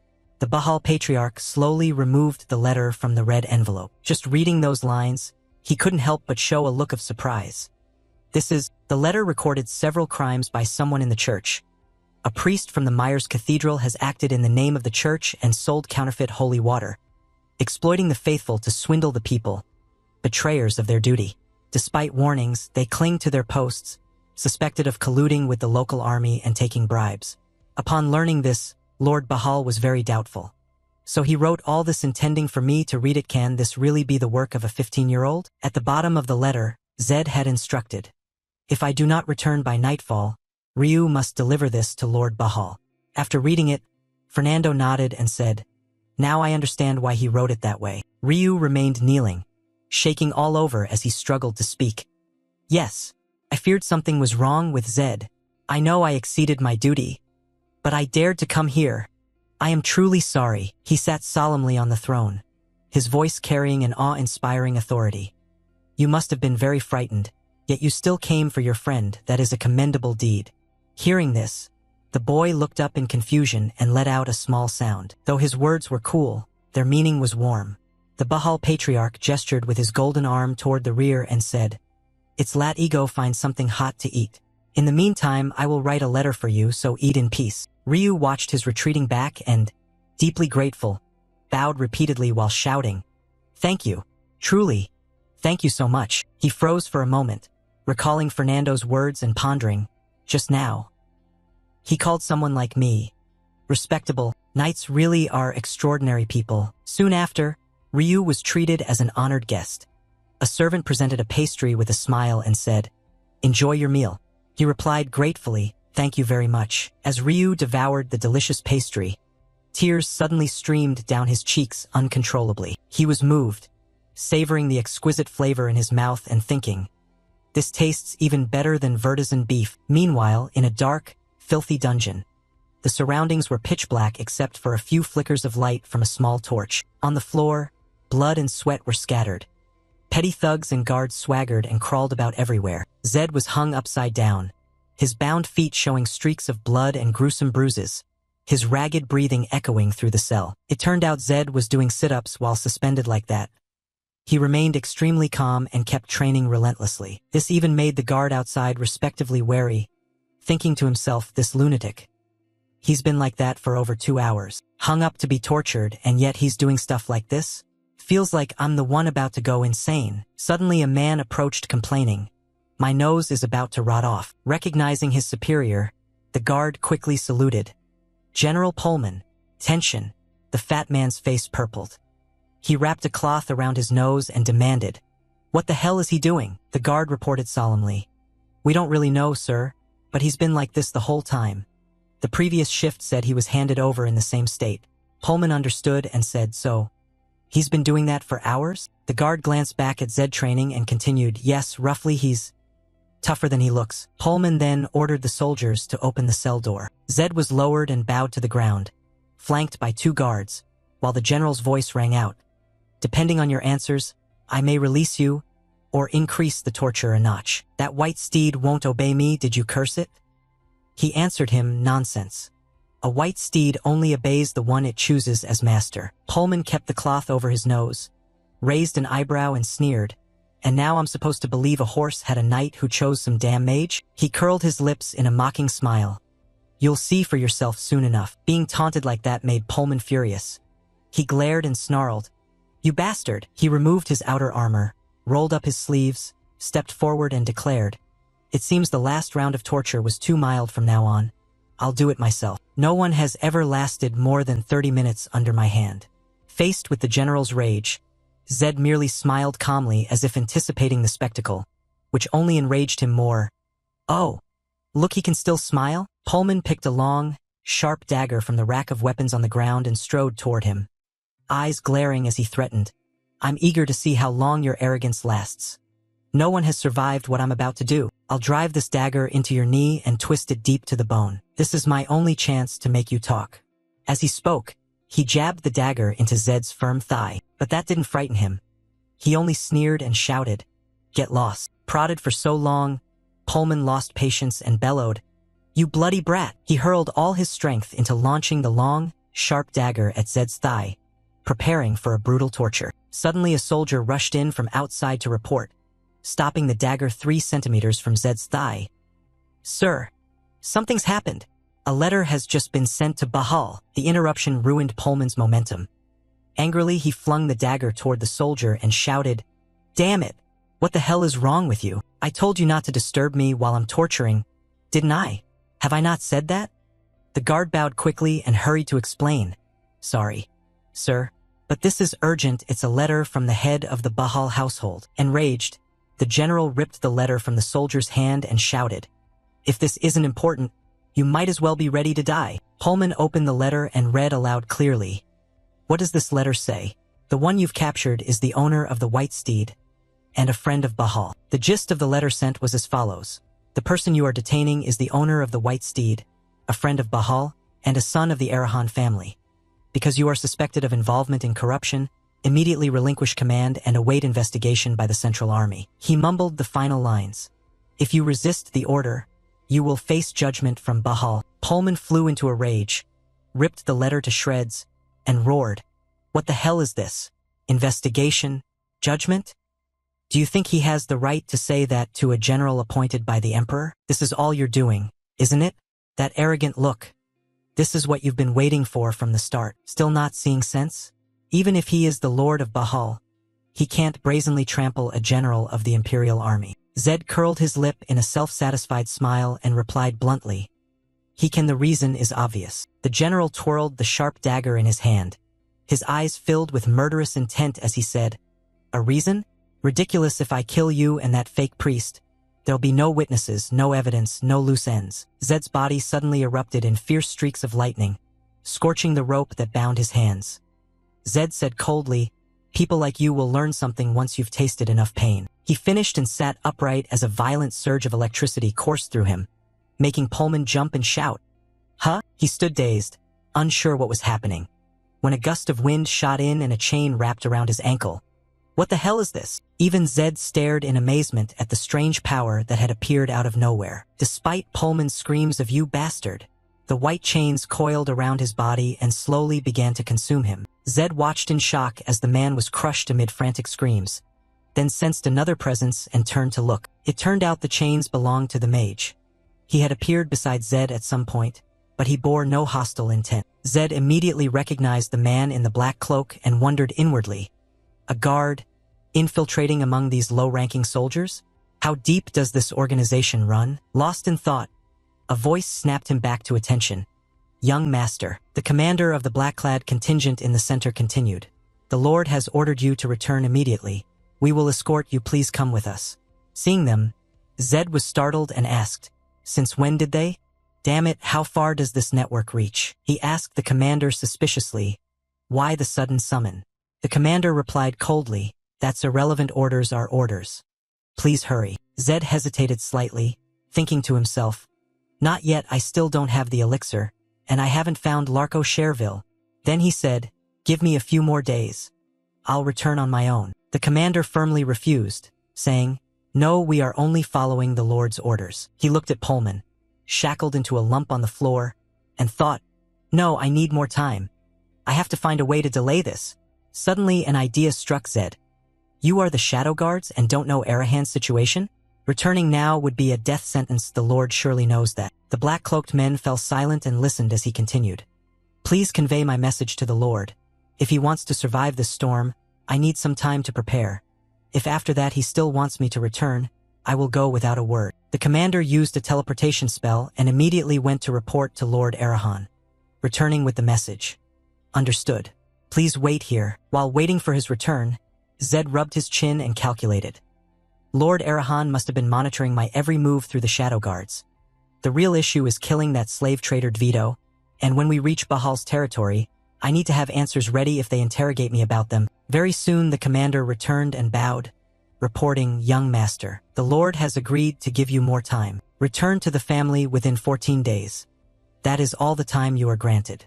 At this, Zed's expression turned grave. He pictured the bloody battle at Arahan, with Lord Arahan and those mysterious guards lying in wait for him in a few days' time. Zed's eyes flared with determination.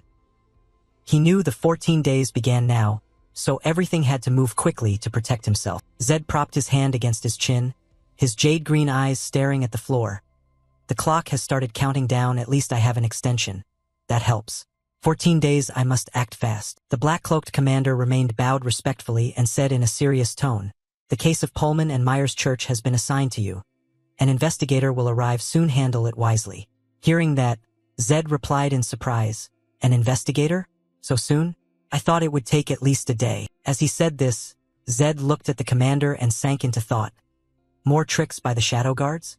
The more I learn, the scarier they become. I want that power.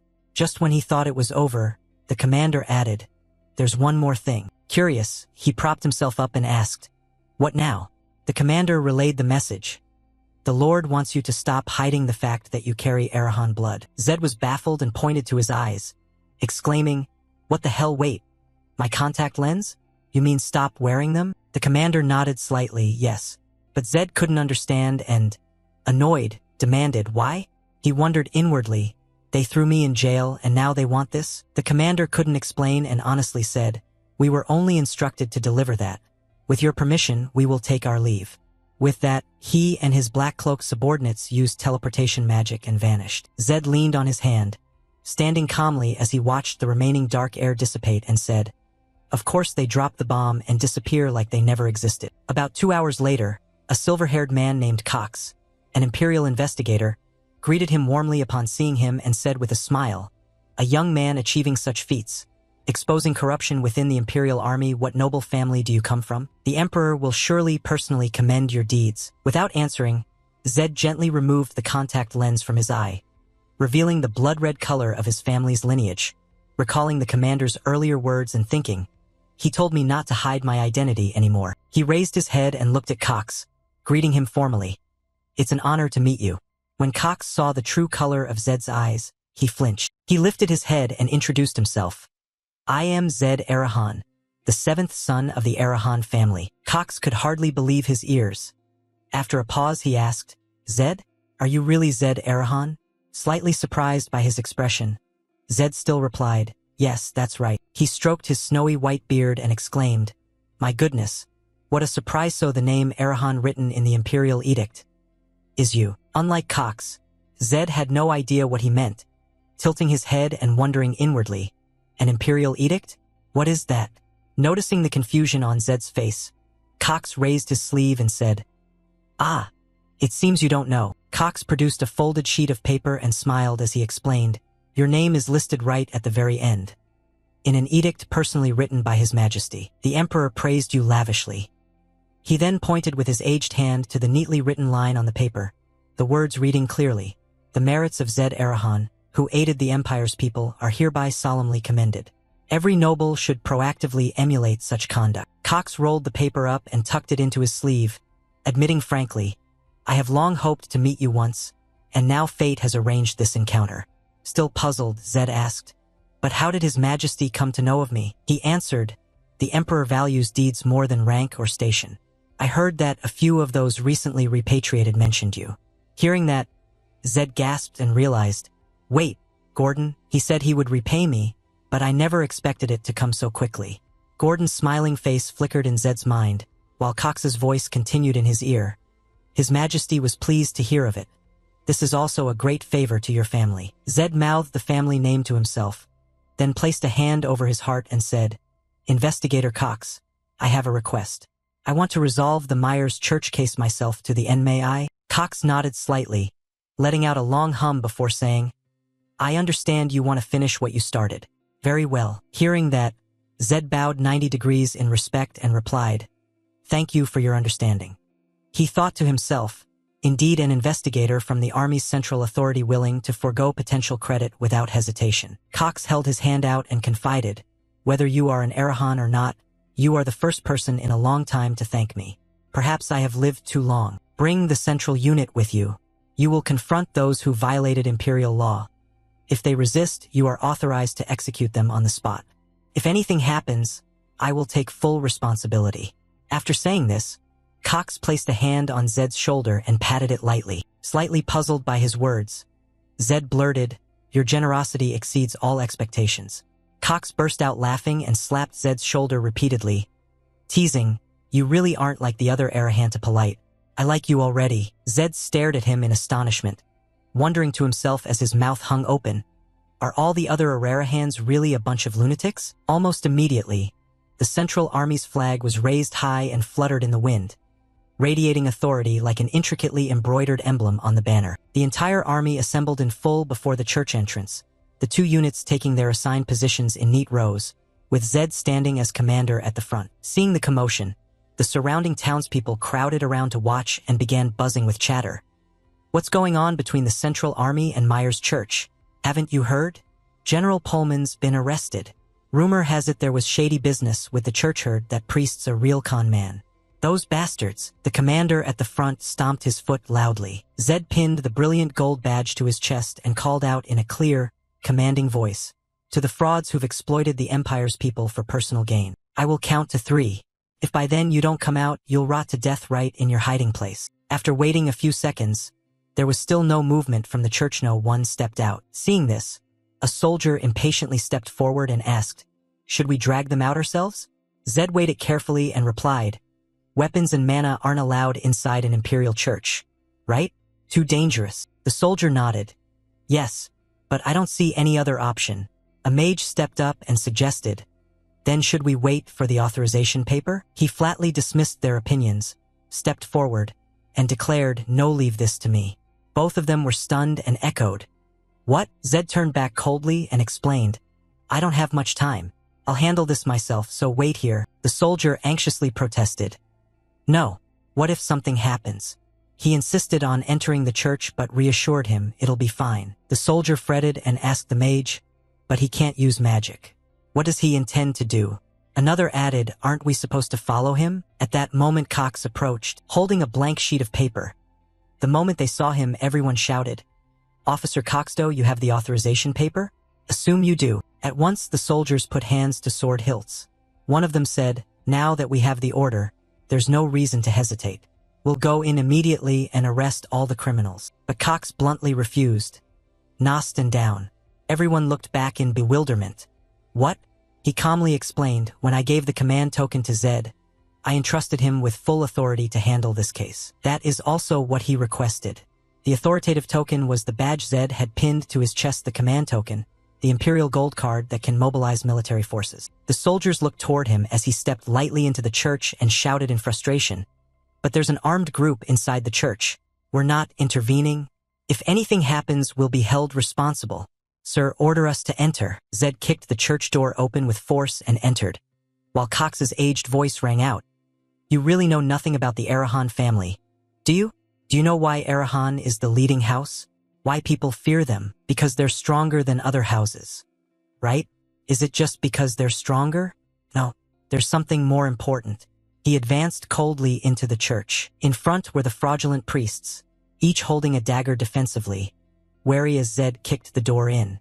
Cox continued patiently, Someone of the Arahan line will never go back on their word. No matter what it costs, no matter how dirty the work, they will get it done. That is what makes people terrified. Hearing this, the soldiers and the mage exhaled as if they finally understood. As for Zed, seeing the band of frauds pleased him greatly. A smirk tugged at his lips and he sneered. I told you I could come back, didn't I? You filthy imposters. So open your eyes and watch. The star of the show today is Mized Arahan. With that, he advanced empty-handed toward the frauds and began a bloody fight. The Myers church door slammed shut, and screams and the clang of metal rang out loudly, so loudly that those outside could hear everything clearly. After a while, a soldier, anxious and thinking things were beyond saving, said, It's quiet now. That was fast. I told you he shouldn't have gone in alone. Moments later, a white figure stepped out of the church. Seeing someone, the whole army obeyed the command and shouted, Someone's coming. Prepare to fight. A few seconds later, every soldier's face went blank and they stammered. That is, all the fraudulent priests had been subdued and captured by Zed. Their faces bruised and bodies bound with ropes as they were led outside, followed by our protagonist. Zed tilted his head slightly. His handsome face broke into a satisfied smile as he stepped out like a true hero. Everyone around erupted, their faces bright with joy as they cheered. Cox stood in the middle, delighted, thinking to himself, I knew it. People gaped and asked in disbelief. You really defeated them all without using mana? How did you win without magic? Zed clenched his fist and smiled, answering, It wasn't that difficult. Cox was overjoyed. He stepped forward, burst into loud laughter, and couldn't stop praising, as expected of an Arahan. I'm amazed again. Truly extraordinary. Zed pointed at the bruised con artists and said, Officer Cox, these people sold fake holy water. There must be many victims. Please take care of them. Cox cheerfully replied, Of course. I will handle it personally. It's my duty as an investigator. Zed tilted his head slightly and sighed. There's more. Now the priest can come out. He called loudly over his shoulder, prompting Cox to look toward the church with great curiosity. A timid figure in a white robe stepped out the priest and someone cried in alarm, Wait. That is, sunlight fell across the priest's dignified face, and the crowd instantly cried out with joy. It's Father Johan's alive. A woman wept and prayed. Oh Lord, thank you. The ringleader of the con artists, his face battered and bruised, shot an unfriendly glance at the priest. Suddenly Johann turned and walked toward him. Johann gently laid his hand on the ringleader's head, channeling a green healing spiritual energy into him, leaving the man stunned. The ringleader, moved, called out to Johann, Father. Seeing the man's body glow with green spiritual power, Zed thought to himself in awe, That's holy power. Just looking at it makes you feel warm and peaceful, like something sacred. After receiving Johann's healing, the bruises on the ringleader's face vanished, causing his subordinates to stare in bewilderment. Johann extended the healing to the entire group of con artists and gently admonished them. Repent your sins and live according to the Lord's will. Then he will always be with you. They all bowed their heads and, moved, replied in unison, We're sorry. Thank you, Father. We will never defy the Lord's will again. That day the church was filled with joyous cheers from everyone, and a voice rang out with deep emotion. Father Johann has returned. After things settled, Johann addressed the central army and formally introduced himself. Allow me to present myself properly. I am Johann Chris, the 49th priest of the Empire. I am deeply grateful to Zed Arahan for carrying out the Lord's will. I would like to invite you for a cup of tea. Could you stay a while? He gestured into the church. Zed did not hesitate and replied, Yes, of course. At that moment Cox called from behind, Zed Arahan, come here a moment. He turned back puzzled, mouth open. Cox opened his hand to reveal something shining and said, If you don't mind, I'd like to give you this. Looking at it, Zed hesitated and asked, This is an investigator's badge? The thing that allows you to mobilize Imperial forces? Cox nodded and added, Yes. Just present this anywhere in the Empire and they will immediately support you. He was stunned and asked in bewilderment, Why are you giving this to me? You don't even know how I'll use it. Cox placed it into Zed's hand and said softly, I trust you won't tarnish my name. Just promise me one thing. You will use that badge only for the Empire's benefit. If one day you use it for personal gain, you will have repaid my trust with betrayal. Zed clutched the badge in his hand and replied in a steady voice, Yes, I understand. I will never let that happen. Cox was very pleased and laughed loudly, exclaiming, "You really aren't like any Arahan I've ever met before." Saying that, he turned and walked off, thinking, "It seems a long life truly brings many surprises." Cox raised his hand to command the Central Army and then bid Zed farewell. "Everything's settled. We will take our leave. I hope we meet again." Cox led the way, followed by the steady march of the Central Army. Zed immediately bowed 90 degrees in a respectful farewell from behind. He lifted his head, the corner of his mouth curling slightly, his face full of gratitude as he watched the procession fade from view. Inside the ancient church, a solemn atmosphere settled over the entire scene. At a small wooden table with 2 steaming cups of tea, Johann spoke. "Thank you for saving us. I've heard everyone affected by this will be fully compensated." "You truly did something remarkable, Mr. Zed." He replied politely, "Father, you flatter me." Perceiving Zed's intent, Johann cut to the chase and asked, "What do you want from me?" Being seen through like that made him marvel inwardly, indeed sharp and perceptive. "He knows I didn't act only out of faith." Then Zed said, "To be honest, I need your holy water, Father." Johann's expression grew serious, filled with wary questioning. "Holy water is meant to heal the sick and vanquish evil. What do you intend to use it for?" Zed answered honestly, "I need it to craft magical implements. I'm not sure that counts as vanquishing evil, but at least it's to save my life." Johann tilted his head and asked, "Your life?" Zed nodded and explained, "Yes. I am an Arahan, but I was expelled from the family because I can't use mana. Now I've been ordered to return home. Do you understand what that means?" Johann immediately understood and said, "Yes. I've heard the struggle among siblings in your clan is brutal." Johann immediately understood and said, "Yes. I've heard the struggle among siblings in your clan is brutal. But do you really think a few magical tools can stop it all and save your life?" Zed continued, "I just want to prepare everything I can, with everything I have." He lifted the teacup to his lips and sipped, his mind drifting. "Right now, the maximum stat boost I can get from potions is 2. And if a transcendent skill requires 5 mana points, I only have 3, which makes it insanely precious. Being able to use it freely versus only when I force myself to the limit is a world of difference." Father Johann sat in thought, watching his reflection in the tea before speaking. "Actually, I've heard rumors about you, that you were the one who dealt with the notorious slave trader whom House Arahan quietly backed. I believe it was the Lord's will that an Arahan came to Myers to help protect the cathedral. Perhaps even my helping you now is part of his plan." With that, he rose from his chair, prompting Zed to start and look on. Johann returned and placed an old black box on the table with both hands. He brushed the dust off the box with his hand and said, "I've kept this for someone who truly needs it. The potency of holy water depends on how much sacred power it contains. These vials were crafted over a long time, infused with all the power I could give. I hope they will help you, Zed." With that, Johann opened the box to reveal 3 brilliant blue vials of potent holy water. Seeing them, Zed sprang up in surprise and hurriedly expressed his gratitude. "Such precious holy water, thank you sincerely, Father." Johann smiled gently and extended his hand. "And this is a personal gift from Mimi, the blessings of the divine be with you." After the meeting ended, Zed was assigned a room in the old church. Sitting in the small room, he took out the items he'd just received and examined them, musing for a while. Staring at the gift in his hands, Zed muttered in disbelief, "Am I dreaming? I can't believe I just received the item I've wanted for so long while playing this game. A priest's badge." This shining badge was Johann's personal gift to him. It's called a priest's badge, in other words, a cleric's approval seal. It may sound insignificant, but in the world of lays it holds enormous power. The church wields its current authority because the emperor poured all resources into building a regime that is morally upright. Thus, a priest's seal is essentially an indirect endorsement from the emperor. With the priest's badge in hand, I won't be hunted or arrested the moment I'm discovered.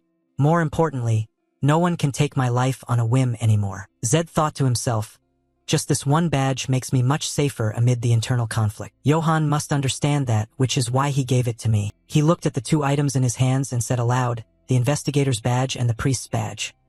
This is probably the best I could have before returning to my clan. Now anyone who wants to kill me will have to pay a very high price. And wherever I go, the Imperial Army can protect me. Just looking at them is enough to put my mind at ease." Zed smiled faintly, his face relaxing into reassurance. Then he turned back to the holy water vials on the floor and continued, "Now, next up." Zed picked up a vial, continually analyzing aloud. In the game, Johan's holy water only has a 20% success rate.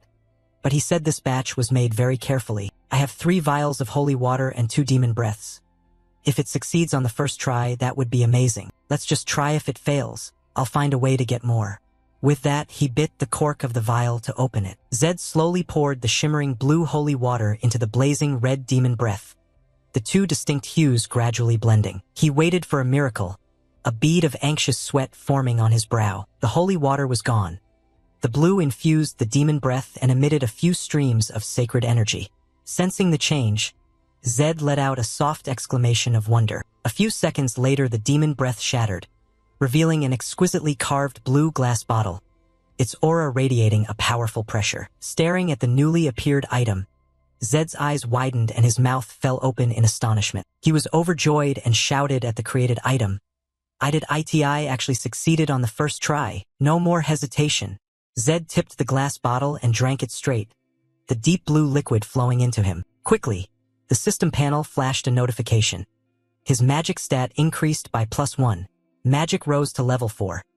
Seeing the message, he exclaimed happily, "Alright, just as I hoped, me magic stat has increased." Only 2 vials of holy water remained in the old black box, meaning he could still craft 1 more. Zed clenched his fist and stared at the system calculations. If the next one succeeds too, I'll reach 5 magic points. I still have 2 holy waters and 1 demon breath. If I succeed once more, I'll still have 1 vial left over. Then he proceeded to craft another power vial.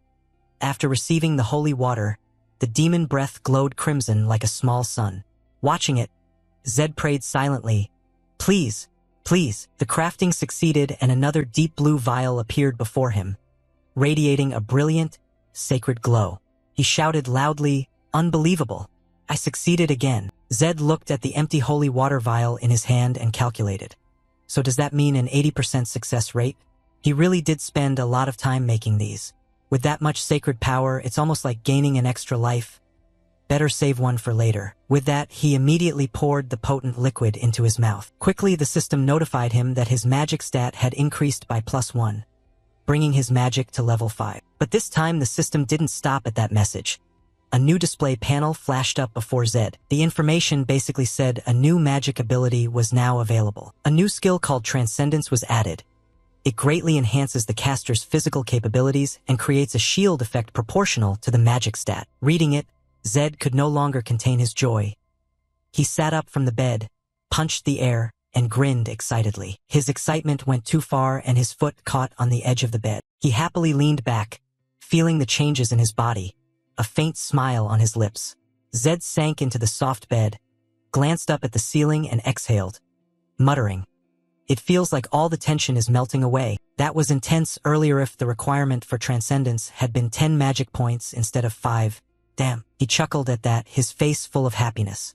Zed's eyes were fixed on the system panel on the ceiling, his lips still smiling as he thought to himself, "Honestly, this is even more fun than when I play the game." Inside the city, tall buildings were built close together, each house painted its own interesting color. Ryu stepped down into the street to stroll, eyes fixed on the paper in his hand as he said, "Oh, by the way, I investigated the white-haired man from the Skarioeve clan you asked about.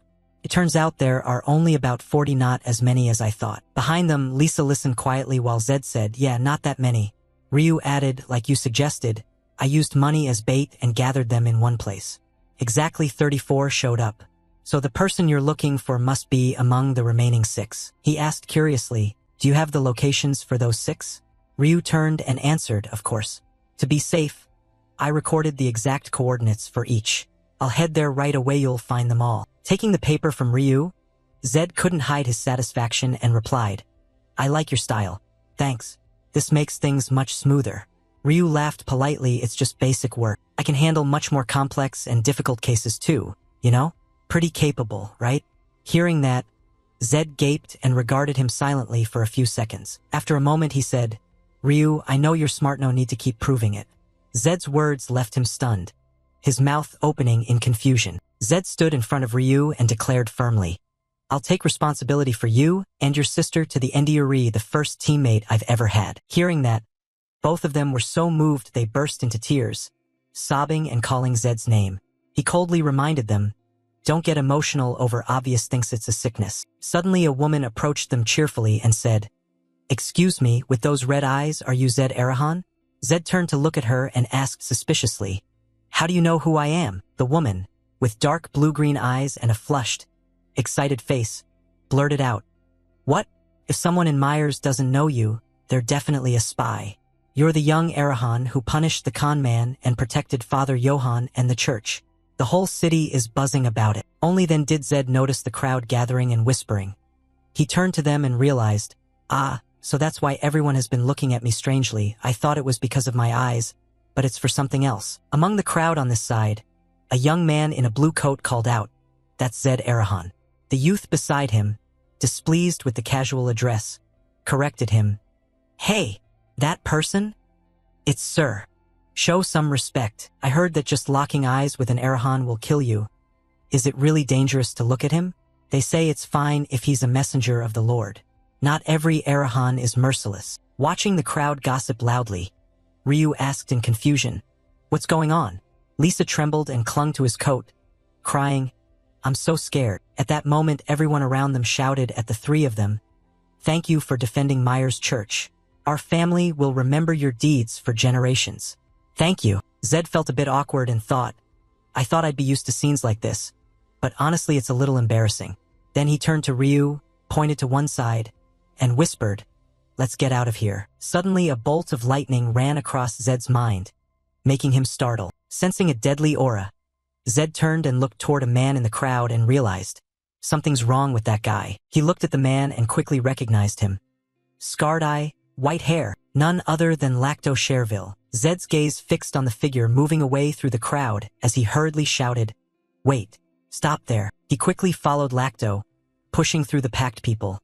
"Hold on, let me through." But after breaking out of the crowd, the man's silhouette had completely vanished. Seeing the street ahead empty except for passers-by, Zed muttered in frustration, "Damn it." Seeing him sprint away, Ryu chased after and asked anxiously, "Zed, what's wrong? What happened?" Zed replied coldly, "It's him." He asked in confusion, "Him? You mean the one we're looking for?" Zed's tone became serious. "He was here, but he ran." "Ryu, tell me the nearest of those 6 places you mentioned. We have to hurry," Zed urged, and Ryu nodded immediately. "Got it." Soon the three of them ran in the direction he indicated. "At the end of this road, turn left." Meanwhile Zed ran and calculated inwardly. "Maybe he's trying to escape this way if he's set on hiding. We probably won't find him." Following Ryu's directions, he quickly reached near the end of the alley. Looking at the plain stone building ahead, Ryu shouted, "That building, room 203. Immediately Zed burst into room 203 of that building and flung the door wide open. But inside was a strange old man with a silver beard. He gasped in shock at the sight of Zed, and Zed whispered in disappointment, "This isn't him." Thinking Zed had come to arrest him, the white-haired old man fell to his knees and begged, "I'll pay the rent tomorrow. Just give me a little more time."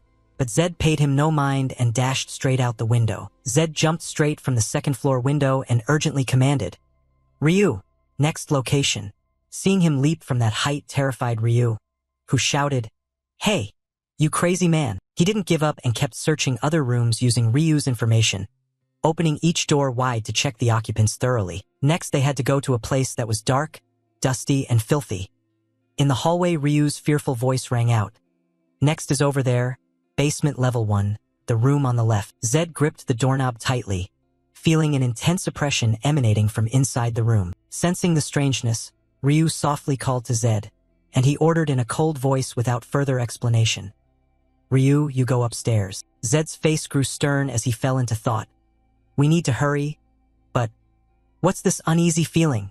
This opponent is the greatest smith and a deserter if this really is where Lacto used to be." Thinking that, he couldn't hesitate any longer and immediately used the trap technique. The system announced the casting of thunderfire magic, and electric arcs of power erupted all over Zed's body. His strong hands gently pushed the door open, and suddenly a blinding light burst from within. What followed was a massive explosion that completely tore the house apart, the ground heaving as dirt and rocks flew everywhere. At that moment, the system announced that thunderfire magic had been nullified and the Immortal Challenger talent level 5 activated. Zed's eyes widened in shock as a brilliant blue flame flared up. Feeling the searing heat fill the space, he realized This is Sapphire Flame. Hearing the commotion, Ryu rushed over and asked anxiously, "What was that? Zed, are you okay?" Zed didn't answer him.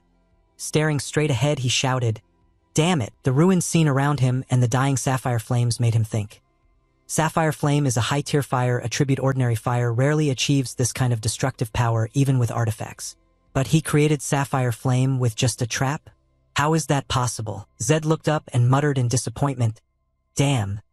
Everything's been blown away." He thought to himself, if not for the Immortal Challenger this time, I would have died on the spot.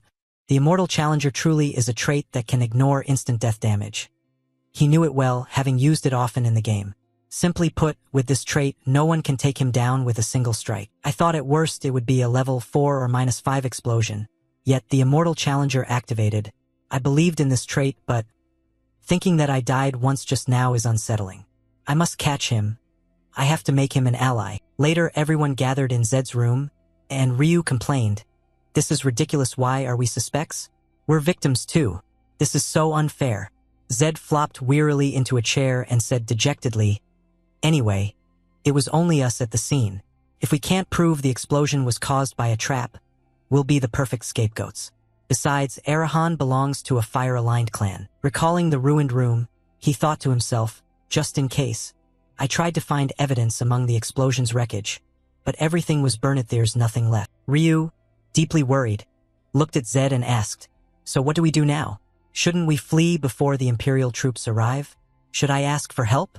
Or go to the Bahal clan?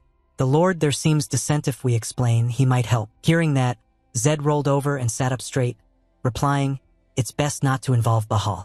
Ryu, realizing why, asked, "Oh, because of the Black Glass troops?" Zed nodded, "Yeah. They reacted strongly last time too." Outside the room, the flag of the local garrison flew high, rippling in the wind. A small, well-armed squad stood at attention in front of the boarding house, their commander clearing his throat and shouting, "Myers local garrison, General Maiden here. Zed Arahan. Come out immediately." Hearing the order, Zed bolted upright and said, "They're here." Ryu next to him jumped and asked, "Zed, are you just gonna go out like that?" Lisa, terrified by the tense situation, whimpered, "I'm so scared." Contrary to them, he was pinning his cleric badge to his chest. He soothed them quietly. "It's fine, you two stay here. I'll face them alone." Ryu panicked and shouted, "Alone? Wait, Zed." Moments later, Zed opened the door and stepped outside. The commander, sighting him, announced, "Zed Arahan has come out." This was General Madden of the Myers local garrison. He pointed forward and ordered his soldiers, "Subdue him immediately." This was General Madden of the Myers local garrison. He pointed forward and ordered his soldiers, "Subdue him immediately." Seeing the gleaming cleric badge of authority, he hurriedly stopped his men. "Wait, everyone hold your positions." Madden approached awkwardly and questioned him. "Zed, is that really a cleric seal?" He nodded and replied calmly, "Yes, it's the seal bestowed by Father Johann of Myers Cathedral." Hearing such a powerful name, Madden cleared his throat a few times and said, "I see. Sorry, I didn't recognize it." Zed smiled and added, "It's fine. Misunderstandings can be explained." He grew stern, regained his commanding bearing, and announced, "I am Madden, successor to General Pullman at Myers. There was a large explosion in town earlier, and your name appeared in witness statements. Were you present at the scene?" Zed answered honestly, "Yes. I was caught up in that explosion." Madden, filled with suspicion, pressed, "You were caught up in it? So you're saying you're a victim, not a suspect?" He affirmed firmly, "That's right, absolutely." He pondered for a moment, then continued, "May I ask why you were there?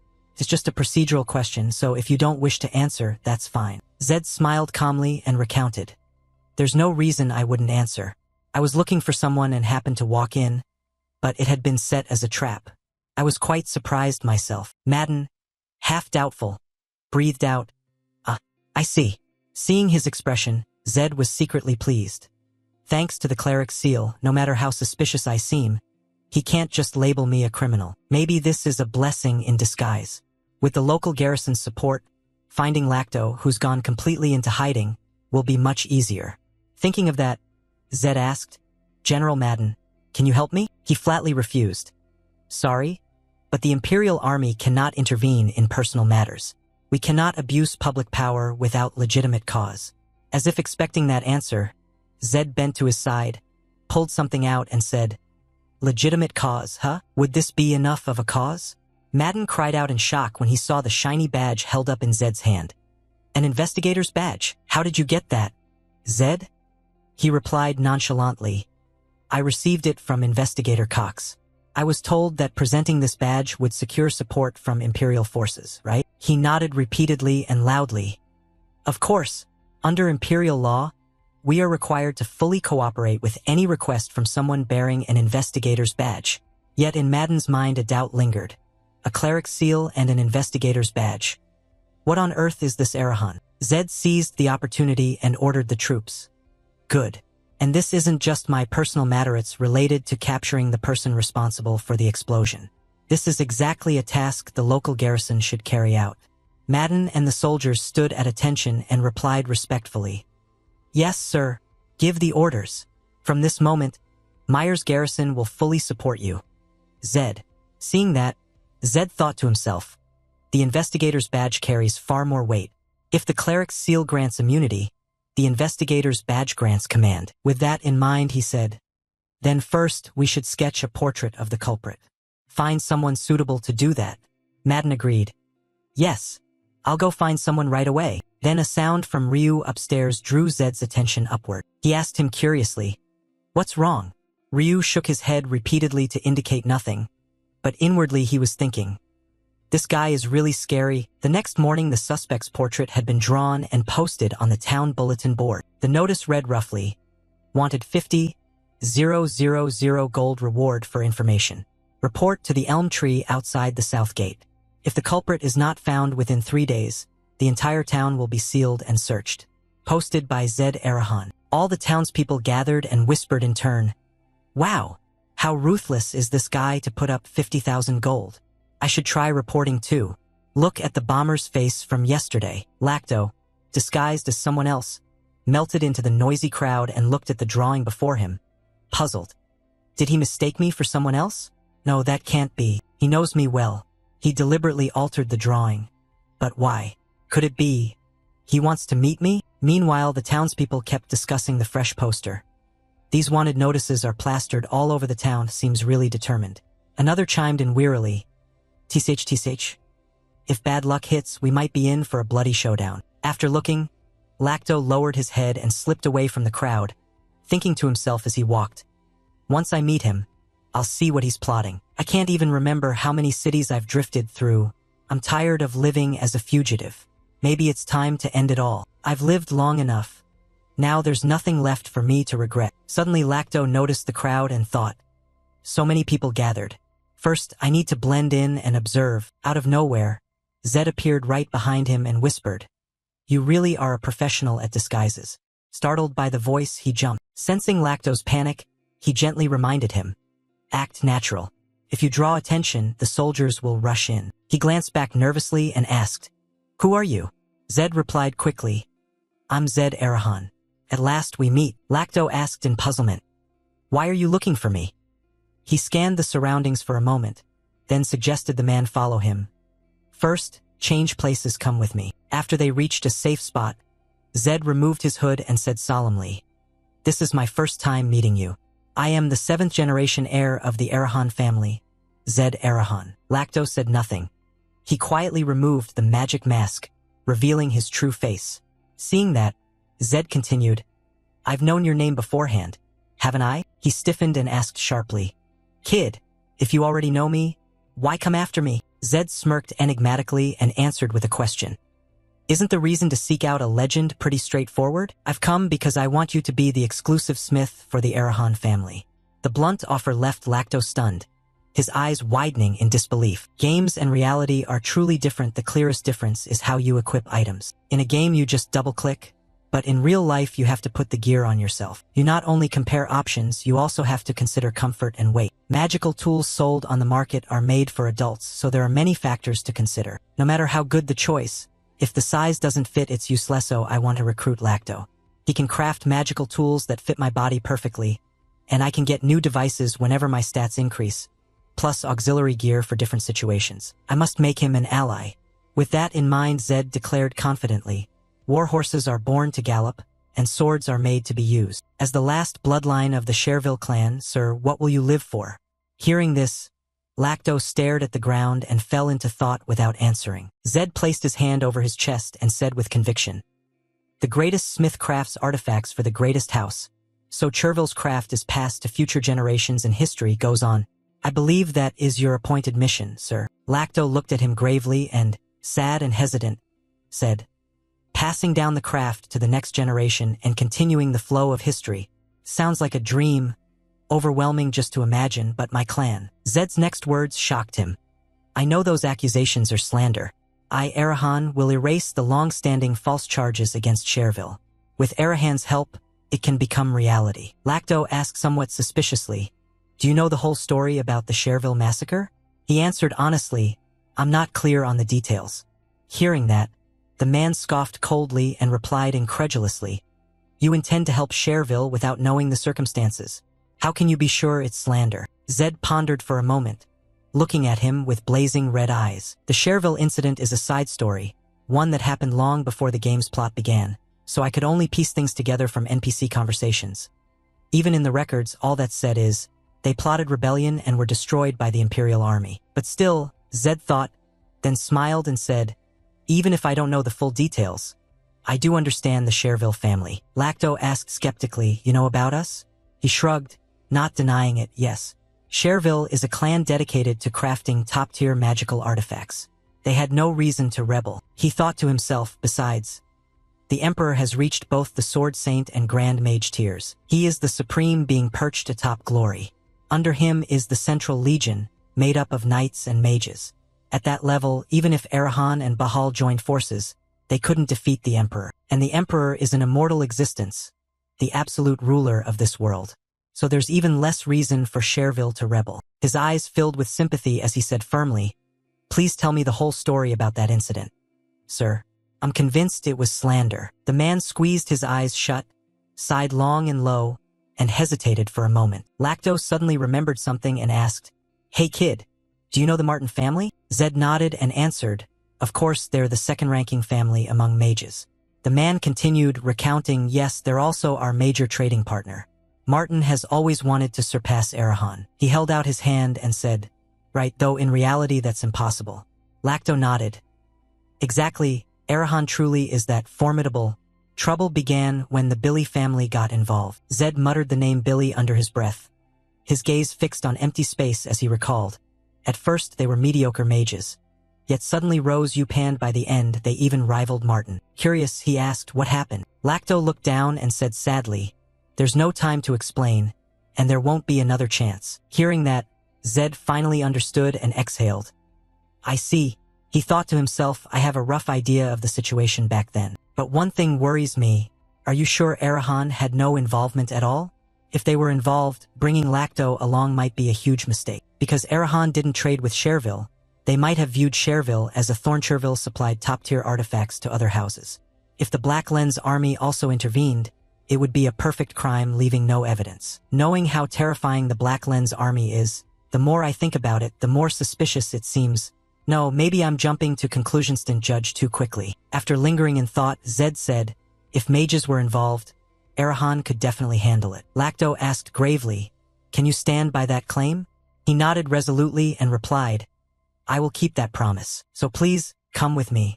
As he spoke, Zed extended his hand forward, lips parted in a sincere invitation. His red eyes flashed, filled with inner determination. Seeing that, Lacto gaped silently for a few seconds, staring at the outstretched hand before him. He hesitated, reached out his hand and thought to himself, "I figured, even if it ends like this it's fine, but placing my hope one last time isn't so bad." Their hands clasped tightly, sealing a friendly cooperation.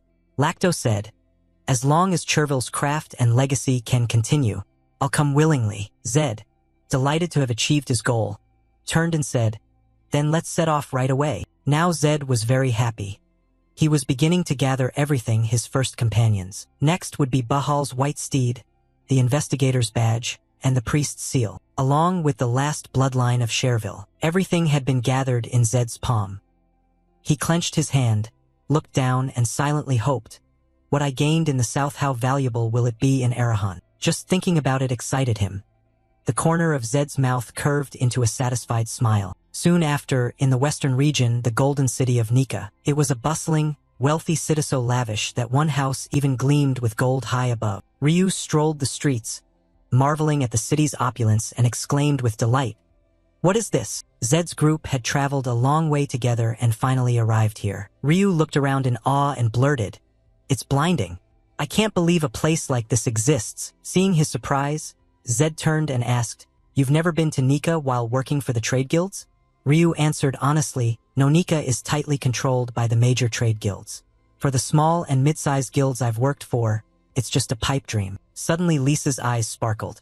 She excitedly grabbed her brother and pointed ahead, shouting, "Oh my, that building is all gold. Over there too, and there." By contrast, old Lacto calmly looked around and said, "It's been a long time since I last returned to Nika. This city is growing at an astonishing pace." Zed bowed his head and asked curiously, "You've been here before?" Lacto laughed and recalled, "I traveled here in my later years. Yet, in under 10 years, it's changed beyond recognition." Watching everyone's stunned reactions to the Golden City, he started to observe everything more closely. Looking at the glittering buildings, Zed noted to himself, colder than the south, but with a lively, relaxed vibe. It's different, but it feels like Gangnam. Suddenly, everyone's attention on the street turned to Zed. They whispered about the horse he rode. "Isn't that Bahal's white steed?" "No way, that's impossible. Look closely. Its eyes are blue." He felt uneasy and thought, in any case, Bahal's white steed is far too conspicuous in Arahan. After a moment's thought, Zed decided they should find lodging and asked, "Should we look for a place to stay first?" They soon found a simple, humble inn and stayed there until evening began to fall. Inside the modest room, Ryu set his backpack on the bed and asked Zed, "Weren't we going straight to Arahan?" He changed into fresh clothes and replied, "We still have a week before the deadline. We can't afford to waste time." Hearing that, he curiously asked Zed, "You're heading out again?" Zed nodded, "Yes. There's a place I need to go alone." Ryu, puzzled, asked, "Alone?" Zed patted Lacto's shoulder and said, "It may take a few days, so don't worry, wait here. And you too, sir." Ryu, briefly surprised, asked, "Huh? You're not coming back tonight?" Zed answered and instructed them, "No. A week might not even be enough. Buy food around the inn. Remember to get something for Jinju too." Before opening the door to leave, Zed offered one last reminder. "Try not to stray far from this area. You can get lost easily." Ryu nodded, "I'm not a child, but this place really is easy to get lost in." He smiled and waved goodbye. "Be careful."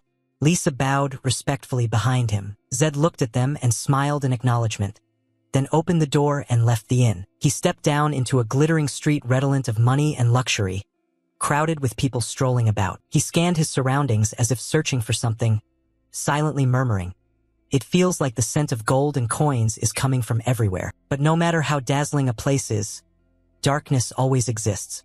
People arrive in the Golden City hoping to change their fate, and then they fail. I wonder if they end up living in places like that. A short while later, Zed ducked into a small shop. As soon as he entered, the shopkeeper exclaimed, "Oh my heavens! How did an heir of Arahan end up in my little shop? In any case, it's an honor." Ignoring him, Zed pointed to a pair of contact lenses and said, "Give me a pair with black lenses." Startled, the shopkeeper asked, "Huh? Why choose the cheapest, most common color? Isn't that the eye color of ordinary folk?" Zed didn't answer, staring at him with a blank look. The shopkeeper immediately took the hint and said, Yes, I'll fetch them right away." Zed then entered a clothing store. As soon as he stepped in, he looked around for a while, and the owner rushed over but then froze. "Welcome?" Zed pointed at a heap of shabby, filthy clothes piled up and implied he wanted to buy them. The owner immediately waved him off. "Those are work uniforms, don't sell them." Before the man could react, Zed had already changed into commoner's clothes and held out the fine outfit in his hand, offering, "No problem. I'll pay with this set." Next, Zed went into a shoe shop and said, "Just sell me a pair of shoes." But the proprietor drove him off with disgust. "You miserable beggar. Get out of here now." After disguising himself as a wretched beggar, he leaned back satisfied and let out a relieved breath. Zed looked at his reflection on the golden wall and exclaimed, "Perfect. I look just like a beggar." He thought to himself, then, Now I'll go meet him, right? The king of the dark alleys. Thinking of that name, Zed dashed forward, brimming with excitement. In a poor, filthy quarter, darkness hung over the area, enhancing its grim and dangerous appearance. In a narrow, foul-smelling alley where family crests ran rampant and bugs swarmed everywhere, Zed, disguised as a beggar, sat in a corner of the street, quietly plotting something in his mind. He looked up at a dilapidated building, sensing the moment had arrived, and wondered, now should I start acting? No sooner thought than Donezd immediately strode forward. His eyes were fixed on the ground, brooding, unaware that a bald guy was tailing him. That man had an accomplice. The two watched Zed's retreating figure, waiting for the right moment to pounce. But they weren't the only one. Several more guys had been watching Zed. With his keen senses, he could tell with his eyes closed. These bastards are just standing there, exactly 7 people surrounding me. I can barely see anything beyond a few meters in front of me. Looks like it's time to move. Probably because I'm dressed like a beggar. I'm starving. If I'd known it would be like this, I would have brought some jerky. But then those guys would have swarmed me. As he walked, Zed clutched his rumbling stomach. Suddenly a burly thug stepped out in front of him and blocked the way. Not only blocked from the front but surrounded from behind as well. Having anticipated this, he thought to himself, at last. The rooster-headed thug immediately cleared his throat and demanded, "Where did you crawl out of, you bastard?" Not answering. If you're a rookie, act like one. Otherwise you won't survive here. Hearing that, Zed felt exasperated with them. What a cheap trick. He showed no fear. Instead he casually said, "Got any food? I'm starving." Insulted, these lowlifes ground their teeth in anger, and the bald one bellowed, "Look at this bastard, already begging for food the moment he opens his mouth. Where are you hiding it?" Another bald thug appeared, rushing forward and shouting, "Don't worry, we'll kill you before you starve to death." But as he swung his punch down, Zed ducked quickly and avoided it without even turning his head. The bald man faltered slightly, then cried out excitedly, "Oh, what's this? This guy's pretty fast." As if on a silent signal, all the lowlifes lunged at Zed at once. The rooster-headed thug charged in, shouting, "You damn rat." The bald man was the first to strike again. He leapt up and readied both hands to deliver a crushing blow from behind. Unfazed by these scumbags, Zed merely glanced at them. Then he rushed at the bald man and shoved him back toward his companions. Before he could react, one thug was struck by the bald man's rebound and opened his mouth in pain. The remaining thug naturally couldn't let him act. Zed appeared in front of him and swung an elbow into his head. He screamed in terror, squeezing his eyes shut and throwing his hands up to block his face. But the elbow feint was a ruse. When he was only inches from the face, Zed redirected his hand. His arms flowed out and struck the red-headed thug's neck with a blow he hadn't anticipated. Zed's fluid movements and rapid, powerful strikes left the gutter crew gaping in shock. They recoiled in fear when they realized the demon before them was not to be messed with. But he wasn't about to let them off easily.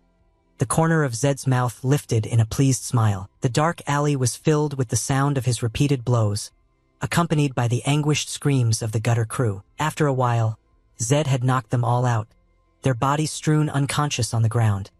One of them, still conscious, muttered curses. "You bastard, damn you." Recalling his stats, he thought to himself, "My strength is 70 now. Even light hits hurt them." Then Zed propped himself up and looked down at the rooster-headed thug, asking with concern, "You okay? Does it hurt?" The man forced himself up and shouted, "Damn it! What are you? Some kind of lunatic?" He exhaled and lectured them. "That's why I say don't start trouble. Give me a piece of bread and it's settled. Thanks to you, I'm even hungrier now." The bald man helped his comrade up, furious as he threatened, "A rookie dares. You think you're safe after that? You won't survive here. Our organization will kill you and no one will know." Hearing that, Zed snorted and declared, "Oh really? Then I'll just take over that organization." The rooster-headed thug on the ground couldn't believe his ears and blurted, What? What the hell is this crazy bastard talking about?" Suddenly, from nowhere, a sharp dagger hurtled forward, striking at Zeb from behind. He was quite surprised by the attack but was able to dodge it easily. A stranger stepped forward, a malicious curl at his lip as he sneered, "He dodged that? This one's not ordinary, huh?" The moment they saw the head of the pickers, all the lowlife thugs gasped and shouted loudly, "Captain!" They all fell back in formation behind the head picker, treating him with obvious reverence. Hearing the words captain, Zeb's mouth curled with interest as he thought to himself, On my first day, I already found a big fish. Maybe this will speed up my plan. The rooster-headed guy was extremely smug, sneering contemptuously. Do you know who this is? The legendary assassin who once shook all of Nika. It's Lord Kinzura. If you want to live, kneel and beg for your life now. Facing the stranger he didn't recognize, Zeb took a defensive stance and retorted sarcastically. A legendary assassin? How is someone like that only the captain of a bunch of beggars? Hearing this, Kinzura flew into a rage, moving like the wind as he slashed with his sharp dagger and screamed, "Arrogant bastard." But with his nimble skills, Zeb dodged him again. As he slashed, Kinzura praised with amusement, "He's dodged my strike twice now. Young and seems talented. If he lives long enough, he'll become very strong, what a pity." Hearing that, Zeb was thrilled, thinking a world champion just complimented my talent. Suddenly he changed direction and said, "But this attack will be different."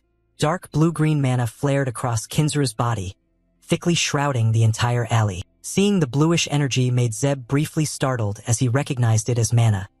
Kinzura braced himself like he was about to unleash a powerful technique. Watching him, he couldn't help but think, he's manipulating mana, at least 4th tier or above. I thought the talk of a legendary assassin was probably just bragging, but it's not entirely nonsense.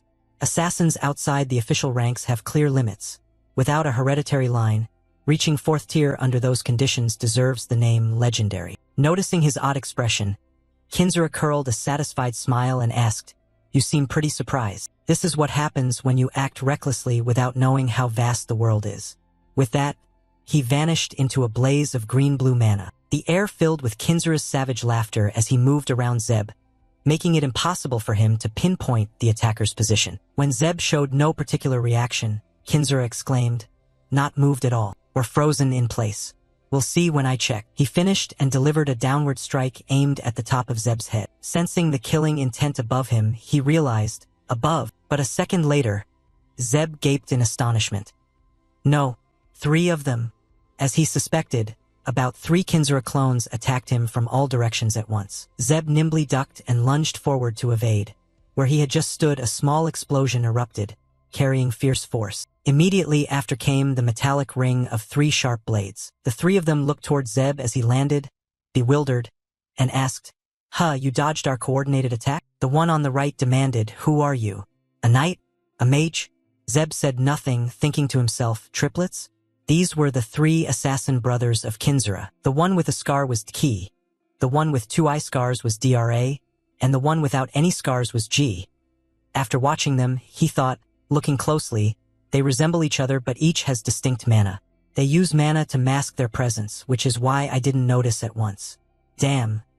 Having 100 perception but only 5 mana is useless. Thinking that, Zeb brushed his hands, stood up and said, "Now I have to go all out." No sooner had he finished than all 3 Kinzura brothers lunged to attack. Dra sneered, "This guy's just bluffing." G added contemptuously, "That was just beginner's luck.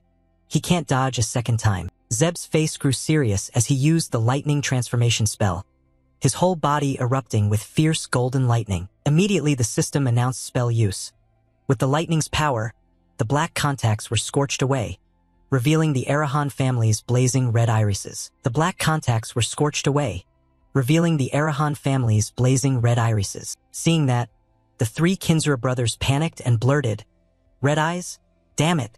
Why is there an Arahan here?" Standing amid Arahan's raging lightning pillar, the low-life thugs shouted urgently, "It's a trap! Everyone run!" Suddenly the system displayed a notification. The challenger trait, Unceasing Level S activated, temporarily adding +10 to all stats. Stats rose as the lightning flared, illuminating the once dark, gloomy alley. The system continued to show stats: Strength 100 -30, Agility 100 -30, Stamina 100, Perception 100, Magic 5 +10. Support Magic unlocked. Lightning Transformation, Lightning Strike. Zeb's red eyes scanned the system panel appearing before him. He then reached out and formed a powerful lightning orb in his hand, while the low-life thugs yelled, "Spread out. Staying here will get you all killed." In no time the orb in Zeb's hand formed. Most of the low-life crowd had fled, though not far. Zeb clenched his hand, crushed the lightning orb, and the electric currents flashed and shot forward. The three Kinzura brothers fleeing across the rooftops suddenly saw the sky flare bright. DRA turned his head to the sky, mouth agape in shock. Lightning descended from the high sky and struck him directly, the destructive force shattering the rooftop into fragments. Zeb strode forward coldly as DRA was lifted by the lightning, slammed face first into the ground, his body still crackling with a few electric arcs. While walking, he suddenly stopped, his eyes fixated on his arm as electric currents surged across his body. Looking at the ruined scene, Zeb wondered oddly, is a level 2 spell really this strong? I only have 15 mana. Is this the power of lightning aura? And the spell activated because I performed the in-game motions correctly. Not needing a separate incantation is a huge advantage. Suddenly someone shouted, "Over here! Everyone this way!" Zeb realized with a jolt, oh no! City guards? With that thought, he risked a dash and sprinted past the approaching guards. Quick thinking, Zeb hoisted DRA onto his back, thinking the blast power is decent, but the noise is too loud. We need to get out fast. When the guards came to inspect, they didn't even notice a flap of cloth slipping out of the alley. Right after, a magic orb was summoned, illuminating the dark alley. After examining for a moment, a guard exclaimed, "There's blood here." At that, Zeb jolted. He looked down at the long streaks of red syrup on the ground and muttered, "Blood? Don't tell me that bastard left it?" Zeb turned to look at DRA on the ground and indeed saw a large wound on his head oozing blood. The guards were following the blood trail toward where he was. Zeb pressed himself deep into the wall's edge and cursed under his breath. Damn it, if possible, I'd like to handle this quietly. Zed hid farther away to watch, thinking to himself that he had planned to resolve this quietly. Then he casually stepped out. Resigned, the strangers jumped and pointed, shouting loudly, "Who are you?" Zed asked sternly, "You're not going to clean this up?" One man stepped forward and said, "You're an Arahan heir, please forgive our rudeness. We heard an explosion while on patrol and were tracking its source." He seemed surprised and said, "But you're not young Master Tunda." Hearing that, Zed suddenly remembered and asked, "Tunda is the 6th heir of Arahan, right?" Then he boldly introduced himself. "I'm the 7th heir of Arahan, Zed Arahan." They didn't know him. Zed thought to himself, of course not. I've been imprisoned all this time. The man suddenly shouted, "No, we sincerely apologize." Zed quickly pointed and said, "If you're looking for the one who caused the explosion, I saw him run that way, chase him." Immediately the group turned and hurried off. "Thanks for the tip. We'll pursue them right away." He sighed and said, "Just a few words and it's settled. My status in Arahan City really carries weight nice." He looked down at the assassin Kinzura lying motionless on the ground. Then Zed gently lifted a hand to the man's nose to check for a breath. He exhaled in relief, thankfully they're still alive, then thought that the lightning had been much stronger than expected. Not long after, he helped the assassin Kinzura disappear down a dark alley. The star-filled night sky was eerily silent, and so Zed led him through the night. Suddenly someone called out, "Heir of Arahan, you're finally here." Zed looked up and replied directly, "Come forward." Before him now stood the two brothers of the assassin Kinzura. They bowed their heads in remorse. "Please forgive our earlier rudeness. We deeply regret revealing murderous intent toward an Arahan heir. Could you be merciful and spare our brothers?" Immediately the two dropped their weapons and bowed, begging for mercy. Seeing this, Zed was very surprised and smirked. One of Kinzura's brothers wept and pleaded, "Please, it won't happen again, spare our brothers." Zed thought in surprise that an assassin could shed tears. He responded, amused, Funyun assassin with such brotherly loyalty. Quick to kill others, yet wants to save his brothers' lives? The man retorted, "We learned assassination to survive." The other, face filled with tears, shouted, "That's right, we only kill wicked beasts who harm common folk like us. We never kill innocent people, I swear." Zed said coldly, "But just now you tried to kill me." One stammered an explanation. "That was because this is our turf. Sometimes others try to take these alleys, and many of our comrades died over it." The other added, "So we overreacted, we truly committed a grave sin." Zed fell silent and pondered, Besides me there must be many others trying to seize the underground power in Nika." He quickly asked again, "So what you said earlier is true, you never killed innocent people?" They confirmed, "Yes, we swear on our brothers' lives." Zed praised, "If that's true, that's respectable, those contracts probably didn't pay much anyway." They looked pitiable and replied, "What we truly want is for our families and brothers to live in peace." They recalled moments from childhood. Their master had always emphasized this when teaching them the art of assassination. Zed thought, killing is evil, but with commoners trampled by nobles, the Kinzura brothers might be the only hope. He cut in, there's one condition. They asked hesitantly, yes? Without further delay, he got straight to the point. Take me to your leader, and I'll help treat your brother. They looked stunned. What? That? Then they refused. I'm sorry, but we can't. We won't betray our comrades just to survive. Zed stepped closer and said, I want to meet your leader to buy information. I don't intend to harm him, so don't worry. They gaped in fear. Everyone approaches us with words like that. But our leader has never sold information even once. He replied calmly, I know. They asked in surprise, you know? Zed looked at the Kinzura assassin slumped beneath him and said, even if the deal fails, I won't harm your comrades. I swear on the name of Arahan. He hastily asked, why? You don't trust it because it's not a knight's oath? The other trembled with worry. It's just that people like us find it hard to trust nobles' words. Zed fell silent and thought, fine, if they agreed immediately, I doubt their sincerity. He set the Kinzura assassin down. There was no other choice. Then he raised his hand and demanded, tie me up. They were astonished and exclaimed, what? Zed raised both hands as if surrendering and said, you can hold a blade to my throat. Blindfold met. His seems the only way to make you trust me. They hesitated, but, seeing it wasn't promising, Zed used his final move. If even then you don't trust me, I won't hand this one over to you. He said seriously, I've trusted you, so you should show a little trust in return. The two watched each other anxiously. They quickly made a decision. Understood. We'll lead you to the leader, then blindfold you. No sooner had they spoken than they took a black cloth and covered Zed's face. He was blindfolded, his hands bound, and stood still. Behind that black cloth, Zed's eyes widened. Now it was time to meet the king of the dark alley. 2 hours later, the night grew even darker and more ominous. Zed walked on alert, feeling as if they had been circling around forever. Suddenly he asked, you're looking for the black glasses, right? Zed continued, blocking them. Then don't waste effort, just take me straight there. Do you think the black glasses don't know your leader's location? One of them replied, not even the black glasses can find where our leader is. He responded calmly, you don't seem to know anything about Arahan. The black glasses I've faced not only know your leader's hideout but also understand the limits of your influence, so lead the way. The man turned back and asked nervously, don't tell me the black glasses are nearby? Zed replied, I don't know, but one thing's certain. No matter what schemes you plot, you can't even come close to the black glasses' heels. He continued bluntly, I'm not belittling youths, just that the black glasses are on a completely different level. The man sighed, I see. Then the man turned and left. Understood. They gradually entered a place dimly lit by scattered lamps. They walked on like that with no one speaking, and so they silently moved forward in the hush. Someone removed Zed's covering and said, we're here. One of the two stepped forward and knelt, calling out, leader. The other casually flipped through pages and asked, who is he? Eddie kept reading intently. Have you forgotten the rules? He's the king of the dark alley, Eddie. Kinzura's brothers bowed and explained. Sorry. He said he wanted to deal with the leader. Zed watched from a distance and thought, so he's the king of the dark alley. He seemed angry and ordered, enough nonsense, drag him outside now. Kinzura's brother nervously looked back when he saw Zed take out a small blue vial. He held the vial out to them and said, wait, give him this to drink. Kinzura's brother gaped in shock. What is that? Zed answered calmly, holy water, have him drink it and he'll recover quickly. You kept your word, so I should keep mine. He then thought it a waste but necessary.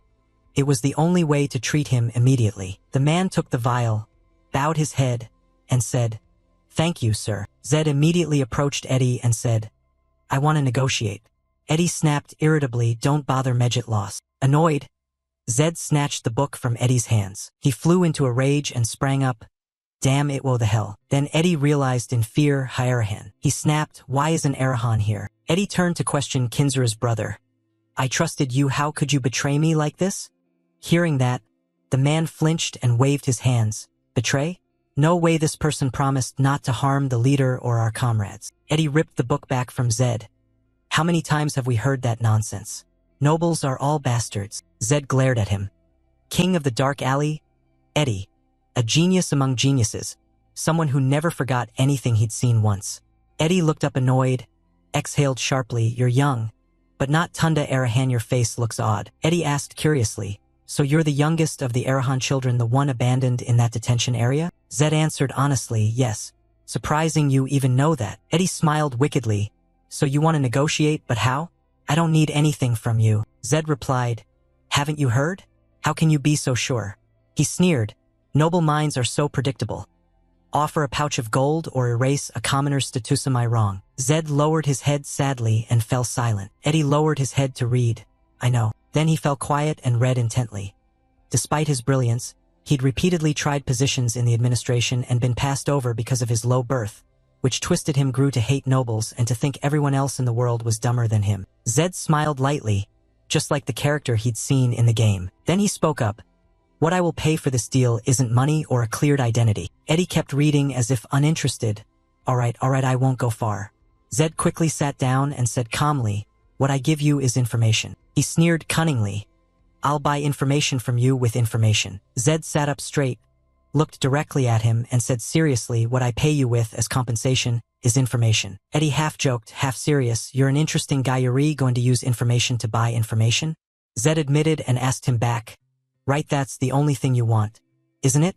Eddie didn't answer directly but countered, how do you know that? Then Zed asked again, you can remember everything after seeing it just once, right? Eddie gave a small smile and answered vaguely, I'm pretty smart, but don't jump to conclusions. Saying that, he turned a page while staring at Zed. Zed nodded once, indicating he understood him. Then he noticed the book Eddie was reading and a few stacked volumes on the table. After mulling it over, Zed concluded, you seem to like reading, but there's only one book here, which means you discard the ones you've finished. Eddie gave a dry chuckle, then asked, sharp eyes, what else can you deduce? Zed made a confident assertion, you're interested in making a deal. Hearing that, Eddie looked at him skeptically. At that point, Zed analyzed Eddie's gestures more closely. From your posture, I can tell you turned toward me. Eddie was briefly stunned, finding it hard to believe. Finally, he raised both hands as if surrendering and smiled in agreement with Zed's proposal. All right, I'll hear what you have to say. Investing that much time seems reasonable. Zed sat up straight. In a low, sly voice, he stated his demand. What I want is everything about Arahan. I need specific information on my brothers. Eddie perked up a little and leaned toward him, remarking, is it an internal conflict? Information can be money, weapons, and sometimes a shield. Then he turned the question back to Zed. But you skipped the most important part, what information will you use to pay? Zed folded his arms, leaned back, and said seriously, information you don't yet know. Eddie was not satisfied with that answer and stubbornly pressed. I won't know until I hear it, since, as you see, I know almost everything. But Zed's face went cold and he refused to reveal a word. I'm not going to tell you either. Eddie, annoyed, snapped back arrogantly. What kind of deal is this? Your information could be worthless. Zed remained calm and retorted. Likewise, when it comes to Arahan, don't I know more than you? Eddie laughed and taunted. Ridiculous, you came to me out of fear. Zed noticed Eddie tapping the armrest, sensing his hesitation between compromise and stubbornness. So he softened his approach. I came here hoping to find something I don't know, but if you won't accept this arrangement, then forget it. After saying that, he fell silent and simply stared at Eddie's increasingly hurried tapping. Zed calculated inwardly trading requires knowing what the other wants. I know you well, but you know nothing about me. An oddball obsessed with information, should I apply more pressure? Thinking that, he said flatly, seems you aren't interested in the trade. Then I'm leaving, and decisively stood up to go. Eddie was quite surprised by Zed's action, but he said nothing, merely stared at Zed's retreating back. Zed walked away slowly, thinking to himself that it's fine if they don't trade right now. Thanks to the three Kinzer brothers, he met Eddie early and saved time. Besides, Eddie would contact him first anyway, so there was no rush. Thinking that, he smirked with quiet confidence. Suddenly someone approached from behind and politely said, "Excuse me, young master." It turned out to be the three Kinzera assassin brothers. They all bowed to him. The captain spoke first, grateful. "Thanks to the holy water you gave, our youngest recovered instantly. This doesn't seem like ordinary holy water. Thank you so much." The man beside him added sincerely, "Thank you for keeping your promise." The captain, ashamed, said, "I'm sorry I didn't believe you because you're a noble." Zed glanced at them and reminded seriously, "There are sometimes good people among the nobles. I am not one to break my word." Hearing this, all three Kinzera brothers were in tears. The captain said emotionally, "I've never met a noble like you. Young master, if it were any other noble, I doubt they'd care about our youngest's life. The man beside him, choking up, asked carefully, "If it's not too rude, may I ask your name?" Zed replied briefly, "ZZ Arahan." The three Kinzura brothers bowed deeply and earnestly said, "Thank you, sir. We'll remember this forever, young Master Zed." Zed said nothing as he turned to leave, inwardly stirred, thinking he too may have once held prejudices against assassins. They have deep bonds and loyalties that stop them from betraying their comrades. Maybe they're better people than I thought. At that thought, his eyes grew a little misty. Zed bowed his head slightly and fell silent. Regaining his composure, he turned back to look at them and, seeing the three Kinzura assassin brothers still bowed, was startled, wondered, "They're still bowed?" Then he finally spoke, "You are Kinzura, right?" Hearing him, all three looked up. The captain answered honestly, "Yes, we recalled that." Zed calculated silently. For completions, having assassins is a notable asset, and three of them together could be very useful in future internal conflicts. After thinking that, he tersely told them, "You follow me." Not understanding his meaning, the three Kinzura brothers instinctively let out puzzled sounds. Back in Eddie's room, Zed sat up straight and stared at him seriously. Eddie crossed his arms and mocked, "So you came back?" Deep down he felt confident. Of course, someone like you putting on a tough act is pointless. The information about your brothers is your lifeline. Still, outwardly he teased Zed. "So what brought you here? You seemed uninterested earlier and walked off." Zed went straight to the point. "I want to buy the three Kinzura brothers." Eddie, expecting Zed to follow his initial script, quickly replied, "Right, the right person needs my information." But after hearing Zed plainly, he sat up straighter. He slammed the table and shouted, "What?" Zed calmly set the negotiation terms. "I'll pay with information." Eddie waved his hand, adjusted his glasses, and stopped him. "Now wait." Then he pointed at the three Kinzura brothers and asked Zed in surprise, "You came back for those guys, not to get information about your brothers?" Zed said coolly, "I don't need information about my brothers. Whatever I thought of that, it would still be a heavy loss." Hearing that, Eddie frowned and asked again, "A loss?" At that, the hand he had on the table tightened into a fist. The room fell into an odd silence, broken only by the fire crackling in the hearth. After a moment, Eddie laughed and said, "All right then." He spoke seriously, "You want those Kinzura guys, but the problem is they're captains in my organization, and I'm their leader." Zed's expression didn't change. He said firmly, "I'm willing to pay any reasonable price." Eddie, challenging, replied, "Well then, the reasonable price I'm thinking of will be much higher than you imagine." Zed asked back nonchalantly, "So what price are you thinking of?" Eddie bluntly stated his demand. "Everything you've experienced since leaving the prison, how you escaped, and what you've done since. I need at least that much information." He thought excitedly that money didn't matter. Satisfying his curiosity would make the information valuable. The return of the young Arahan heir who'd been abandoned in the prison would spark curiosity, but because it would expose shameful parts of himself, he wouldn't easily reveal them. Seemingly understanding Eddie's thoughts, Zed sighed softly and commented lightly, "Your tolerance is less than I expected." Insulted by that remark, Eddie leaped up, slammed the table and kicked a chair, shouting, "What? My tolerance is low? Me?" Regardless of his furious approach, Zed remained calm and taunted him. "I thought you'd ask for something more spectacular. People live within their limits." Eddie stepped up to Zed, grabbed his collar, and through clenched teeth hissed angrily, "You bastard, have you been holding back?" He unleashed a torrent of curses at Zed. "Bastard, you think you're so great? You damned son of a noble familino, real ability. Just born with good blood." Zed's expression didn't change. He simply stared at him without a word. Eddie, indignant, wanted to vent everything. "If you keep babbling with that loud mouth." But suddenly, seeing Zed's blazing red eyes fixed on him, he froze mid-sentence.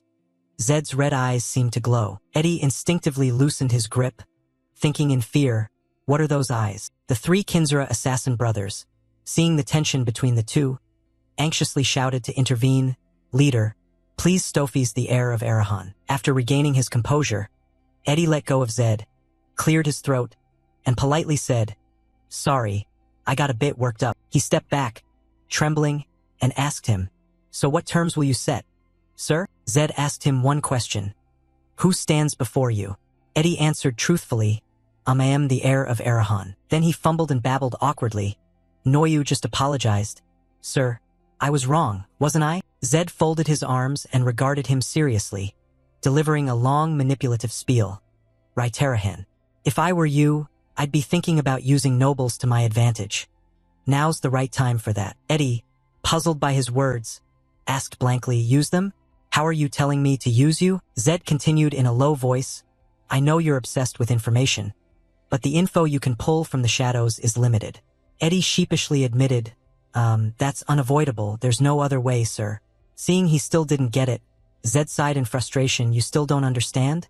Eddie grew more flustered and hurriedly said, no, you actually haven't told me anything yet, sir. Zed fixed his glowing red eyes on Eddie and commanded manipulatively, don't hide in the shadows any more, step into the light.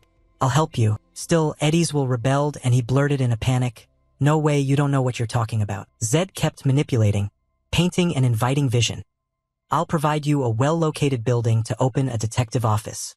Nobles run the world, so you must deal with them to get more information, right? Hearing that, Eddie quickly objected, no, don't think I can't rise just because I'm short on money. Commoners can't buy and sell buildings. Zed stated the plan seriously. I will own the building, not you. You'll be the tenant running the business there. Eddie, startled, couldn't help exclaiming, what? He added half as a suggestion and half as a question. I'll also dispatch Arahan's magic core to secure the Placidoicent that satisfy the conditions. Note, the magic core are the elite forces of mage houses, equivalent to knightly orders of knight houses. Eddie let out a small ah, and Zed stood up while negotiating with him. I'm asking you to become my partner. I'll help you achieve what you want in the light, and you'll trade me information. We'll help each other. How wonderful. Eddie's heart stirred.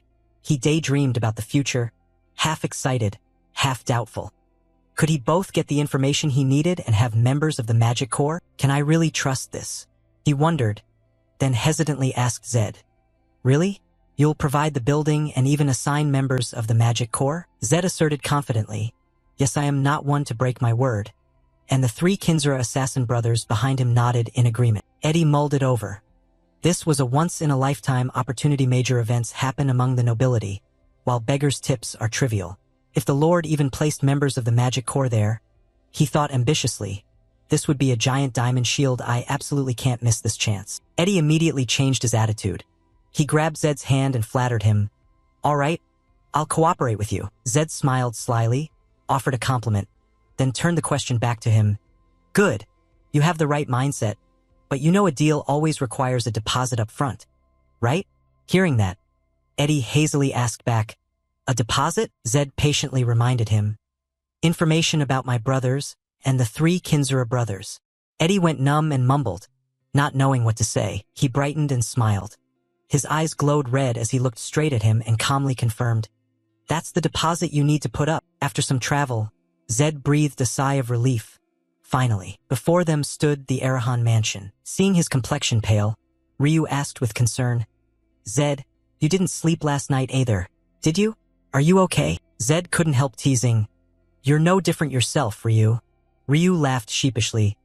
I'm just overly excited. Meanwhile, he thought silently that he had stayed up all night recording every piece of information he got from Eddie. Each entry was shocking enough to stun. A list of his brother's allied forces in the city, expense ledgers, even personal details about their servants. He couldn't grasp where or how Eddie had gathered all this. If he gave him wings, he'd fly even higher. That thought made him truly relieved. For now, the remaining task was to buy time to grow stronger within Arahan territory while surviving the internal power struggles among his brothers. Zed understood clearly that today was crucial to that goal. How he handled it would completely change his standing. So he gave the order, let's go in. Strange characters were carved all over the inner pillars of the mansion. Guards always stood at the gate to prevent hostile outsiders from storming in. As the group approached, a guard shouted, stop, dismount and state your name. When the guard saw him clearly, he recognized him. Your young master Zed. We were notified earlier. Zed nodded in confirmation. I return at the master's command. Lead the way. However, the guard blocked them. Wait. Those people behind you cannot enter. He vouched for them. They're my companions. I will vouch for their status. The guard refused. Sorry. Outsiders cannot enter without the master's permission. That attitude left Zed seething inwardly. Damn, trouble already at the first step. There were ways to force entry, but he understood the bigger picture. Breaking the rules on Arahan territory wouldn't be a wise choice. So Zed gave up. Sir, please wait a moment. I'll return right away. The old man warned him, don't worry about us. Worry about yourself first. At the same time, the old man fretted. His instincts weren't reliable, but he had a bad feeling. Zed reassured him, "Don't worry, nothing will happen." Then he entrusted, "Kinzura, I'm counting on you." Having arranged things, the guard urged, "Let's go, young master. The family head is waiting." Zed did not dawdle. He led the way and reminded himself that he was carrying a responsibility. He told himself to stay clear-headed and not get tense. He had prepared as much as possible. Zed understood the core issue. What motivates a mage is pragmatism. Focus only on that. He might have accidentally entered Arahan's body, but from now on he needed to act meticulously like an Arahan to survive without mistakes. As everyone knew, the seventh youngest son of Arahan was a mage who valued pragmatism. He had to play these roles and win the family head's favor. Finally, though unwilling, Zed had to face it as the family head's chamber door opened. He ordered coldly, "Enter, youngest son." Before him sat the family head on a high seat, sharply appraising him. Zed knelt, bowed respectfully, and greeted the family head, and he coached himself inwardly, "Don't tremble, body." He pretended not to notice Zed's trembling and casually asked, "How does it feel to return to the family after all this time?" Zed promptly reported the situation. "It's exactly the same as before." The family head looked puzzled. "Exactly the same? What do you mean? Be more specific." "Your formidable aura hasn't changed at all, and that bone-chilling cold remains the same." No sooner had he finished than the man laughed heartily. That booming laugh made the surroundings tremble as it rang out. Zed was shaken to the core. A single laugh rattled him, his ears buzzed and his vision blurred. The family head studied him and said, "It sounds like you claim you can sense your father's aura." At that moment he realized he had been careless to say that. He toyed with him like a cat with a mouse. How could you possibly probe the realm of a great archmage? Zed was so tense he was sweating, staring fixedly at the family head. Before him stood one of the Empire's two archmagest men who had slain his brothers to claim the Arahan name, Zenedin Arahan. Suddenly Zenedin remarked, "You've changed a great deal since I last saw you. In my memory you were a frail child." Zed immediately retorted that frail did not suit an Arahan. That answer pleased him greatly. "Exactly, there's no way my son is worthless, unable even to sense mana. I heard you've awakened lightning." He suddenly became on guard, waiting to hear what Zenedin would bring up next. Then he probed, "What do you know about that power?" Zed hesitated and spoke what he knew. "I know it surpasses the four main elemental attributes." Indeed, Zenedin was surprised. For in Arahan's history, there had been no precedent for a power outside the fire lineage. "How did you obtain lightning?" He hadn't expected such a question. Zed considered and replied, "I don't think it's entirely surprising. Arahan bloodlines hold limitless potential." This made him skeptical. "You're not surprised to have awakened lightning?"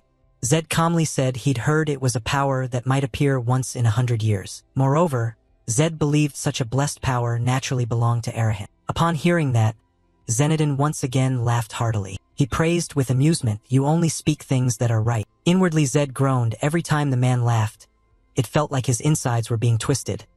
"Please, stop laughing," Zenedin cheerfully instructed. "It's been a long time since I laughed. I called you here because of the lightning study and develop it. If you reach a meaningful level, it will be worth more than any accomplishment." Now Zed understood his purpose. He wanted to turn the rare lightning power into part of his own legacy.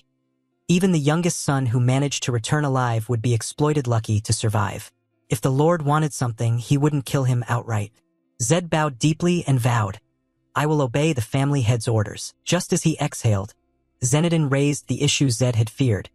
"But first, I must address your misconduct." He pressed, "Tell Measurely you know the slave trader Dvito has ties to our house?"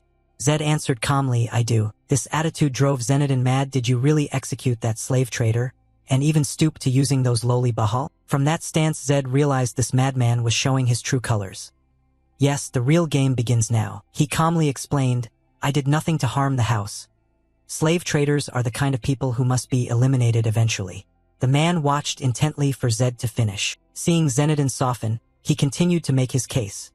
"They act against the Emperor's aims. I thought they'd be a long-term danger to the family." Hearing that, Zenedin judged, "Your words are contradictory. Slave traders bring substantial, long-term profit. They'll drain the resources of the South." This was exactly what Zed had hoped for and anticipated this. Now he needed to persuade the Lord with pleasing phrasing. After thinking, he said, "Lord, I believe utilitarianism includes both illegitimate profit and legitimate profit." This displeased Zenedin. Are you saying profits from slave trading are illegitimate? Ridiculous profit is profit. Zed steadied himself.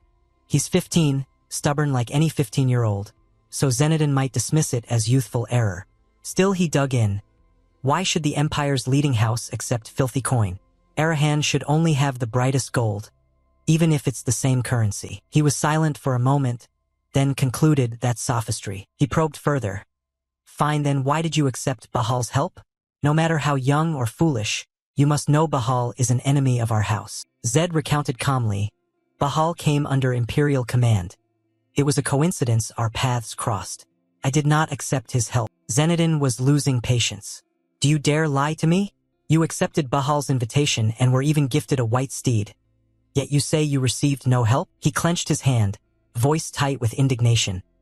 Lord, I don't fully understand this situation. The Lord asked, what did you say? Zed denied it again. I was kidnapped, not invited. I displayed Arahan pride before Bahal's Lord and brought back spoils from the enemy's stronghold, not gifts. Bitterly he demanded, so why scold me instead of praising me? He proactively mentioned the present Zenodin had brought up the white steed they considered their exclusive asset was taken by you. Not only that, Zed argued, but an Arahan riding Bahal's white steed only elevates our house's renown. Doesn't it? Inwardly he prayed, believe me, at 15 sincerely thought this act deserved praise. It seemed a single glance from the Lord saw straight through his intent. So Zenodin warned, youngest son, don't try to fool me with your smooth tongue. Zed's mind went into full panic. Damn it. He glared at Zed. Don't try to fool me with that slippery tongue of yours. You look tense. Damn, it has no effect on him. At that, Zenodin added that if you lied one more time, you'd pay for those lies. Seeing your astonished face, he continued that still, you weren't entirely wrong. About being praised rather than reprimanded, you did offer a reasonable point. Here Zed was baffled. He knew he was deceiving him. So why would he let it slide? Finally, he closed the matter. All right, let's end this conversation here. Now, tell me what you want. You still stood there stunned, unable to react. Zenodin asked, what is it? Be clear about what you want. Zed thought to himself this was strange. But fine, there are things I need to take from here. Then he said, I want the full operational funds that should have been transferred to my estate by now. He added, also allow the people I brought in earlier to enter the estate, and finally grant me the Mahodan members like my other siblings. Hearing this, he replied that those members would be appointed by you, but from then on managing them would be entirely your responsibility. Zed quickly answered, yes, I understand. He thought the Mahodan members would stay neutral at first, but once assigned to his estate, the siblings would start to intervene. There would also be traitors. I suppose that's what he meant by management being entirely your responsibility to maintain and protect your people. Zenodin said, and the ones you brought, you're referring to that old man, the 3 filthy assassins, and the pair of beggar brothers, correct? Zed replied politely, that's right. As you know, that old man is Lacto Sherville, the pair will serve as my butlers, and I intend to use the assassins as errand runners. Hearing that, he propped his chin and mused that Sherville would not be allowed and he's a traitor, and would be immediately arrested and taken to the palace. You frowned, thinking he didn't mean that if he truly intended to send the old man to the palace, he would have done the same with the Black Army long ago. He's testing me to see what I'm really capable of. After a moment's thought you spoke up, Master. I want to ask you something. Is Arahan involved in the Sherville family's rebellion? He looked skeptical when you asked, why do you think that? You calmly explained that you understood Sherville had no dealings with Arahan, trading exclusively with the Martin family, so Zenodin burst out laughing. You think those vermin could bother me? Ridiculous. Martin might be second among the motto, but he's nothing but a failure, no comparison to even a fraction of Arahan's power. There's no reason to be wary of a thrashing worm, you thought to yourself, so Arahan isn't involved after all. Luckily, it seems I didn't bring Lacto into enemy territory, Zed said. Then please accept Lacto Sherville. Zenodin replied bluntly, I refuse. A traitor to the Empire cannot be admitted into the family's lands. Zed tried to persuade him. Surely you know they're innocent, please clear the Sherville family's name. He said, give me a reason to do so. You began explaining that Lacto Sherville is the greatest master artisan of magical implements. Of course Arahan would want him. If you take him in and clear his name, you'll gain renown for saving a wrongly accused man and also strengthen the family's power. You thought you didn't know other details, but Zenodin would be pleased that you found and brought Lacto back in the first place, that's obvious. Zenodin, now seemingly satisfied, agreed. Fine, I'll take him in, but I won't erase his charges since you brought him here. Handle this matter yourself. Zed obeyed. Yes, I will follow the master's orders, he thought to himself. Look, Zenodin isn't intervening directly. No, actually this is even better, because now I can make Lacto completely mine, and this also gives me an excuse to leave the family's territory. Zenodin said, you may withdraw. Zed replied, yes. After that, he slowly turned his back and walked away, while Zenodin's gaze remained on him, thoughtful. At that moment, Khalees appeared at his side. He saluted, Master, Captain of the Mahoden, Khalees Rual. Zenodin asked, what do you think of him? He looked toward Zed as he left and said, we're thinking the same thing, he's rather suspicious. He continued, he is indeed suspicious outwardly, he looks like a child, but inside it's as if Khalees was taken aback too. Not even the Crown Prince has ever been this confident. Having guessed Zed's trick, Zenodin asked Khalees, did you see how crafty that brat was when he tried to deceive me? Truly a daring fellow. He wondered, is that why you let him be? I thought you would punish him. He recalled the look in Zed's eyes earlier and smiled. It was because of that boy's desperate gaze. He thought to himself that the boy's expression showed he would surely get what he wanted. Talent alone isn't enough. In the future, only someone far beyond talent can lead Arahan. I'm eager to see the youngest son's actions to come. Perhaps I'll have to rank him alongside the other siblings. Zenodin continued, I must take the youngest to Yangmyo, arrange a suitable day. Cut to Zed's estate. The sky was grim, the trees bare, and a flock of crows swirled ominously and menacingly. Zed's group stood before the dark mansion. Jinju seemed afraid to be there. Zed patted his head to comfort him. Ryu looked at the mansion and said, cleaning this place out is going to be exhausting. Ha! The three Kinzura assassin brothers said confidently, Sir, please go rest. We'll finish everything here. Zed thought quietly that no matter how many times they called him sir, he still couldn't get used to it. Once inside, everyone set to work, some wiping windows, others sweeping. The three Kinzura brothers worked together to polish the floors until they shone. Outside, while Zed was busy cleaning a window, someone called out, Hello, young master. He turned around in surprise. Mahoden members, 20 of them. Very good. He asked them how long they'd been members. One leader replied, we've all just joined Mahoden recently, within the past 3 months. Zed guessed, then you must be a Nguwan. He answered, yes, that's right. He looked them over, a bit disappointed they were all rookies, but then it made sense the others had been recruited by his siblings, so only newcomers remained. He glanced at their anxious faces and thought, they all seemed to be thinking, we chose the wrong side. He spoke up, anyway, it's good to meet you, let's cooperate well from now on. One answered, yes, but sir, what were you doing just now? Zed replied, cleaning the estate was a mess. The man asked, puzzled, yes, but why would the young master do that himself? Zed answered calmly, I'm cleaning my own house, do you expect me to just sit idly and do nothing? He said, yes, but for tasks like this the young master should order subordinates before the man could finish. Zed thrust the broom into his hands and added, perfect timing. You lot, come help out. They were surprised and said, us too? Zed turned and said, of course you are part of this estate now, aren't you? He frowned, that's true, but how are we supposed to do it? He glared at them with contempt. Oh, so you mean you can't do the work I'm doing? I'm really fed up with this nobles versus commoners act. One stammered, and no sir, we'll do it right away. Zed seethed inwardly. Of course you will, you bastards. He called out loudly, who here is a water mage? 2 of them raised their hands. I am. Me too, they said. Good, wipe the floors with water. They obeyed, yes sir. Zed asked, who is a wind mage? Another raised his hand. I can use wind magic, he said. Then you go outside and blow the dust off the roof. Control your power. Don't break anything. He used wind magic to blow the dust away, grumbling, I didn't learn magic to be doing chores like this. Zed snapped, shut up, aren't you going to hurry? They obeyed in fear, right sir? After a while of cleaning, the mansion became spotless and gleamed like new. From the outside it looked grand and tidy, like a modern building. Zed assigned rooms. Lou and Lisa, you two can take this room, and Elder, you take that one.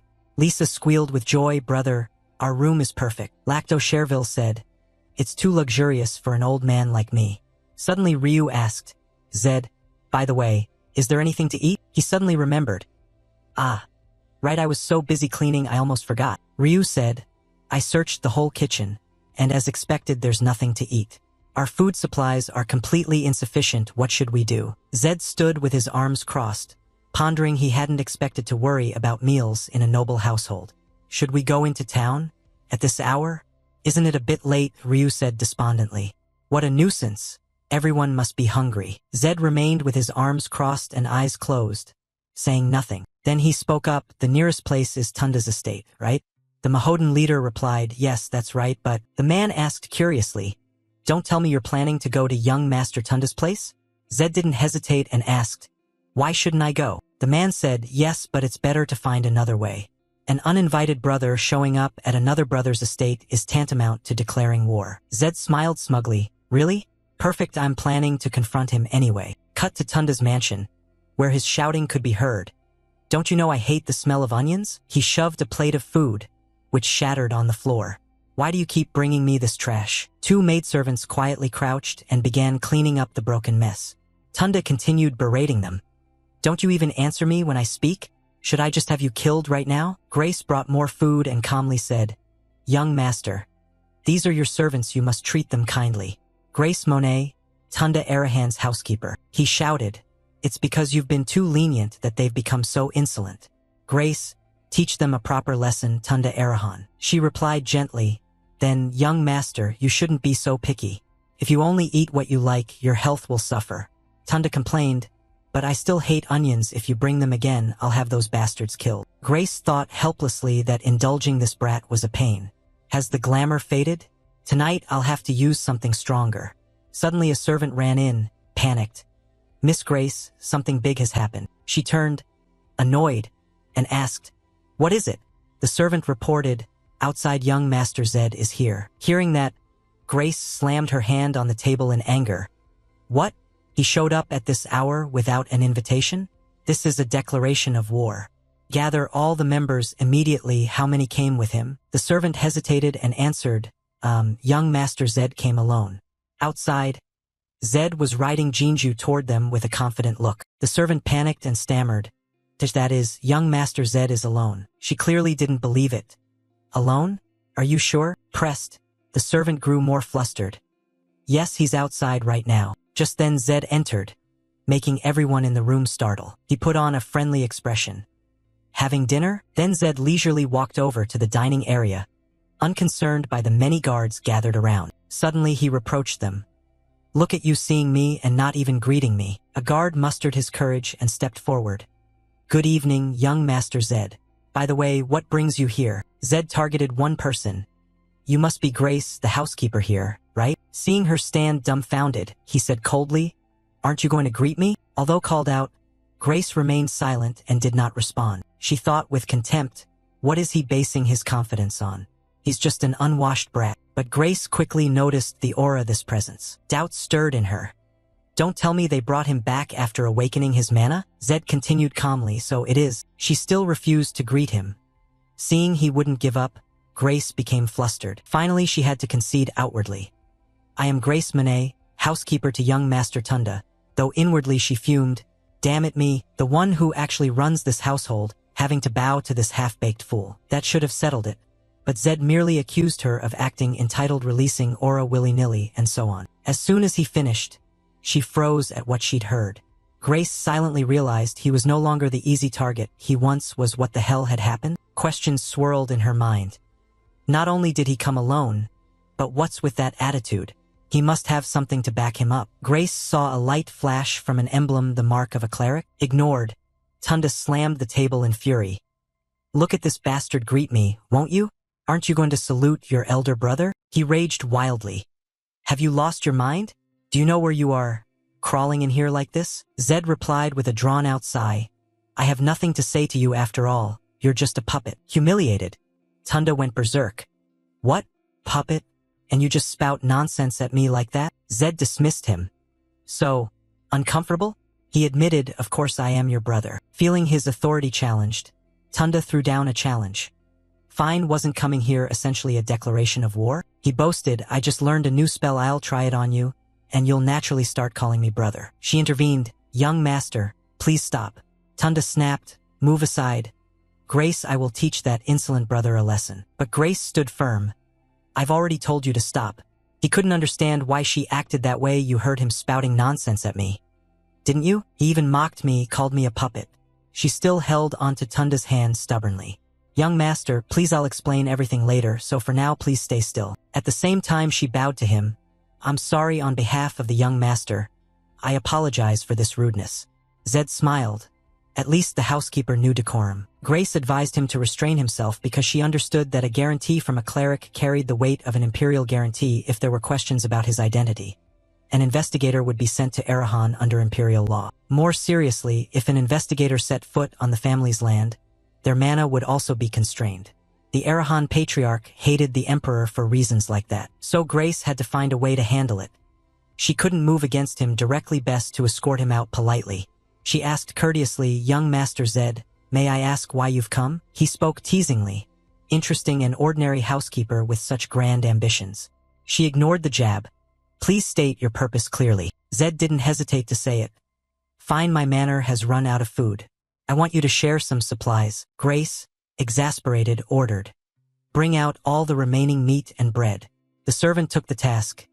"Yes, Miss Grace." Seeing him prepare to leave, she was suspicious. "So you're done?" He replied nonchalantly, "That's it for today." Grace ground her teeth in anger and cursed under her breath. "Damn it, just wait." Zed Arahan. The spoils were full of delicious fare. Meat, cheeses, and fruit. He assigned tasks. Earth mages dig pits, fire mages tend the flames. They replied in unison, "Yes, understood." Seeing the golden, fragrant meat made everyone's mouths water. How long had it been since they'd had an outdoor roast? Wasn't this the first since arriving at Arahan? They grilled and chatted. "Right, there's some taboo, come on. Building a fire to roast meat is knightly culture. But for us mages it's considered forbidden." Seeing Zed arrive, the captain flinched. "Sorry, we misspoke. Who would have thought you'd care about this? Is it true mages are actually forbidden from outdoor roasting?" The captain confirmed awkwardly. "Knights expend a lot of energy so they can eat meat anywhere." He wondered, so we can't enjoy this simply because it's knightly culture? What nonsense, I've never heard of that. I hardly ever play a mage character. Hearing Zed, the captain was puzzled. Aren't they supposed to be savage? Us noble mages. He didn't answer immediately but reminded them, "So, you boys aren't going to eat?" They hurriedly replied, "What? Oh no, it's not that," but their attitude annoyed Zed. Everyone lives such a tired life, eat what you want. Why worry about those silly rules? He also declared, "From now on, ignore those unspoken rules and taboos here, at least in my manor. I won't care about them. Do what you want, eat what you like, as long as you do your job well, I won't nitpick." That liberal attitude left everyone wide-eyed and slack-jawed. Zed just wanted everyone to be happy. "That looks done, dig in." Everyone cheered, yes. He calculated inwardly. "Riding the momentum since I declared war last night, I must keep pushing forward." Zed acted quickly. The next morning, a man clung desperately to the door. "Oh no, you can't. This building is the only property my father left me." He feigned sympathy. "I know the papers are in your name, but the real owner is Tunda." Zed made that move because he understood that the Arahan family typically didn't buy property under their own names. Just one simple investigation could reveal things to other siblings, and he intended to exploit that exact point. The knight slammed the table and warned, "If we keep the young master waiting any longer, we won't escape his wrath. This isn't just a simple real estate deal." Zed inwardly conceded, "Yes, this is not merely an ordinary property sale. This is an alarm signal for a power struggle." The man tried to resist. "I don't have the papers. Young Master Tunda will, of course, just wait. I've prepared for that." At the same time he demanded, "Sign here. As long as there's a purchase contract, notarization at City Hall will do. I'll pay twice the building's value and guarantee your life." The terms were generous, but if you don't sign, you'll die here. Though tempting, he hesitated. Would his life really be guaranteed? Zed assured him, "I keep my promises. I swear by the name Arahan." He sighed deeply, then put pen to paper. "I've signed." Zed felt elated inside. "Good, starting today, I'm the owner of this building." Shortly after, at the Nika City Hall office, the paperwork was presented. "This is the sales contract. The building owner is Warren Beatty. Confirmed." Zed waited calmly. "Will you process the notarization now?" The man decided. Because this is a legal transaction, there should be no problem once the remaining payment is made. Zed praised, "The system is wonderful." The person Zed met was Nika's mayor, Douglas Hooper. He highlighted the city hall's advantages. Yes, the property certificate too. Because of so many thefts, we need a dual management system so no one is disadvantaged. Hearing the boast, Zed thought to himself that someone would indeed be disadvantaged by this transaction. Douglas Hooper probed, But young Master Zed is rather special. That remark made Zed curious. In what way special? He explained, usually Arahan heirs don't buy property in their own names. Don't you know why? Zed nodded, yes, I know. But that doesn't matter to me. Zed thought there's no reason to create loopholes by using a proxy. At that moment, a commotion erupted outside. Let go of me. Do you know who I am blocking your way? Move aside. Just as predicted, here came the one who would suffer the loss. Grace stormed into the mayor's office. Douglas Hooper immediately scolded, Grace, don't you know Manhua is banned here? She retorted, ridiculous, you, the mayor, are the one breaking the law. Zed sprang up with suspicion. Rules? Grace challenged. Are you asking because you don't know? That building belongs to young Master Tunda. She pressed on. Do you expect me to stay silent about this betrayal? He rebuffed her. I don't know what you're talking about. The building owner is listed as Warren Beatty. Grace demanded angrily, you're making a huge mistake. How do you plan to deal with the consequences? Are you so confident? Zed replied calmly. You're the one who's wrong. On what basis do you speak so loudly? Don't you understand the situation? She threatened fiercely, as Tunda's housekeeper and a mage of the Monet family. I promise you this. You will pay for today's actions. He sneered with contempt. Now you're threatening me? I'll warn you in return. Zed emphasized, whether revenge or gratitude, I will return tenfold what I receive. Don't forget the Arahan family motto, if you mess with me, you'll lose everything. Zed and Eddie, along with 3 henchmen, stopped in front of a large villa. Eddie adjusted his glasses and exclaimed, Is this really your house? Zed stood behind, smiling helplessly. Yes, and from now on it will also be your base of operations. Eddie suddenly spun around and laughed with delight. To be honest, I had some doubts, but I didn't expect things to be resolved so quickly. Your resolve is more impressive than I thought. He held out a piece of paper right in front of you. Here, take it. Zed took it and studied it closely, then asked, What's this? Eddie immediately explained. This is a list of mages currently hiding out in Nika. You looked at him surprised. Mages? Why the sudden interest? Eddie replied nonchalantly. Don't you need a master? His expression suddenly grew pensive, as if the matter were serious. Becoming greater has always been Arahan's life goal. Or am I mistaken? Eddie then got straight to his point. As far as I know, you still don't have a suitable master. Zed stared at the paper, rubbing his chin in thought. A master? It's not that I haven't considered it. He then smiled amicably and waved the paper. Thanks for the concern. Eddie remained calm. No need. The stronger you get, the better for me. We're business partners, right? Zed scanned the list and realized something. By the way, there aren't any names I recognize here, of course. Then he probed, so among these, which one do you think I should pick? Eddie's face went cold as he pointed to a name and asserted, definitely number 1. Zed was a bit surprised. Krangutra. Eddie had a book tucked under his arm as he assessed calmly. Actually, you don't need to read further. Haven't you heard of the Gutra clan? You paid attention, so Zed kept studying the paper. No, this is the first time I've heard of them. The powerful figures in the shadows Eddie mentioned. The Gutra clan used to be very famous mercenaries in the West. He only hummed coldly. That was a long time ago. Zed looked straight at him and asked, A mage working as a mercenary? That arrogant type of mage? Eddie patiently explained.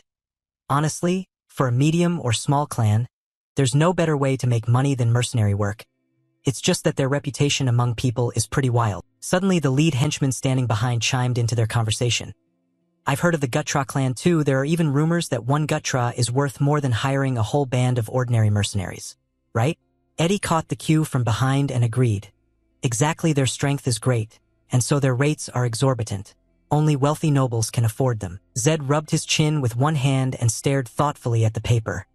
A mage, but a mercenary. Suddenly a thick, old stack of documents thudded onto the table. You learn a lot from the Gutra. Honestly, they're not ordinary mages. Eddie lounged, tapping his leg on the chair as he said loudly. The beggar said it, these days they fight extremely well. His face showed some doubt and hesitation. If they've worked as mercenaries, they'd have amassed all kinds of experience. Eddie, acting scholarly, affirmed, of course maybe they're skilled in reconnaissance and assassination, and in survival techniques forged by enduring hardship. Eddie propped his elbows on the table, crossed his legs, and smiled calmly. In my view, they'd be the perfect choice as your master. No need to look beyond Krangutra. Zed held up the paper and raised the question. Why did you list so many candidates? He sounded a bit hesitant, stammering, Actually, from elsewhere came a loud punch as a fist hit the wall. Tunda appeared, eyes blazing with fury, grinding his teeth. That bastard, I will kill him. How dare he touch my building without knowing who he messes with. Then he saw Grace standing to one side and vented at her immediately. Grace, what did you do to cause this situation? Tunda's anger kept pouring out loudly. Do you know how much revenue that building brings in? Weren't you the one who said we needed money to expand our influence? She winced, clutching her head. Young Master Tunda, he continued to angrily blame her as Grace rose to her feet. You said that yourself, Grace. Grace, dressed elegantly with a serious gaze and lethal aura surrounding her, stepped closer. Young Master Tunda, look me in the eye. Her pupils turned purple, emitting a wisp of violet smoke into the air. Dark purple vapors seeped from her chest just outside her clothing. Her hands spread as if shaping and holding those currents of energy. Grace pressed her two hands, riding the dark currents, against Tunda's temples, causing him to abruptly halt. His eyes gradually dimmed. He lost awareness and his eyelids began to close. Grace kept her palms on his face, stared fiercely, and issued a warning. Be quiet for a while, you brat. His expression suddenly shifted sorrowful, then obedient. I'm sorry. At that, Grace turned and left with jet-black eyes, thinking to herself. She looked exhausted as she leaned back in a chair and sighed. How can I kill Zed? Teasingly, she glanced at the puppet-like, unconscious Tunda moving near her. We'll have to use the young master's slush fund. You'll hand it over to us, right? Tunda, as if enchanted, obediently agreed to the proposal. Take as much as you want, Grace. She raised her hands into the air and laughed wickedly. Good, I'll buy some extremely pricey assets. If I'm caught, I'll use illusions to seal my mouth. Tunda, standing nearby, slowly spoke. Yes, fine, I trust you, Grace. Grace happily reached up to pat his head and praised. Tunda, you're so cute. Her eyes suddenly went dark. Grace gave a sinister, sly smile. See, when you're obedient, you're adorable, aren't you? In front of a grand, towering palace. A polite butler bowed to welcome them. Welcome to the Rivera Hotel. The finest in Nika, it's an honor to host you here. Zed struck up a conversation and asked directly. I'm here looking for someone. The butler responded warmly. If you go to the information desk, they'll assist you thoroughly. So Zed walked in. But when Eddie tried to follow, a hand stopped him. It was the butler who blocked him, insisting, sorry, you can't go in. Surprised, Eddie turned and asked, I'm with them too? The servants were firm. Only nobility may enter our hotel. The butler returned to his courteous demeanor and apologized. It's the hotel's policy, please understand. Zed went back to the two of them and could only say helplessly, there's nothing we can do. Eddie, you'll have to wait here. Hearing that, Eddie ruffled his hair in frustration. I can't stand this injustice or rotten world where only nobles are treated like people. Zed sympathized. I think the same. The hotel's grand hall was spacious and decorated all in gold. Zed stood inside looking up with delight. They really didn't spare any expense. He then approached the front desk, placed his hand down, and demanded decisively, I want to see the list of current guests. The receptionist, following policy, replied, I can give you the standard room list, but by regulation we cannot disclose the guest list for special suites. Zed felt bothered. Another rule. Zed kept staring at the receptionist as she hurried. Sorry, I'll bring you the standard room list right away. He stood there silently, contemplative, maybe because he'd just exercised Arahan's safe conduct. He felt a bit uneasy. No, nothing to be done. The receptionist hurriedly searched through information to fulfill his request. The fact that Arahan didn't make people in Nika fear him meant that one of his brothers was the real owner of this hotel. But something behind caught his attention, and Zed instinctively turned his head to look back. Behind him was a wide staircase and the hotel's second-floor railing. Zed looked around and thought that with this level of financial backing it must belong to one of the top lords, so he couldn't force anything using Arahan's reputation. While he was still dazed, the receptionist put a stack of lists on the counter. This was the list of guests in the standard rooms. Zed picked up the list and flipped through it. He wasn't in the standard rooms, and word was that he was a famous mercenary, so he must have a lot of money. His eyes focused intently on the paper as he rubbed his chin in thought. Eddie probably couldn't learn anything more beyond Krangutra staying at this hotel. Somehow I have to find him. While he concentrated in silence, a loud voice suddenly rang out, startling him. Have you ever seen a stupider hotel? The voice grew louder. I ordered bear tea mountain beef, so why are you serving this garbage? Up on the upper floor, the staff member tried to speak politely. Sir, is there something you are dissatisfied with? An older-looking man was making a scene up there. What? Dissatisfied? Bring me quality beef. This is supposed to be Bear Tea Mountain beef. You nameless fools dare to cheat me? Hearing that, the staff above became embarrassed. Sir? What do you mean? All the beef in our hotel comes from Mount Bear Tea. There must be some misunderstanding. Krangutra persisted. Shut up, do you think I've only been eating beef for a day or two? Do you think I can't tell the difference? Zed heard the voice, clicked his tongue, and cursed under his breath. What a psychotic tyrant. Then suddenly his eyes widened. Zed seemed to recognize a familiar figure. No, wait, a gaunt body and a bald head. And Zed recalled Eddie's nonchalant, bullish expression and the words he'd said. Because of his eccentric personality, if I can't recruit him, there must be an alternative, right? Zed slowly climbed the stairs from behind as the man continued to make a fuss. If you don't bring me real Bear Tea Mountain beef, I won't pay the hotel. Figure it out yourselves. In Zed's mind, he hesitated. That's not eccentricity, that's arrogance. Krangutra turned back in confusion when he heard the voice from behind. Sir? He recognized Zed and, with a serious but unsurprised expression, said, I felt a strange aura. So it's you, Krangutra. So it was you. At first Zed was puzzled to hear that. Huh? Krangutra showed no welcome. He turned cold, rose, and brushed past while grumbling that seeing Arahan's face so early meant today would be terribly unlucky. Zed was left standing awkwardly on the second floor, looking down at the old man's cold face and puzzled. What is that old man saying? No matter how mad he is, how dare he speak disrespectfully of Arahan? Zed glanced down and hesitantly wondered to himself. Could it be that he hates Arahan? As he stepped down into the grand hall, Eddie came rushing over, running and talking. Zed, did you see just now that old man was Krangutra? Zed replied at once. I already knew. Eddie saw Zed's exasperated sigh and guessed. So you met him. I've told you his personality is eccentric. Zed then clarified Krangutra's nature. That's not eccentricity, just grouchiness. He spoke awkwardly. Reclusive masters often have odd tempers, right? So is he completely unsuitable? If you don't like him, you can find another candidate. Zed put his hand to his forehead and sighed in frustration. The other candidates are all reclusive mages around rank 5 or 6. Eddie agreed, yeah, they're just ordinary run-of-the-mill mages. Zed squeezed his eyes shut with difficulty. Deep lines furrowed his brow. He felt uneasy. He trained and dieted, yet his magic stat remained stuck at level 5. I have to find a way, he thought, but he's not the sort to just sit and meditate to raise the quality and power of his mana. Then suddenly Zed spun around and sprinted forward. I'm going crazy. Seriously, where did he go? Dusk was falling as Zed, appearing to be moving, suddenly asked, Hey, he doesn't have a grudge against Arahan, right? Eddie's voice answered next.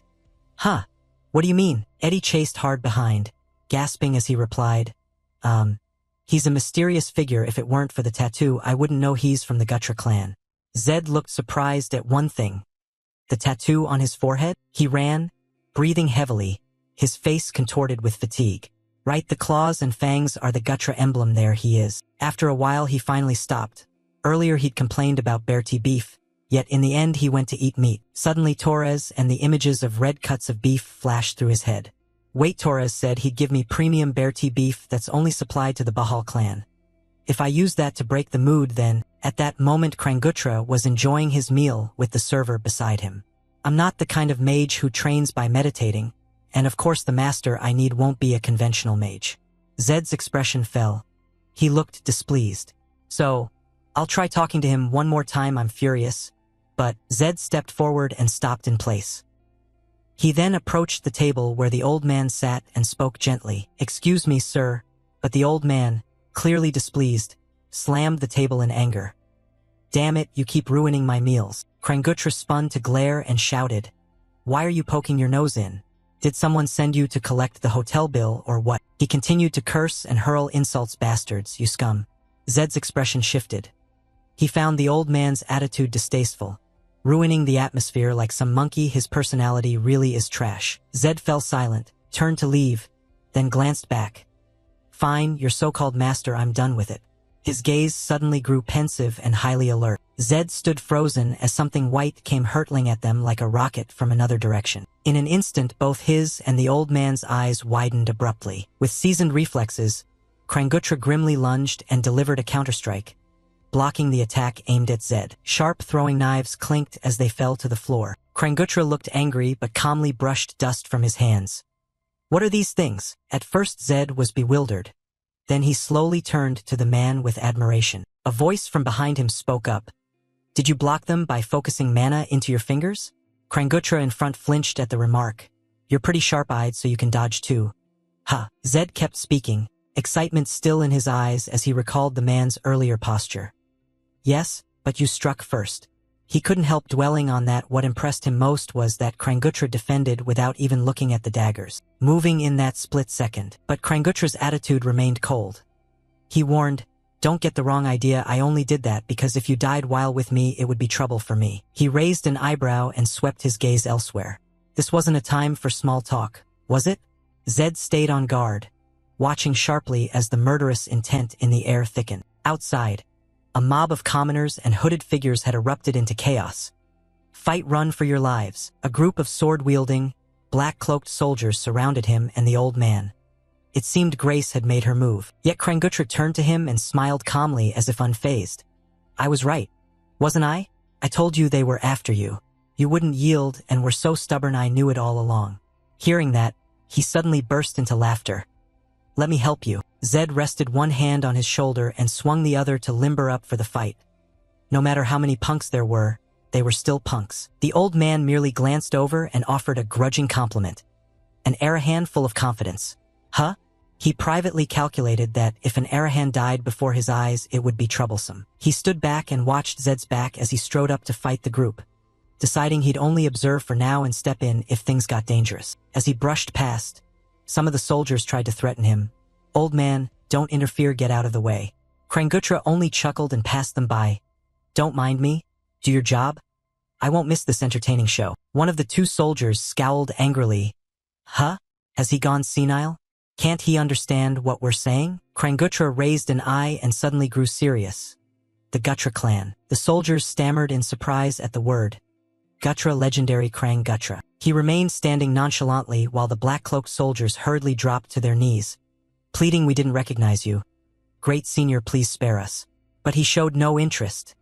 I've never had disciples like you. The whole company of soldiers stared at Krangutra with eyes bright as headlights. We are the Atma Mercenary Company. It's an honor to meet the legendary elder of the mercenaries. Zed, lost among them, could only stare. Look at these guys, they really underestimate me. The old man's expression lit up a little as he registered the three words. Mercenaries, you are mercenaries. Krangutra glared at them with rage, his whole body radiating killing intent. When did mercenaries start taking assassination contracts? You're not mercenaries, you're trash. Unable to tell excrement from urine. The soldiers looked ashamed and contrite. Sorry, business has been slow. A big job came up, we had to eat. But he wouldn't let it go. Krangutra rolled his eyes and shouted harshly. That's no excuse, even mercenaries must weigh reason and justice.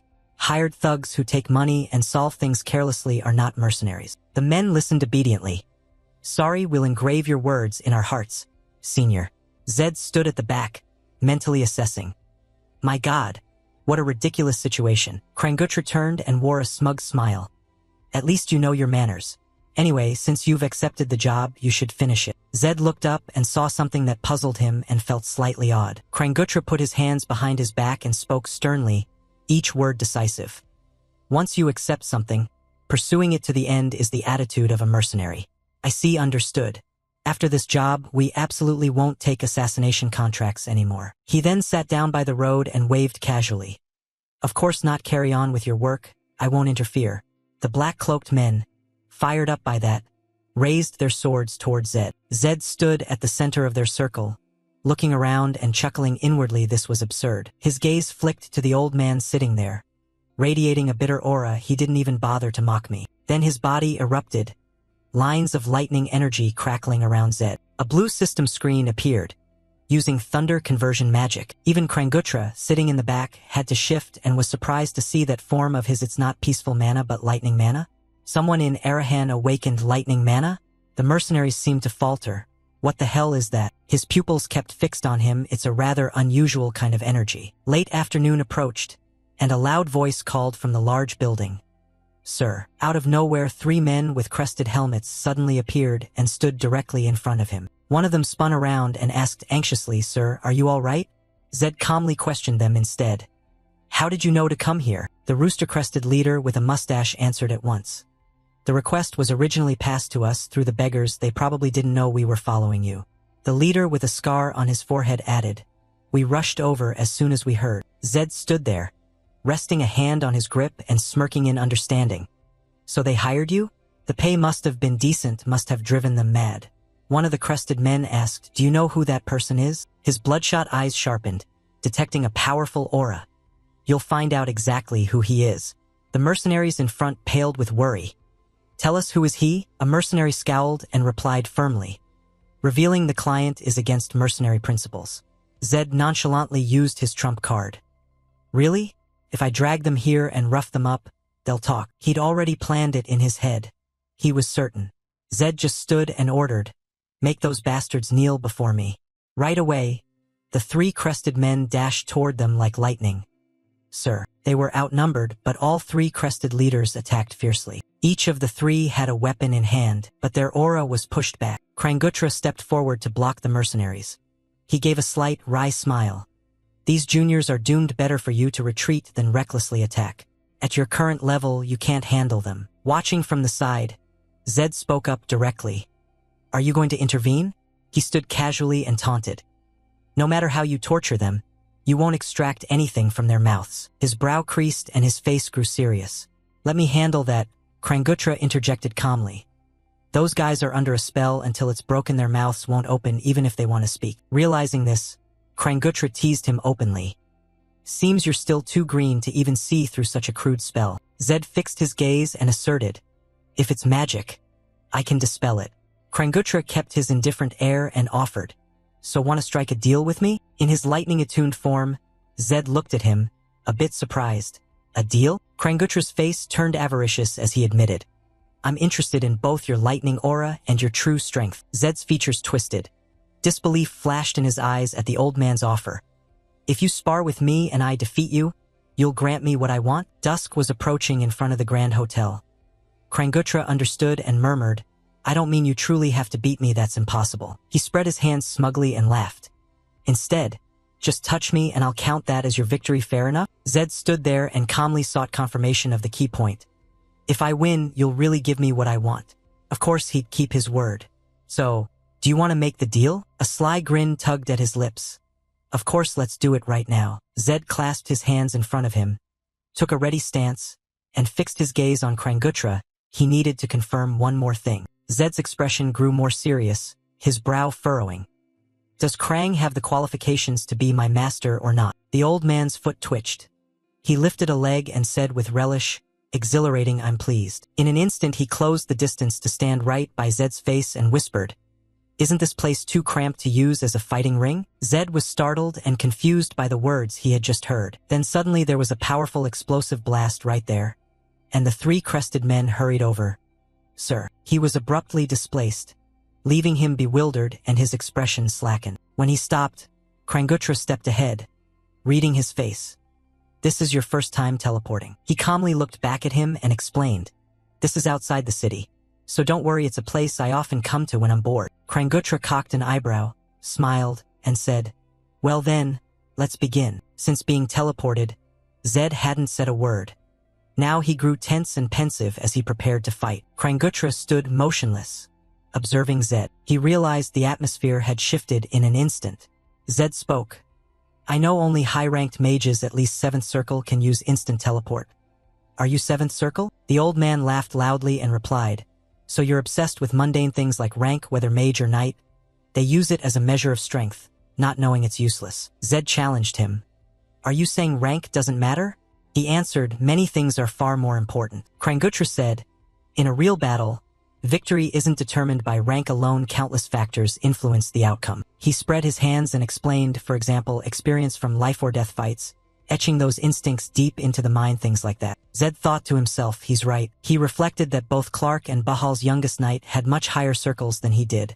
So circles merely classify power, they can't be the absolute measure. He smirked inwardly, surprised that Krang shared his view. He might be the first in this world to recognize something beyond circles. Krangutra demanded, what are you staring at? He asked, what's the matter? Do you disagree with what I said? He sneered, I suppose that's the limit of those called orthodox. They think only their way is right. Zed objected, no, I agree, because that's what I've sensed facing many different opponents. Kranggutra laughed loudly. Many different opponents? This brat talks nonsense. Zed clenched his fists and said, I'll show you. He raised his hands into a fighting stance and added, I'm not lying. Golden lightning crackled all over his body. The power so great the ground began to crack. Kranggutra gasped in astonishment, looking on. Indeed, an astonishing surge of energy truly fitting the dream attribute. Zed stared at him and declared, You'll have to give it your all, I don't want to hear any excuses later. He calculated inwardly, first I'll target his prejudice. I'll exploit the notion that mages keep their distance no matter how formidable a seven-circle mage he is. If I close and fast during a lapse, I can strike. Kranggutra laughed heartily. Don't worry as a predator. Even when catching a rabbit you give it your all. Then let's begin. Immediately, Zed lunged straight at Kranggutra. The ground shattered under his immense power. Zed narrowed his brow and aimed directly for the old man. Zed told himself he could do it, he was within reach, just as predicted. Prejudices aren't so easy to discard. Kranggutra suddenly smiled. Zed swung his arm and an invisible wall abruptly halted his attack. Zed froze, eyes wide in shock. Suddenly, a volley of beams streaked toward Zed, forcing him to fall back and evade. He leaped back and silently observed Kranggutra. The old man laughed loudly. Indeed, you have sharp senses. If you'd hesitated even a second, your body would have been pierced. Zed wondered in astonishment if he'd been a mere millisecond slower. It would have happened. He'd mentioned a predator. Was he really going to give his all? He gritted his teeth, thinking, by the way, I didn't see him cast any chant. As if reading Zed's thoughts, Kranggutra laughed and explained. The more you use something, the more familiar it becomes. It's natural, and once familiar you can deploy it instantly at any moment. He looked at him and said, Come to think of it, you said lightning excels in burst power. Did you exploit speed after grasping my energy trait? Impressive, you're smarter than you look. Zed cursed inwardly in anger. Damn it, then hesitated. You don't look surprised at all. Kranggutra laughed heartily and replied, How could I not be surprised that a mage punches and kicks? I just anticipated it. You ask, you anticipated it? He reached toward him and said, I'm talking about the stance you used from the start. He asked, It's a stance I've never seen before but seems specialized for close combat, am I right? Zed, astonished, asked, How are you sure you've never seen this stance before? Kranggutra smirked. He pictured Zed and said, Chin, temple, hip, it's a stance that shields all the human pressure points. He analyzed, it's a stance ready to launch a kick at any time, not something a typical mage would use. Zed thought in amazement that it's surprising how much the old man deduced from a single glance at his stance.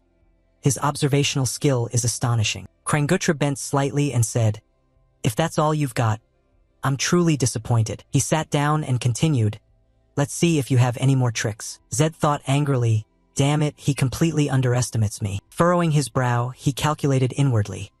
I'll approach very carefully, his observational ability is deadly, so the moment I activate my trait he'll notice immediately. Then he moved repeatedly at high speed, creating afterimages around Kranggutra to distract him, planning to activate his trait and strike. The old man laughed and asked, Interesting, do you intend to stun this old man? Zed thought to himself this might be his final move, so he had to be as careful as possible. Kranggutra opened his mouth wide. He stretched and let out a huge yawn. Zed realized it was blatant provocation. Damn. He nearly rushed in. The old man laughed loudly and taunted. Can you stand it? Too scared to try? Zed darted behind Kranggutra. He cursed inwardly in anger, You crazy old bastard. The system displayed, Trait Resolute Challenger activated. Zed told himself, This time I'll definitely succeed. He reached his hand toward the old man. System notification. All stats temporarily increased by +10. He gritted his teeth and grabbed the old man's shoulder. Zed felt a thrill inwardly got him. He froze and looked closely, then realized it was a clone. Suddenly, Kranggutra invisibly grabbed the collar of his shirt, laughing. Look at this foolish kid. Zed was stunned. The old man continued, You're so absorbed in your own move you never considered the opponent's actions. Silver, glittering dust particles appeared around him. Zed was held in place. He thought in amazement, a magic circle? He recalled the time Kranggutra had been sitting on the ground and wondered could it be from earlier? White chains materialized from the air.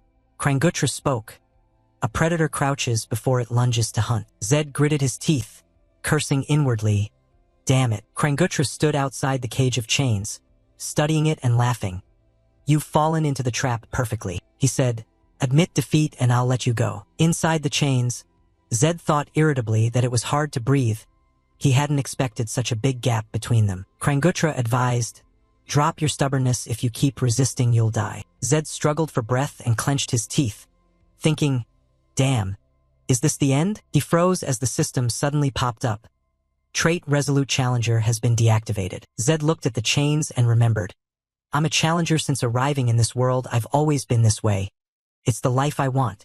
Yes, this is what I want." He thought of the people he'd met and told himself he loved this world, a place full of the strong, where he could live his whole life as a challenger. Zed recalled Krangutra's face and wondered why he was like this now, as the old man had said. He remembered the old man's words that a predator gives everything even when catching a rabbit, and mused that maybe he treated himself like the rabbit before the fight even began, forgetting the 50% win rate and the spirit of a challenger, forgetting that victory starts with believing in yourself. It can't end like this. Zed vowed inwardly that until his last breath he'd be a predator. The system kept announcing, "Trait Resolute Challenger activated. All stats temporarily increased by +10. A usable spell was added. Lightning Strike." Small bolts of lightning suddenly crackled around the chains. Krangutra asked in surprise, You still have strength?" System notification. Trait Lightning Strike activated. The sky turned pitch black as a barrage of lightning aimed straight at Krangutra. He froze in panic as the bolts descended. Then lightning struck the chain cocoon that held Zed. A blinding flash of light erupted. A blinding flash of light erupted. The system window displayed, "Casting spell Lightning Strike." A voice yelled, "You madman, are you trying to kill yourself?" Hearing the system repeatedly announce "Casting spell Lightning Strike," he shouted anxiously, "Reckless fool, you crazy, stop right now." Lightning continued to surge from the iron chains. Above them, a light flared up like a flame. At this point, the voice rang out again. "I admit you are extremely strong and have much to teach." His face still showed astonishment. "I've never seen someone so stubborn." With a resolute tone, lightning continued to radiate.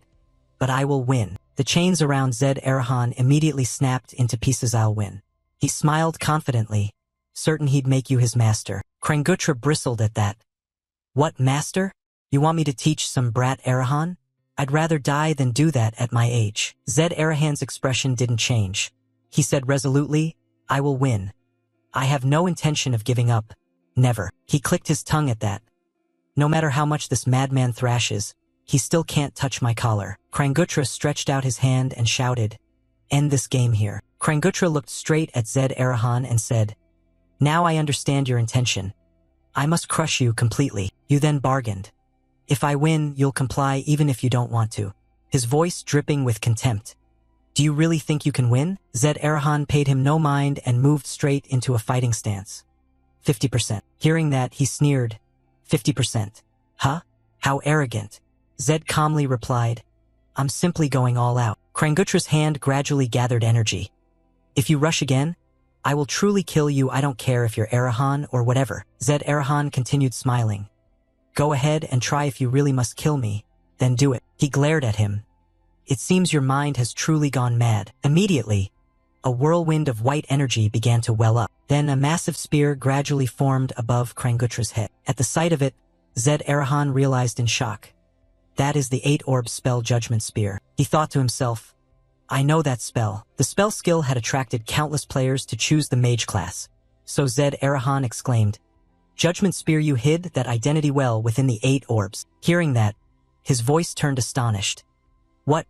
How do you know that?" It swelled and roared, Krangutra's voice growing grim. "This is getting troublesome. Looks like you'll really have to die here." Zed Arahan smiled and replied, "All the more reason I can't give up now. Take my final strike." He tensed slightly and looked ahead, thinking, "Can I survive after being hit by the Judgment Spear?" Unspoken, Zed Arahan answered himself, "No, the chance is 0, but that terrifying probability becomes my opportunity."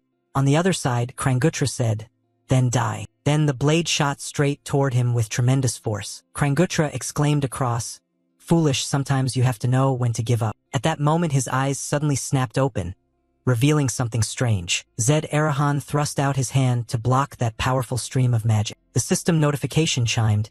Trait Immortal Challenger S activated. Immediately a blinding light flared, obscuring vision. Seeing that, Krangutra shouted in alarm, "What is that?" As the light faded, Zed Arahan had suddenly closed in on him. Kranguttra cried in astonishment.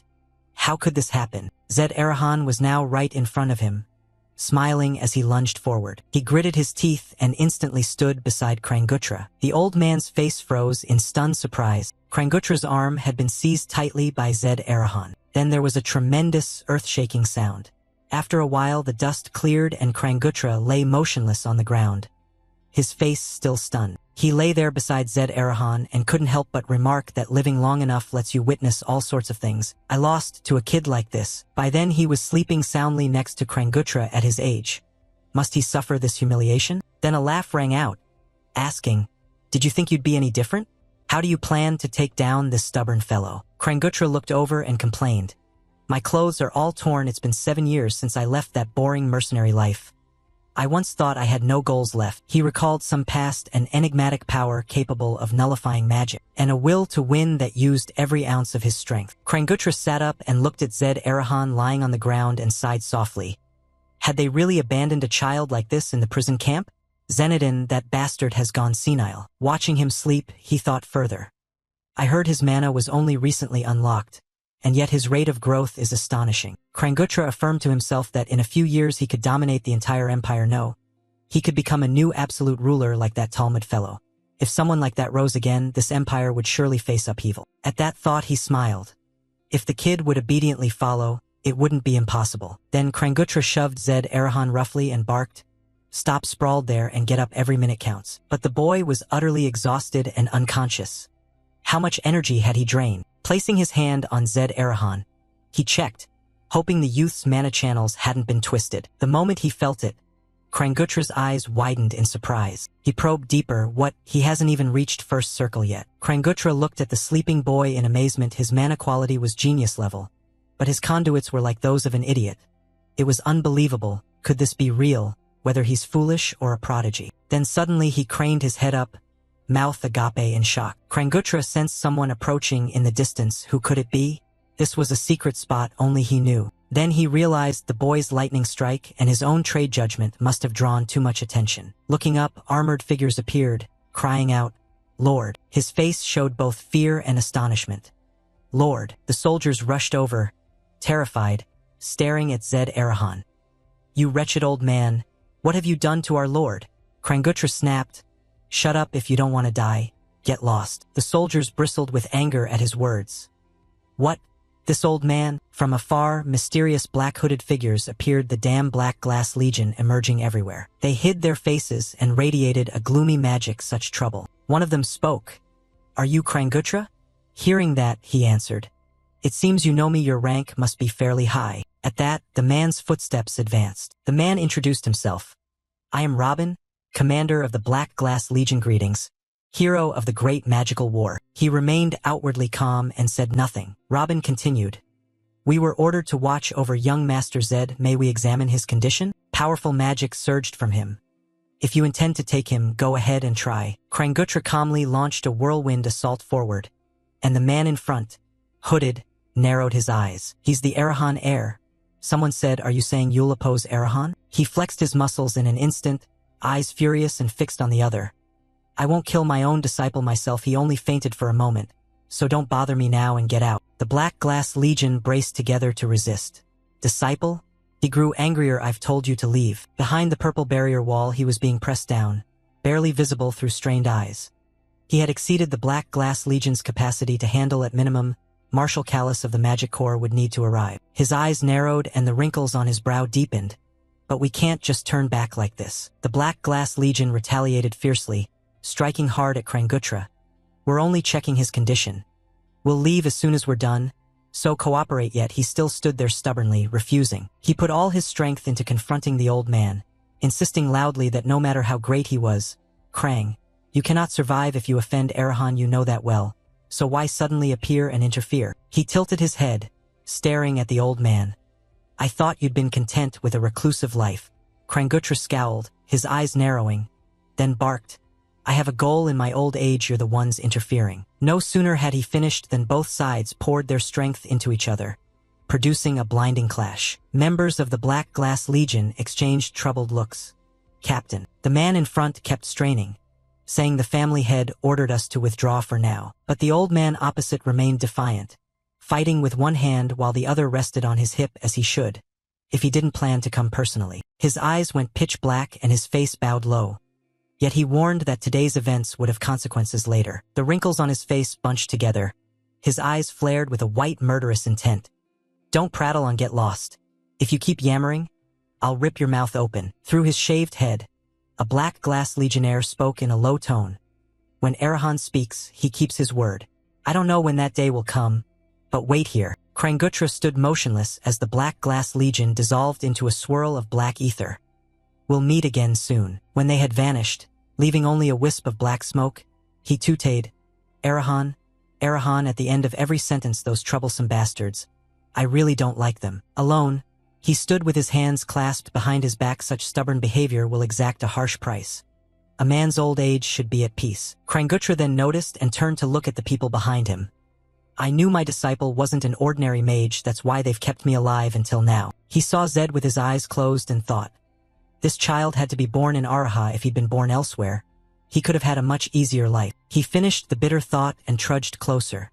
An old clan that encouraged brother killing. Krangutra calmly lowered his careful gaze and muttered to himself, well, maybe this is for the best. I will guide him well so he doesn't become such a monster. Zed still had his eyes tightly shut, as if oblivious to the world. What a heavy responsibility. Cut to a gloomy place lit by a single oil lamp, the hideout of Eddie.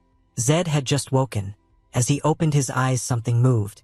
Curious, he looked around and saw a high ceiling and wondered, is this Eddie's hideout? Realizing it, he bolted upright in alarm. Then a voice from elsewhere called out, you're finally awake. Krangutra appeared, sitting imperiously in midair. A young man sleeping so long. Two soldiers below rushed to him. Sir, are you all right? One of the soldiers sighed in relief when he saw him. Thank goodness. Zed sat on the bed, looked at them, and asked what happened. Krangutra sat fanning his arm while the two soldiers vied to speak. Don't you remember? I heard he is your master. Zed looked at the old man with a sad expression. Master, then the battle flashed through his mind and he recalled, ah, right, I won. 3 crested hair soldiers sat by his sickbed. Krangutra sat across from him, and another group of troops stood nearby. He glanced at the people kneeling and bowing beside him and asked, why are Zatma's mercenaries here? The crested soldiers explained. Krang dispelled the illusion. We were about to question them to find out who was behind this. He looked seriously at his master and said, Krang, you just said you wouldn't get involved. The old man sat with his arms crossed and replied slowly, did I say that? I don't remember at all. Old age makes one forgetful. Hearing that, he just hummed non-committally. Oh, right. Suddenly the chair that had been standing still made a noise as it was shoved and rocked. Zed quickly flopped onto the rocking chair, then leaned in close to a kneeling soldier. No need to ask. I know who's behind this, the steward of Tunda, Grace. He looked down at the man with a sharp gaze, thinking, you were clearly shocked. Can you still play your part with that expression? Then he said aloud, however, I will not punish you. The middle-aged man leading the group was surprised and blurted out anxiously. Really? So you will spare us? He adopted a serious tone and the atmosphere grew tense. But on one condition, tell Grace that the situation went bad and the mission failed. The group stammered in confusion. Don't tell me you want us to be double agents? Zed sat with his legs spread on the chair, looking at them with approval. Smart, and moreover, when that woman gives the order, inform me. He arrogantly lifted his eyes and ordered them. You must continue taking contracts from Grace to the end. Understood? The man in front closed his eyes and responded promptly. Yes, of course. Zed received the expected answer and had a plan in mind. It's too early to take Grace now. I am waiting for the right moment to remove her and absorb all of Tunda's forces. He smiled with satisfaction and said, now go, act carefully. He then stood up after watching them leave one by one. They might betray us. Zed looked at Krangutra, who yawned tiredly, and thought of Grace. If Krang doesn't side with me, between Krang, the legendary mercenaries, and Tunda's steward, they'll know which side to choose. As the space settled, a crested soldier ran in to report. Sir, Lu insisted that I tell you this. Hearing that, a thought nagged at him. Since Lu is his steward now, is this family news? He looked at the serious-faced crested soldier and asked, what's happened? Krangutra seemed unconcerned, yawning. At the start of next month there will be a tomb ritual. The stewards' meeting must prepare thoroughly. Hearing that, Zed found it odd. Tomb? The crested soldier explained in detail, his face tense. Yes, they will perform some kind of certification ritual there, and before departure there's a meeting with the family head. Zed seemed to recall it and grew somewhat troubled. The tomb is to certify pure lineage and to perform the rite to obtain heir status.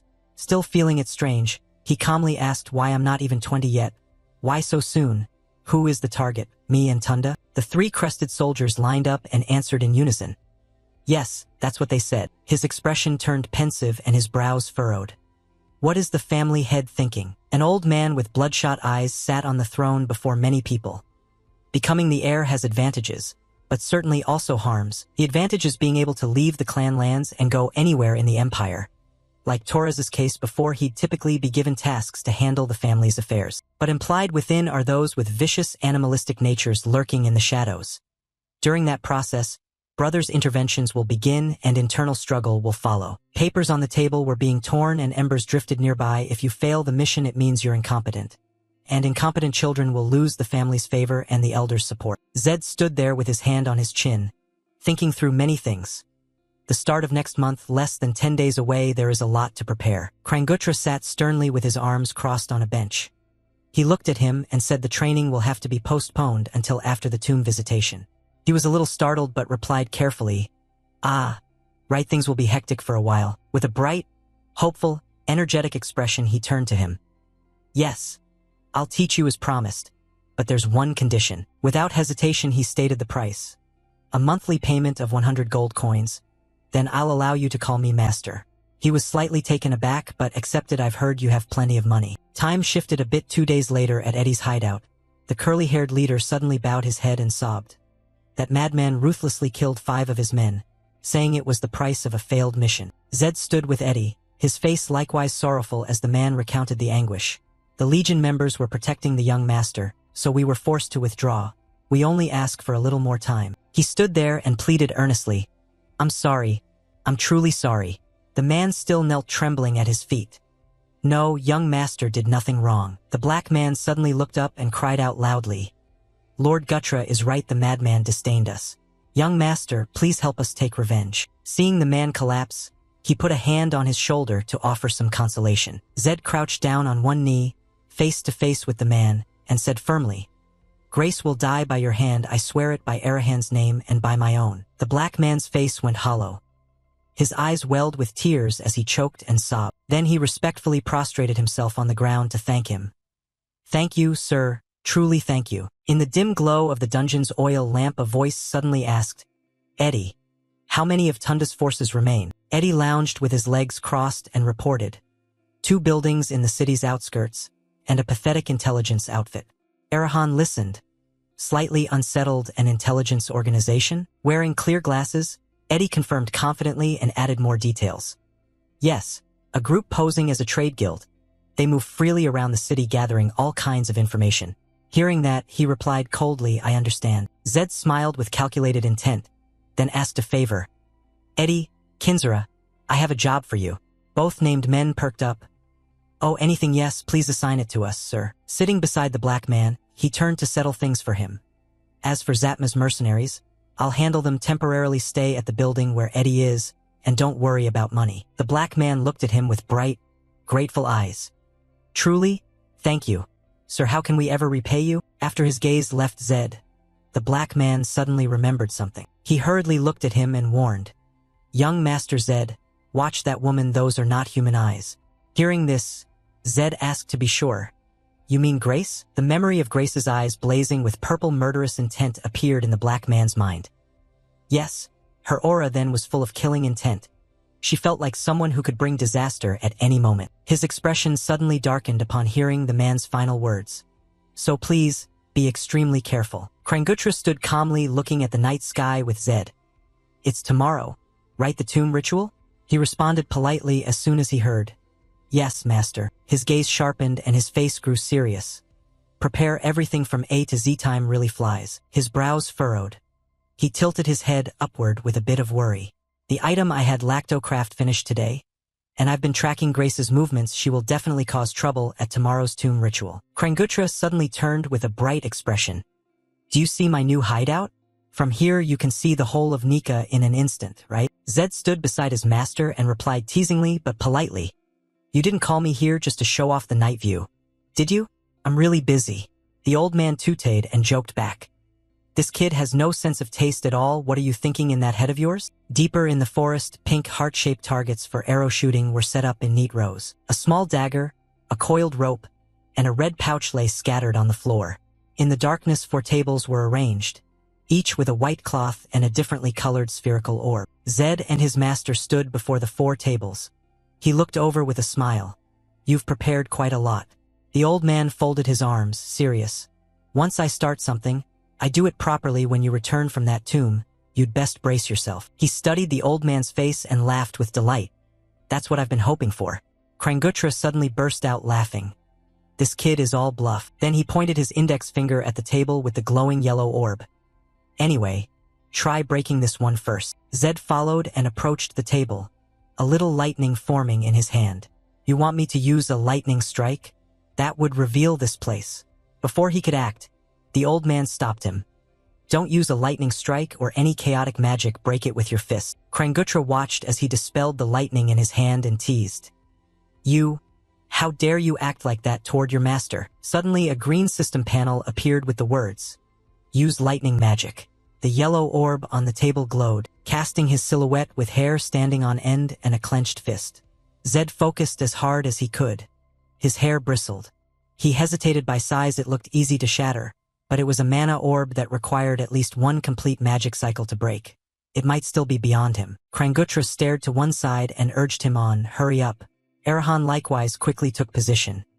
Yes. Immediately he delivered a powerful punch that released yellow lightning energy. His 2 blood-red eyes flared, and suddenly he felt something strange. As Zed drew his fist back with lightning still crackling, the orb shattered into many pieces across the table. Krangutra watched with visible pleasure and satisfaction. As expected, try the next orb. He obeyed his master and replied, yes. Next he concentrated his strength on the purple orb at another table. He used astonishing speed to deliver a lightning punch straight down onto the purple orb. But when he looked back, the purple orb had only been split into 2 large pieces with 2 small fragments beside them. No. How come? Zed paused and stared at the stone. Only then did he realize this mana orb was for second cycle users. Krangutra, imagining it as he spoke, patiently explained. Mana manipulators have cycles located in the heart. 1 cycle is first cycle. 2 cycles is second cycle. Zed placed a hand on his chest and absorbed the lesson. Yes, I understand. But the old man's face darkened. You haven't completed even 1 cycle. You're only about halfway there. He stood there, hand on his chest, closed his eyes and slowly felt inward. Since the maximum stat for mana is 100, every 10 units equals 1 cycle, so with a mana stat of 5. Then Krangutra stood with his arms crossed and seriously instructed him. In other words, you're only at 0.5 cycles, not even a full first cycle. He continued slowly, asking him to consider. Normally when mana awakens, a cycle forms simultaneously. What do you think that means? But Zed answered immediately and flatly. I don't know. Krangutra glanced to one side, and sure enough he immediately spat an insult at him. You idiot, what that means is you're basically retarded. The circle that everyone else can't fully form has appeared inside you. He could only harbor resentment inwardly. Oh, this old man. Really? Suddenly the white brow and his shoe came down near his eye, his gaze sharpening. But you know what's funny? A half-cycle fool just managed to break a second-cycle mana orb. The purple orb, split in 2, lay motionless on the white cloth. Zed blurted out insolently without thinking. So what? And immediately took a crushing cuff from his master. So what? While he was still holding his sore head, the old man urged him. Think, you fool, imagine if you reached 10 cycles. Smoke seemed to pour from his head. His expression turned serious the more he listened to his master speak. Even gaining 10 cycles would put someone on a whole different level above others. The human body's limit is 10 cycles. The old man laughed with excitement and then declared firmly. So you're a prodigy, perhaps a genius, who could even surpass Temud. Long ago there was a powerful figure in the shadows standing atop tens of thousands of corpses. Temud Arahan could be considered the origin figure of the ultimate savior. One a monarch, the other a black-cloaked overlord. Back-to-back, the game's official world was born after Temud's death. He once stood shoulder to shoulder with emperors in human form, the strongest figure in that world's history. One day the black-cloaked leader's body was found motionless on the ground. His mysterious death is the main storyline running through the entire game. Zed suddenly thought of Temud's masked face and called his name. Temud. Krangutra, puzzled by the expression, asked, "What's wrong, are you surprised?" His face brightened enthusiastically at the mention of Temud. He was a unique existence in the Empire's history. I think you could reach that level, too. Still standing before the table with the purple orb. Zed startled, "Do you really think that highly of me?" He looked thoughtful, then called up the system screen. Breaking a second cycle mana orb with a mana stat of 5 is definitely unusual, maybe it's due to that trait. The system's blue screen displayed only a short line. The Great Mage's Blessing S. He leaned in to stare at the screen, rubbing his chin and thought, indeed, if it's a continuous type rather than an activated one, that explains how 0.5 cycles could break a second cycle mana orb. He rummaged through his memory to the scene of defeating the giant Red Bull. Come to think of it, it's a bit coincidental. Immunity to all toxins and the pseudo-immortality challenge were things he gained in the game. And even as a boxer, one punch could twist an opponent's face. The relentless challenger trait and the champion's noble soul seemed to be properties applied through synchronization with this world. His gaze sharpened. He fell silent in thought, thinking more and more that it didn't really relate to him. He rarely plays spellcaster characters. So this doesn't seem to be a trait that simply increases mana. Krangutra saw him like that and scolded angrily. "Hey, kid! How dare you daydream while your master is talking?" Startled by the rebuke, Zed apologized. "I'm sorry." But the old man, irritated, suddenly turned to leave. "Go on, have a good trip tomorrow." Zed bowed 90 degrees from behind and said respectfully, "Yes, thank you for today's lesson." The old man turned and left without looking back. What kind of teaching was that? Be ready from now on. I will be. Hearing that, his lowered face jolted in surprise. Then he suddenly called out. Master Krangutra was surprised and asked, "What?" Night had returned. The tall trees were stripped bare, their branches skeletal and dry. "Tomorrow will you be free?" Cut to a grand, majestic mansion with a gate gilded in gold. The next day at the Arahan estate. Inside that vast mansion, two men knelt below while another sat arrogantly above them. Zed glanced at the man beside him, who still trembled with fear. The illusion had been broken. He couldn't show that state in front of the head of the house. Zenodin propped his chin with a hand, then fixed a stern gaze on the two and asked, "Do you know what the tomb rite is?" Kneeling below, he quickly answered, "Yes, sir, that's the ceremony that verifies pure Arahan blood." The man beside him still trembled. "That's right." From his high seat, the man said coldly, "Pathetic fool Tunda. Don't answer, I wasn't asking you." Hearing that, he trembled in fear and replied, "Understood." Seeing Tunda's face growing worse, he told himself to finish this quickly. Only then did Zenodin pay attention to him. Calling him by name, he said, "Zed, tell me what you received from the tomb rite." Zed answered carefully, "Yes, I received the right of succession and the ability to wear the Arahan cloak." He recalled the black cloak in the red smoke and thought to himself, "The Arahan cloak is a superb magical item. It doesn't burn and can block most swords and arrows. Being able to wear the cloak means more than simply being the heir." Zenodin's face showed hauteur and displeasure as he continued in a voice cold as the underworld.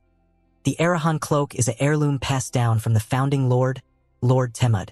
Wearing that cloak means becoming an official member of the Arahan line." He looked down at the two kneeling below and proclaimed, "Therefore you may not bring bodyguards to the tomb rite. Prove yourself worthy of wearing the Arahan cloak, and then I will judge you by the same standards as the other brothers." Hearing those words, Zed inwardly grasped the implied warning that his youthful mistakes would no longer be overlooked, but outwardly he remained calm and replied, "I will remember that." Zenodin then added finally, "It will be a hard day, now go." Zed obeyed and answered, "Yes." As Zed stood to leave, he was drawn to Tunda's still shaking figure kneeling below. He remained on his knees. Zed could only glance at him and think, pathetic. From above, the man said nothing further but watched below with an authoritative eye. Seeing Zed slowly help Tunda limp toward the door, Zenodin thought, so the boy doesn't even regard Tunda as a rival and interesting fellow. In that room, a red-black smoke appeared, and a voice spoke. "My lord." Khalees suddenly appeared beside him, one hand to his chest as he carefully reported, "We've detected movement from Grace. Please give the order." Zenodin stepped back a pace and stopped him. "Don't deploy the Black Spectre troops. I want to see how the youngest reacts." Khalees's eyes widened in shock.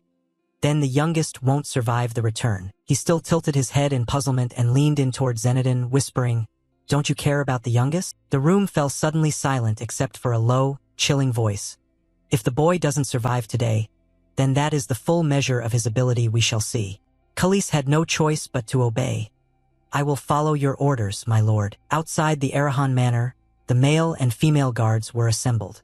Seeing Zed approach, Michael moved toward him. He stood at attention and introduced himself politely.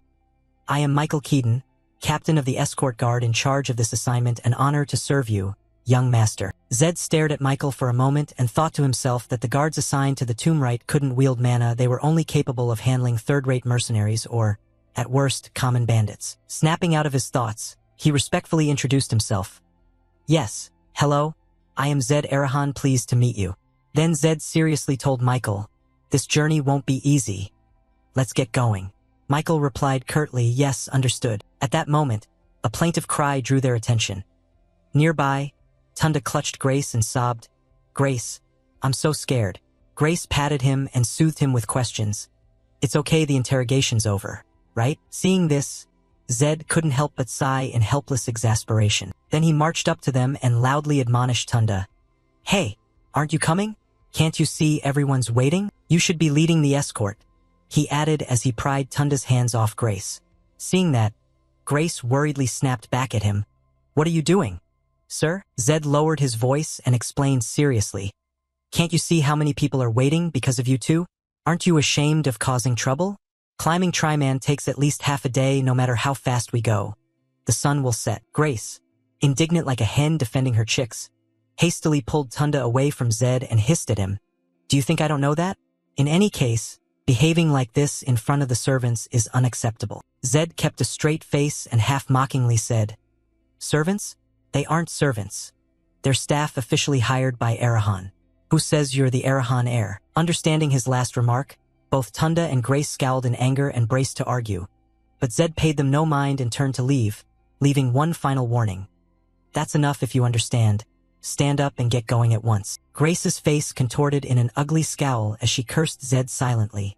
That bastard. Wondering how long he'd stay so arrogant, she glared after his retreating back and vowed inwardly, I'll make you kneel and beg for your life before I let you die a painful death. On Mount Triman the path wound sharply, the ground strewn with jagged rocks. The clear blue sky contrasted with the barren landscape.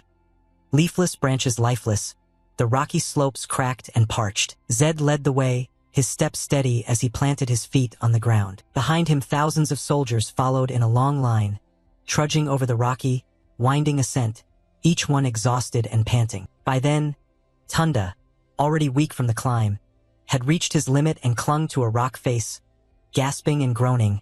How can people climb this? After regaining a little strength, he turned to look at Grace behind him and shouted reproachfully, Grace, we should have brought a carriage just in case. Is asking me to climb this reasonable? Zed heard his shout and stopped to look back. He clicked his tongue softly and muttered to himself, what's so hard about this? Then he scanned everyone and saw that they were drenched in sweat and out of breath. So he decided inwardly that since everyone looked tired, they should rest a bit. With that in mind, Zed announced to the troops, let's take a short break. Hearing him, the men cheered in unison. Obeying his order, the soldiers didn't hesitate and immediately sat down on the ground. Michael, out of formality, asked after him, are you all right, young master? Zed glanced around and replied nonchalantly, yeah, this is nothing to me. Seeing he truly wasn't fazed by the climb, Michael couldn't help but admire him. Amazing, I'm out of breath myself. I didn't expect a mage to have such stamina. Even young Master Rondo couldn't do this. Catching that unfamiliar name, Zed turned his head slightly to look at him and thought to himself, Rondo, this name sounds familiar. After a moment of vague recognition, Zed suddenly remembered a face. Rondo Arahan, the firstborn of the family and a mage of Lays. Thinking that, he wondered curiously whether Rondo was now his rival and if he might be around 25 years old. The sky was clear and white clouds drifted by. After a short rest, Zed stood and ordered Michael, the captain of the guards, let's move on, resting too long will make the body lazy. Michael replied, yes, understood. Then turned to the troops and announced, we're departing again. Everyone, keep it up. As everyone rose to continue, Grace in the crowd snapped and shouted, what are you doing? Our young master isn't ready yet. Tunda grumbled as well, already moving on? I wanted to rest more. Fearing Zed's displeasure, Michael softened and negotiated with him. I'll pacify him and bring him along, young master. Please lead the procession. Saying that, he resignedly pushed through the crowd toward Tunda. inwardly sighing that even one immature person was enough to wear everyone out. The day cooled and shadows lengthened as the troops' footsteps fell steadily along the perilous mountain trail. On this stretch, Zed felt a bit tired too. But he perked himself up, perhaps because he hadn't done cardio in a long time. His body felt full of energy. He then wondered aloud, "We've climbed pretty high already, why is it so quiet?" Acting on instinct, Zed turned to look back. Seeing the scene before him, he paused and frowned. Spotting Michael carrying Tunda, he grew angry and shouted, "That thoughtless jerk." Then Zed pivoted and sprinted toward them. He quickly ran up to where Michael and Tunda were. He decisively pulled Tunda off Michael. Then he coldly scolded him to his face. "If you can't help, at least don't cause trouble, you bastard. Is that so hard?" he said, his eyes flaring as he stared at Tunda. Though Zed's terrifying stare made him a bit fearful, he still retorted loudly, Why would you do that to me? You volunteered to carry me earlier." Zed snapped back aggressively, accusing him of having no other options because he fussed like a child. Didn't he know he had to climb to the tomb himself? Tunda shoved his hand away and, acting defiantly, snapped back at Zed. "Whether I get carried or not is none of your business, mind your own affairs." Zed had no patience for more words and coldly warned the others. "From now on, anyone who helps Tunda will be held accountable." At his words, everyone turned to look, and Zed continued loudly, "Climbing the tomb yourself is part of the rite of verification. Anyone who interferes will not be safe." Startled, Tunda blurted out, "What?" Having said that, he resumed leading and issued a new rule. "From now on we will march to the leader's pace. Anyone who falls behind will be left." "Understood?" The troops answered in unison, "Yes, understood," and quickly fell in step behind Zed, leaving Tunda and Grace sulking in the rear. They reached the summit of Triman just as the sun was about to set. Everyone was exhausted. Some sprawled on the ground. Others stood catching their breath, lamenting that they had nearly died of fatigue. We'd climbed astonishingly fast. The women's contingent had arrived as well. Zed stood calmly with his arms crossed, watching Ryu and the resting soldiers with a faint smile. Dusk was falling. The chief steward worriedly whispered that young Master Tunda was too slow. Zed noticed this too and worried inwardly. Tunda, Grace, and the captain of the guard still haven't appeared. "The sun was nearly down. We can't keep waiting like this," he said as he watched the last rays die behind the ridge, the sky a mix of light and dark. Zed couldn't help but let out a sigh. A few seconds later, he said to the chief steward, "Start the verification ritual with me first." The chief steward hesitated and worried, "But young Master Tunda is the sixth heir and you are the youngest." Hearing this, Zed calmly reasoned, "Is there any rule about order? We'll just go with whoever arrives first. No need to waste time unnecessarily." At that, the chief steward still paused, looked back down the path and, seeing no one, agreed to his request. "All right." Seeing her continued hesitation, Zed persuaded her further. "This is the steward's first time participating in the joint verification, right? There is no law saying Tunda must go first." In the end, the chief steward, unsure what else to say, reluctantly accepted. "I understand, follow me." Arahan's tomb lay inside a dark cave that was hard to spot at a glance. The chief steward pointed at the cave entrance and carefully admonished him. "When you step inside, there will be a large altar. Magic is forbidden there, and you must not touch anything except the altar." Having said that, she respectfully invited him in. Zed stared into the pitch-black cave, a little uneasy, thinking to himself that now, standing here, he was finally starting to feel nervous. But then he resolutely took a step forward into it. His arm passed through a thin veiling barrier, one hand, then the other. Feeling the energy from that veil, Zed silently marveled at how warm it was. After his whole body passed through the veil, he found not darkness but a place of tranquility. Looking at the scene before him, Zed's eyes widened in astonishment. This is Arahan's tomb. The sky was clear blue and the grass lush, with strange pillars floating in the air. Standing in that vast, silent place, Zed thought to himself how expansive it was, as if it connected to another dimension. Just then, the chief steward entered as well. Seeing her, Zed felt a bit bewildered. The steward immediately explained that only those of Arahan bloodline or the chosen may enter, and among the attendants only she could step inside. Then she pointed to a nearby box and seriously instructed him. "You see the altar ahead? You will receive the proof of pure bloodline there." The two of them approached the altar. Tense, Zed slowly reached out his hand. Touching the altar, he couldn't help but worry and thought, "Wait, what if they discover I'm not really Zed Arahan?" The more he thought about it, the more nervous he became, sweating profusely. But then the seal on the altar suddenly lit up, and he feared that since this was Temud's tomb, that possibility was entirely real. Thinking that, he vaguely recalled his true form and frightened himself. What if it recognized that the soul in this body came from another world? What the hell would happen to me then? Suddenly, thinking that, Zed trembled slightly. His eyes glazed and flared. Zed worried that if they discovered he wasn't truly Zed Arahan, and that this body housed the soul of someone from another world, he panicked and wondered what on earth would happen to him.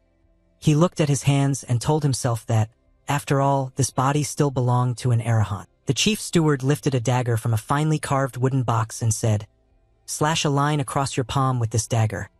When the blood flows, place your hand on the altar. After the verification ritual, you will be granted the family's cloak and insignia." Seeing Zed frozen, she called out, "Young Master Zed." The chief steward asked, "Is there a problem?" He immediately replied, "No." She reassured him, "You don't need to be afraid, the wound will heal immediately after the verification." Zed hesitated, "Not so. You ask, has there ever been a verification failure?" The chief steward paused, puzzled. "What do you mean?" Zed replied, "I'm just curious what happens when the verification succeeds." She thought to herself, "Right?" Then the chief steward answered, A light will enter the altar." Zed smiled and said, "Okay, I understand." He pondered that she made it sound simple, but for him right now this was absolutely not a simple matter. He wondered, if the pure bloodline verification ritual fails, what will happen to me? Zed told himself that having come this far, there was no turning back. He gripped the dagger and thought, whatever, I'm not going to worry about it anymore. Zed cut a line across his palm with the dagger to calm himself. It'll be fine somehow. Looking at his bleeding hand, he muttered in wonder, "Amazing." He thought, it doesn't hurt at all. At that moment, the chief steward nodded to signal him. Zed exhaled. He placed his bloodied hand on the stone altar. He murmured that he didn't know, when suddenly the stone flashed a pale red light and complex patterns appeared. The black slab trembled abruptly. Zed's blood flowed inward, and a voice rang in his mind. "Finally you have arrived. You who answered the call." Startled, Zed quickly pulled his hand away. The chief steward reminded him, "Young master, you must keep your hand on it until the verification ritual is complete." Zed asked in surprise, "Wait, didn't you hear that voice?" She looked at him questioningly and then said, "Keep your hand there until it's finished. It will be over soon." Zed wondered, didn't the chief steward hear it? She urged, "Young master, hurry." Zed worried that this was making him electrostatic. He placed his hand back on the altar. The slab trembled again, and the strange voice echoed in Zed's mind, "I have waited for you a long time." He frowned, wondering how he was supposed to converse with this thing. "First, in your mind, who are you?" The voice answered immediately, "I am the one who invited you, the origin of this world." Zed was inwardly astonished that communication worked. He pondered what the voice meant by invited the origin of this world. "Don't tell me it is the origin of this world. Don't tell me." Zed affirmed, "You are Temud Arahan." He asked, "You actually summoned me of all people, why me?" Temud said, "One who yearns for power, but does not let himself be ensnared by the temptation of corruption." Zed demanded, "What was your purpose in summoning me?" Temud replied, "There's not enough time to explain everything. The stronger you become, the more you will sense my presence." Zed shouted in panic, "No, you have to tell me why." Temud spoke, "Remember this. To the one who answered the call, I will always watch over you." A soft light emanated from the stone slab. Then a burst of golden light flared outward. The chief steward murmured in amazement, "Golden light." After a while, the light gradually faded. The chief steward muttered in confusion, "Why is it golden? Should have been red." Zed asked if the verification ritual was over. She hesitated, strange. It's never been a different color before. "Why gold?" Zed asked. "The other brothers had fire alignment, right? I have thunder alignment, so maybe that's why the light turned gold." He added, "In any case the light appeared, so hasn't the verification ritual been completed?" The chief steward hesitated. "Maybe, no, it must be right." She told herself, "I absolutely cannot let anyone discover this golden light secret." Zed sighed inwardly. If others learned Temud's soul was dwelling within him, they'd go mad to devour him. Just the thought made his skin crawl. The chief steward was silent for a moment, then spoke. "Young Master Zed's pure bloodline verification ritual is complete. I will now present the cloak and insignia." She then handed Zed a red cloak and the insignia. He took them and draped the cloak over his shoulders. The chief steward declared that with this, young Master Zed has secured heir status. From now on he is the 7th generation heir of Arahan. That night Zed stared thoughtfully at the attribute panel that appeared. He frowned in thought, stats and skills unchanged. People say he's extraordinary, yet nothing's different. I had hoped for more. He sighed anyway. Tunda still hasn't shown up? It's midnight already, that miserable bastard. In the distance, two servants sneaked glances at Zed. A moment later Tunda arrived and immediately argued with his retainer. Take your hand off me, you lowborn. Zed stepped forward and said, You're here, don't make trouble. Hurry up and do your verification ritual. I already finished long ago, he said. Tunda looked at him in shock and shouted, You what's with that cloak? He yelled in anger, You're done? How dare you go ahead of me? Zed retorted, Of course, did you think I'd just sit around waiting for you? Tunda arrogantly bellowed, You heartless fool, I'm the 6th generation heir. I should naturally go first. Zed shot back, Think before you speak, then you should have climbed faster. He threatened, And if you piss me off more, I'll leave you behind, so shut up and get on with your verification. Seeing the chief steward standing off in the distance, Tunda lashed out angrily, How could you do this to me? Why does the youngest get verified first? How dare a lowly steward act on their own? She sighed and replied, Very well, I will carry out the verification in my capacity as chief steward. She added that she must report everything that happened today to the master, leaving nothing out. Hearing that, Tunda panicked and muttered, The master? He ran after the chief steward pleading, I'm sorry, please don't report this to the master. The chief steward coldly said, Please come inside quickly. Since we're on the mountain, the temperature will keep dropping. Zed watched silently as the two of them went inside. Michael approached and bowed to Zed. Excuse me, 7th heir, I have something to discuss. Please come over there for a moment. Not far off, he said, he sensed a strange presence. Mid-mountain Triman is normally utterly deserted. He went on that. What worried him most was the chief steward Grace's reaction. She showed no response at all. An advanced 6th circle mage couldn't fail to sense what I felt. Michael sighed. I think she's pretending not to know. Zed asked, Are you saying Grace has other motives? He immediately answered, Yes, exactly. Zed reassured him, You don't need to worry about that. Michael exclaimed in surprise, What? I heard you and the 6th heir were not on good terms. He panicked and asked, Don't tell me you already know? Zed nodded, Yes. In any case, I was going to inform the captain of the guard. He recalled Grace's sinister face and said, There will be an ambush on the way down the mountain. Zed added, Prepare for the attack. Please like, subscribe, and ring the bell for more awesome content.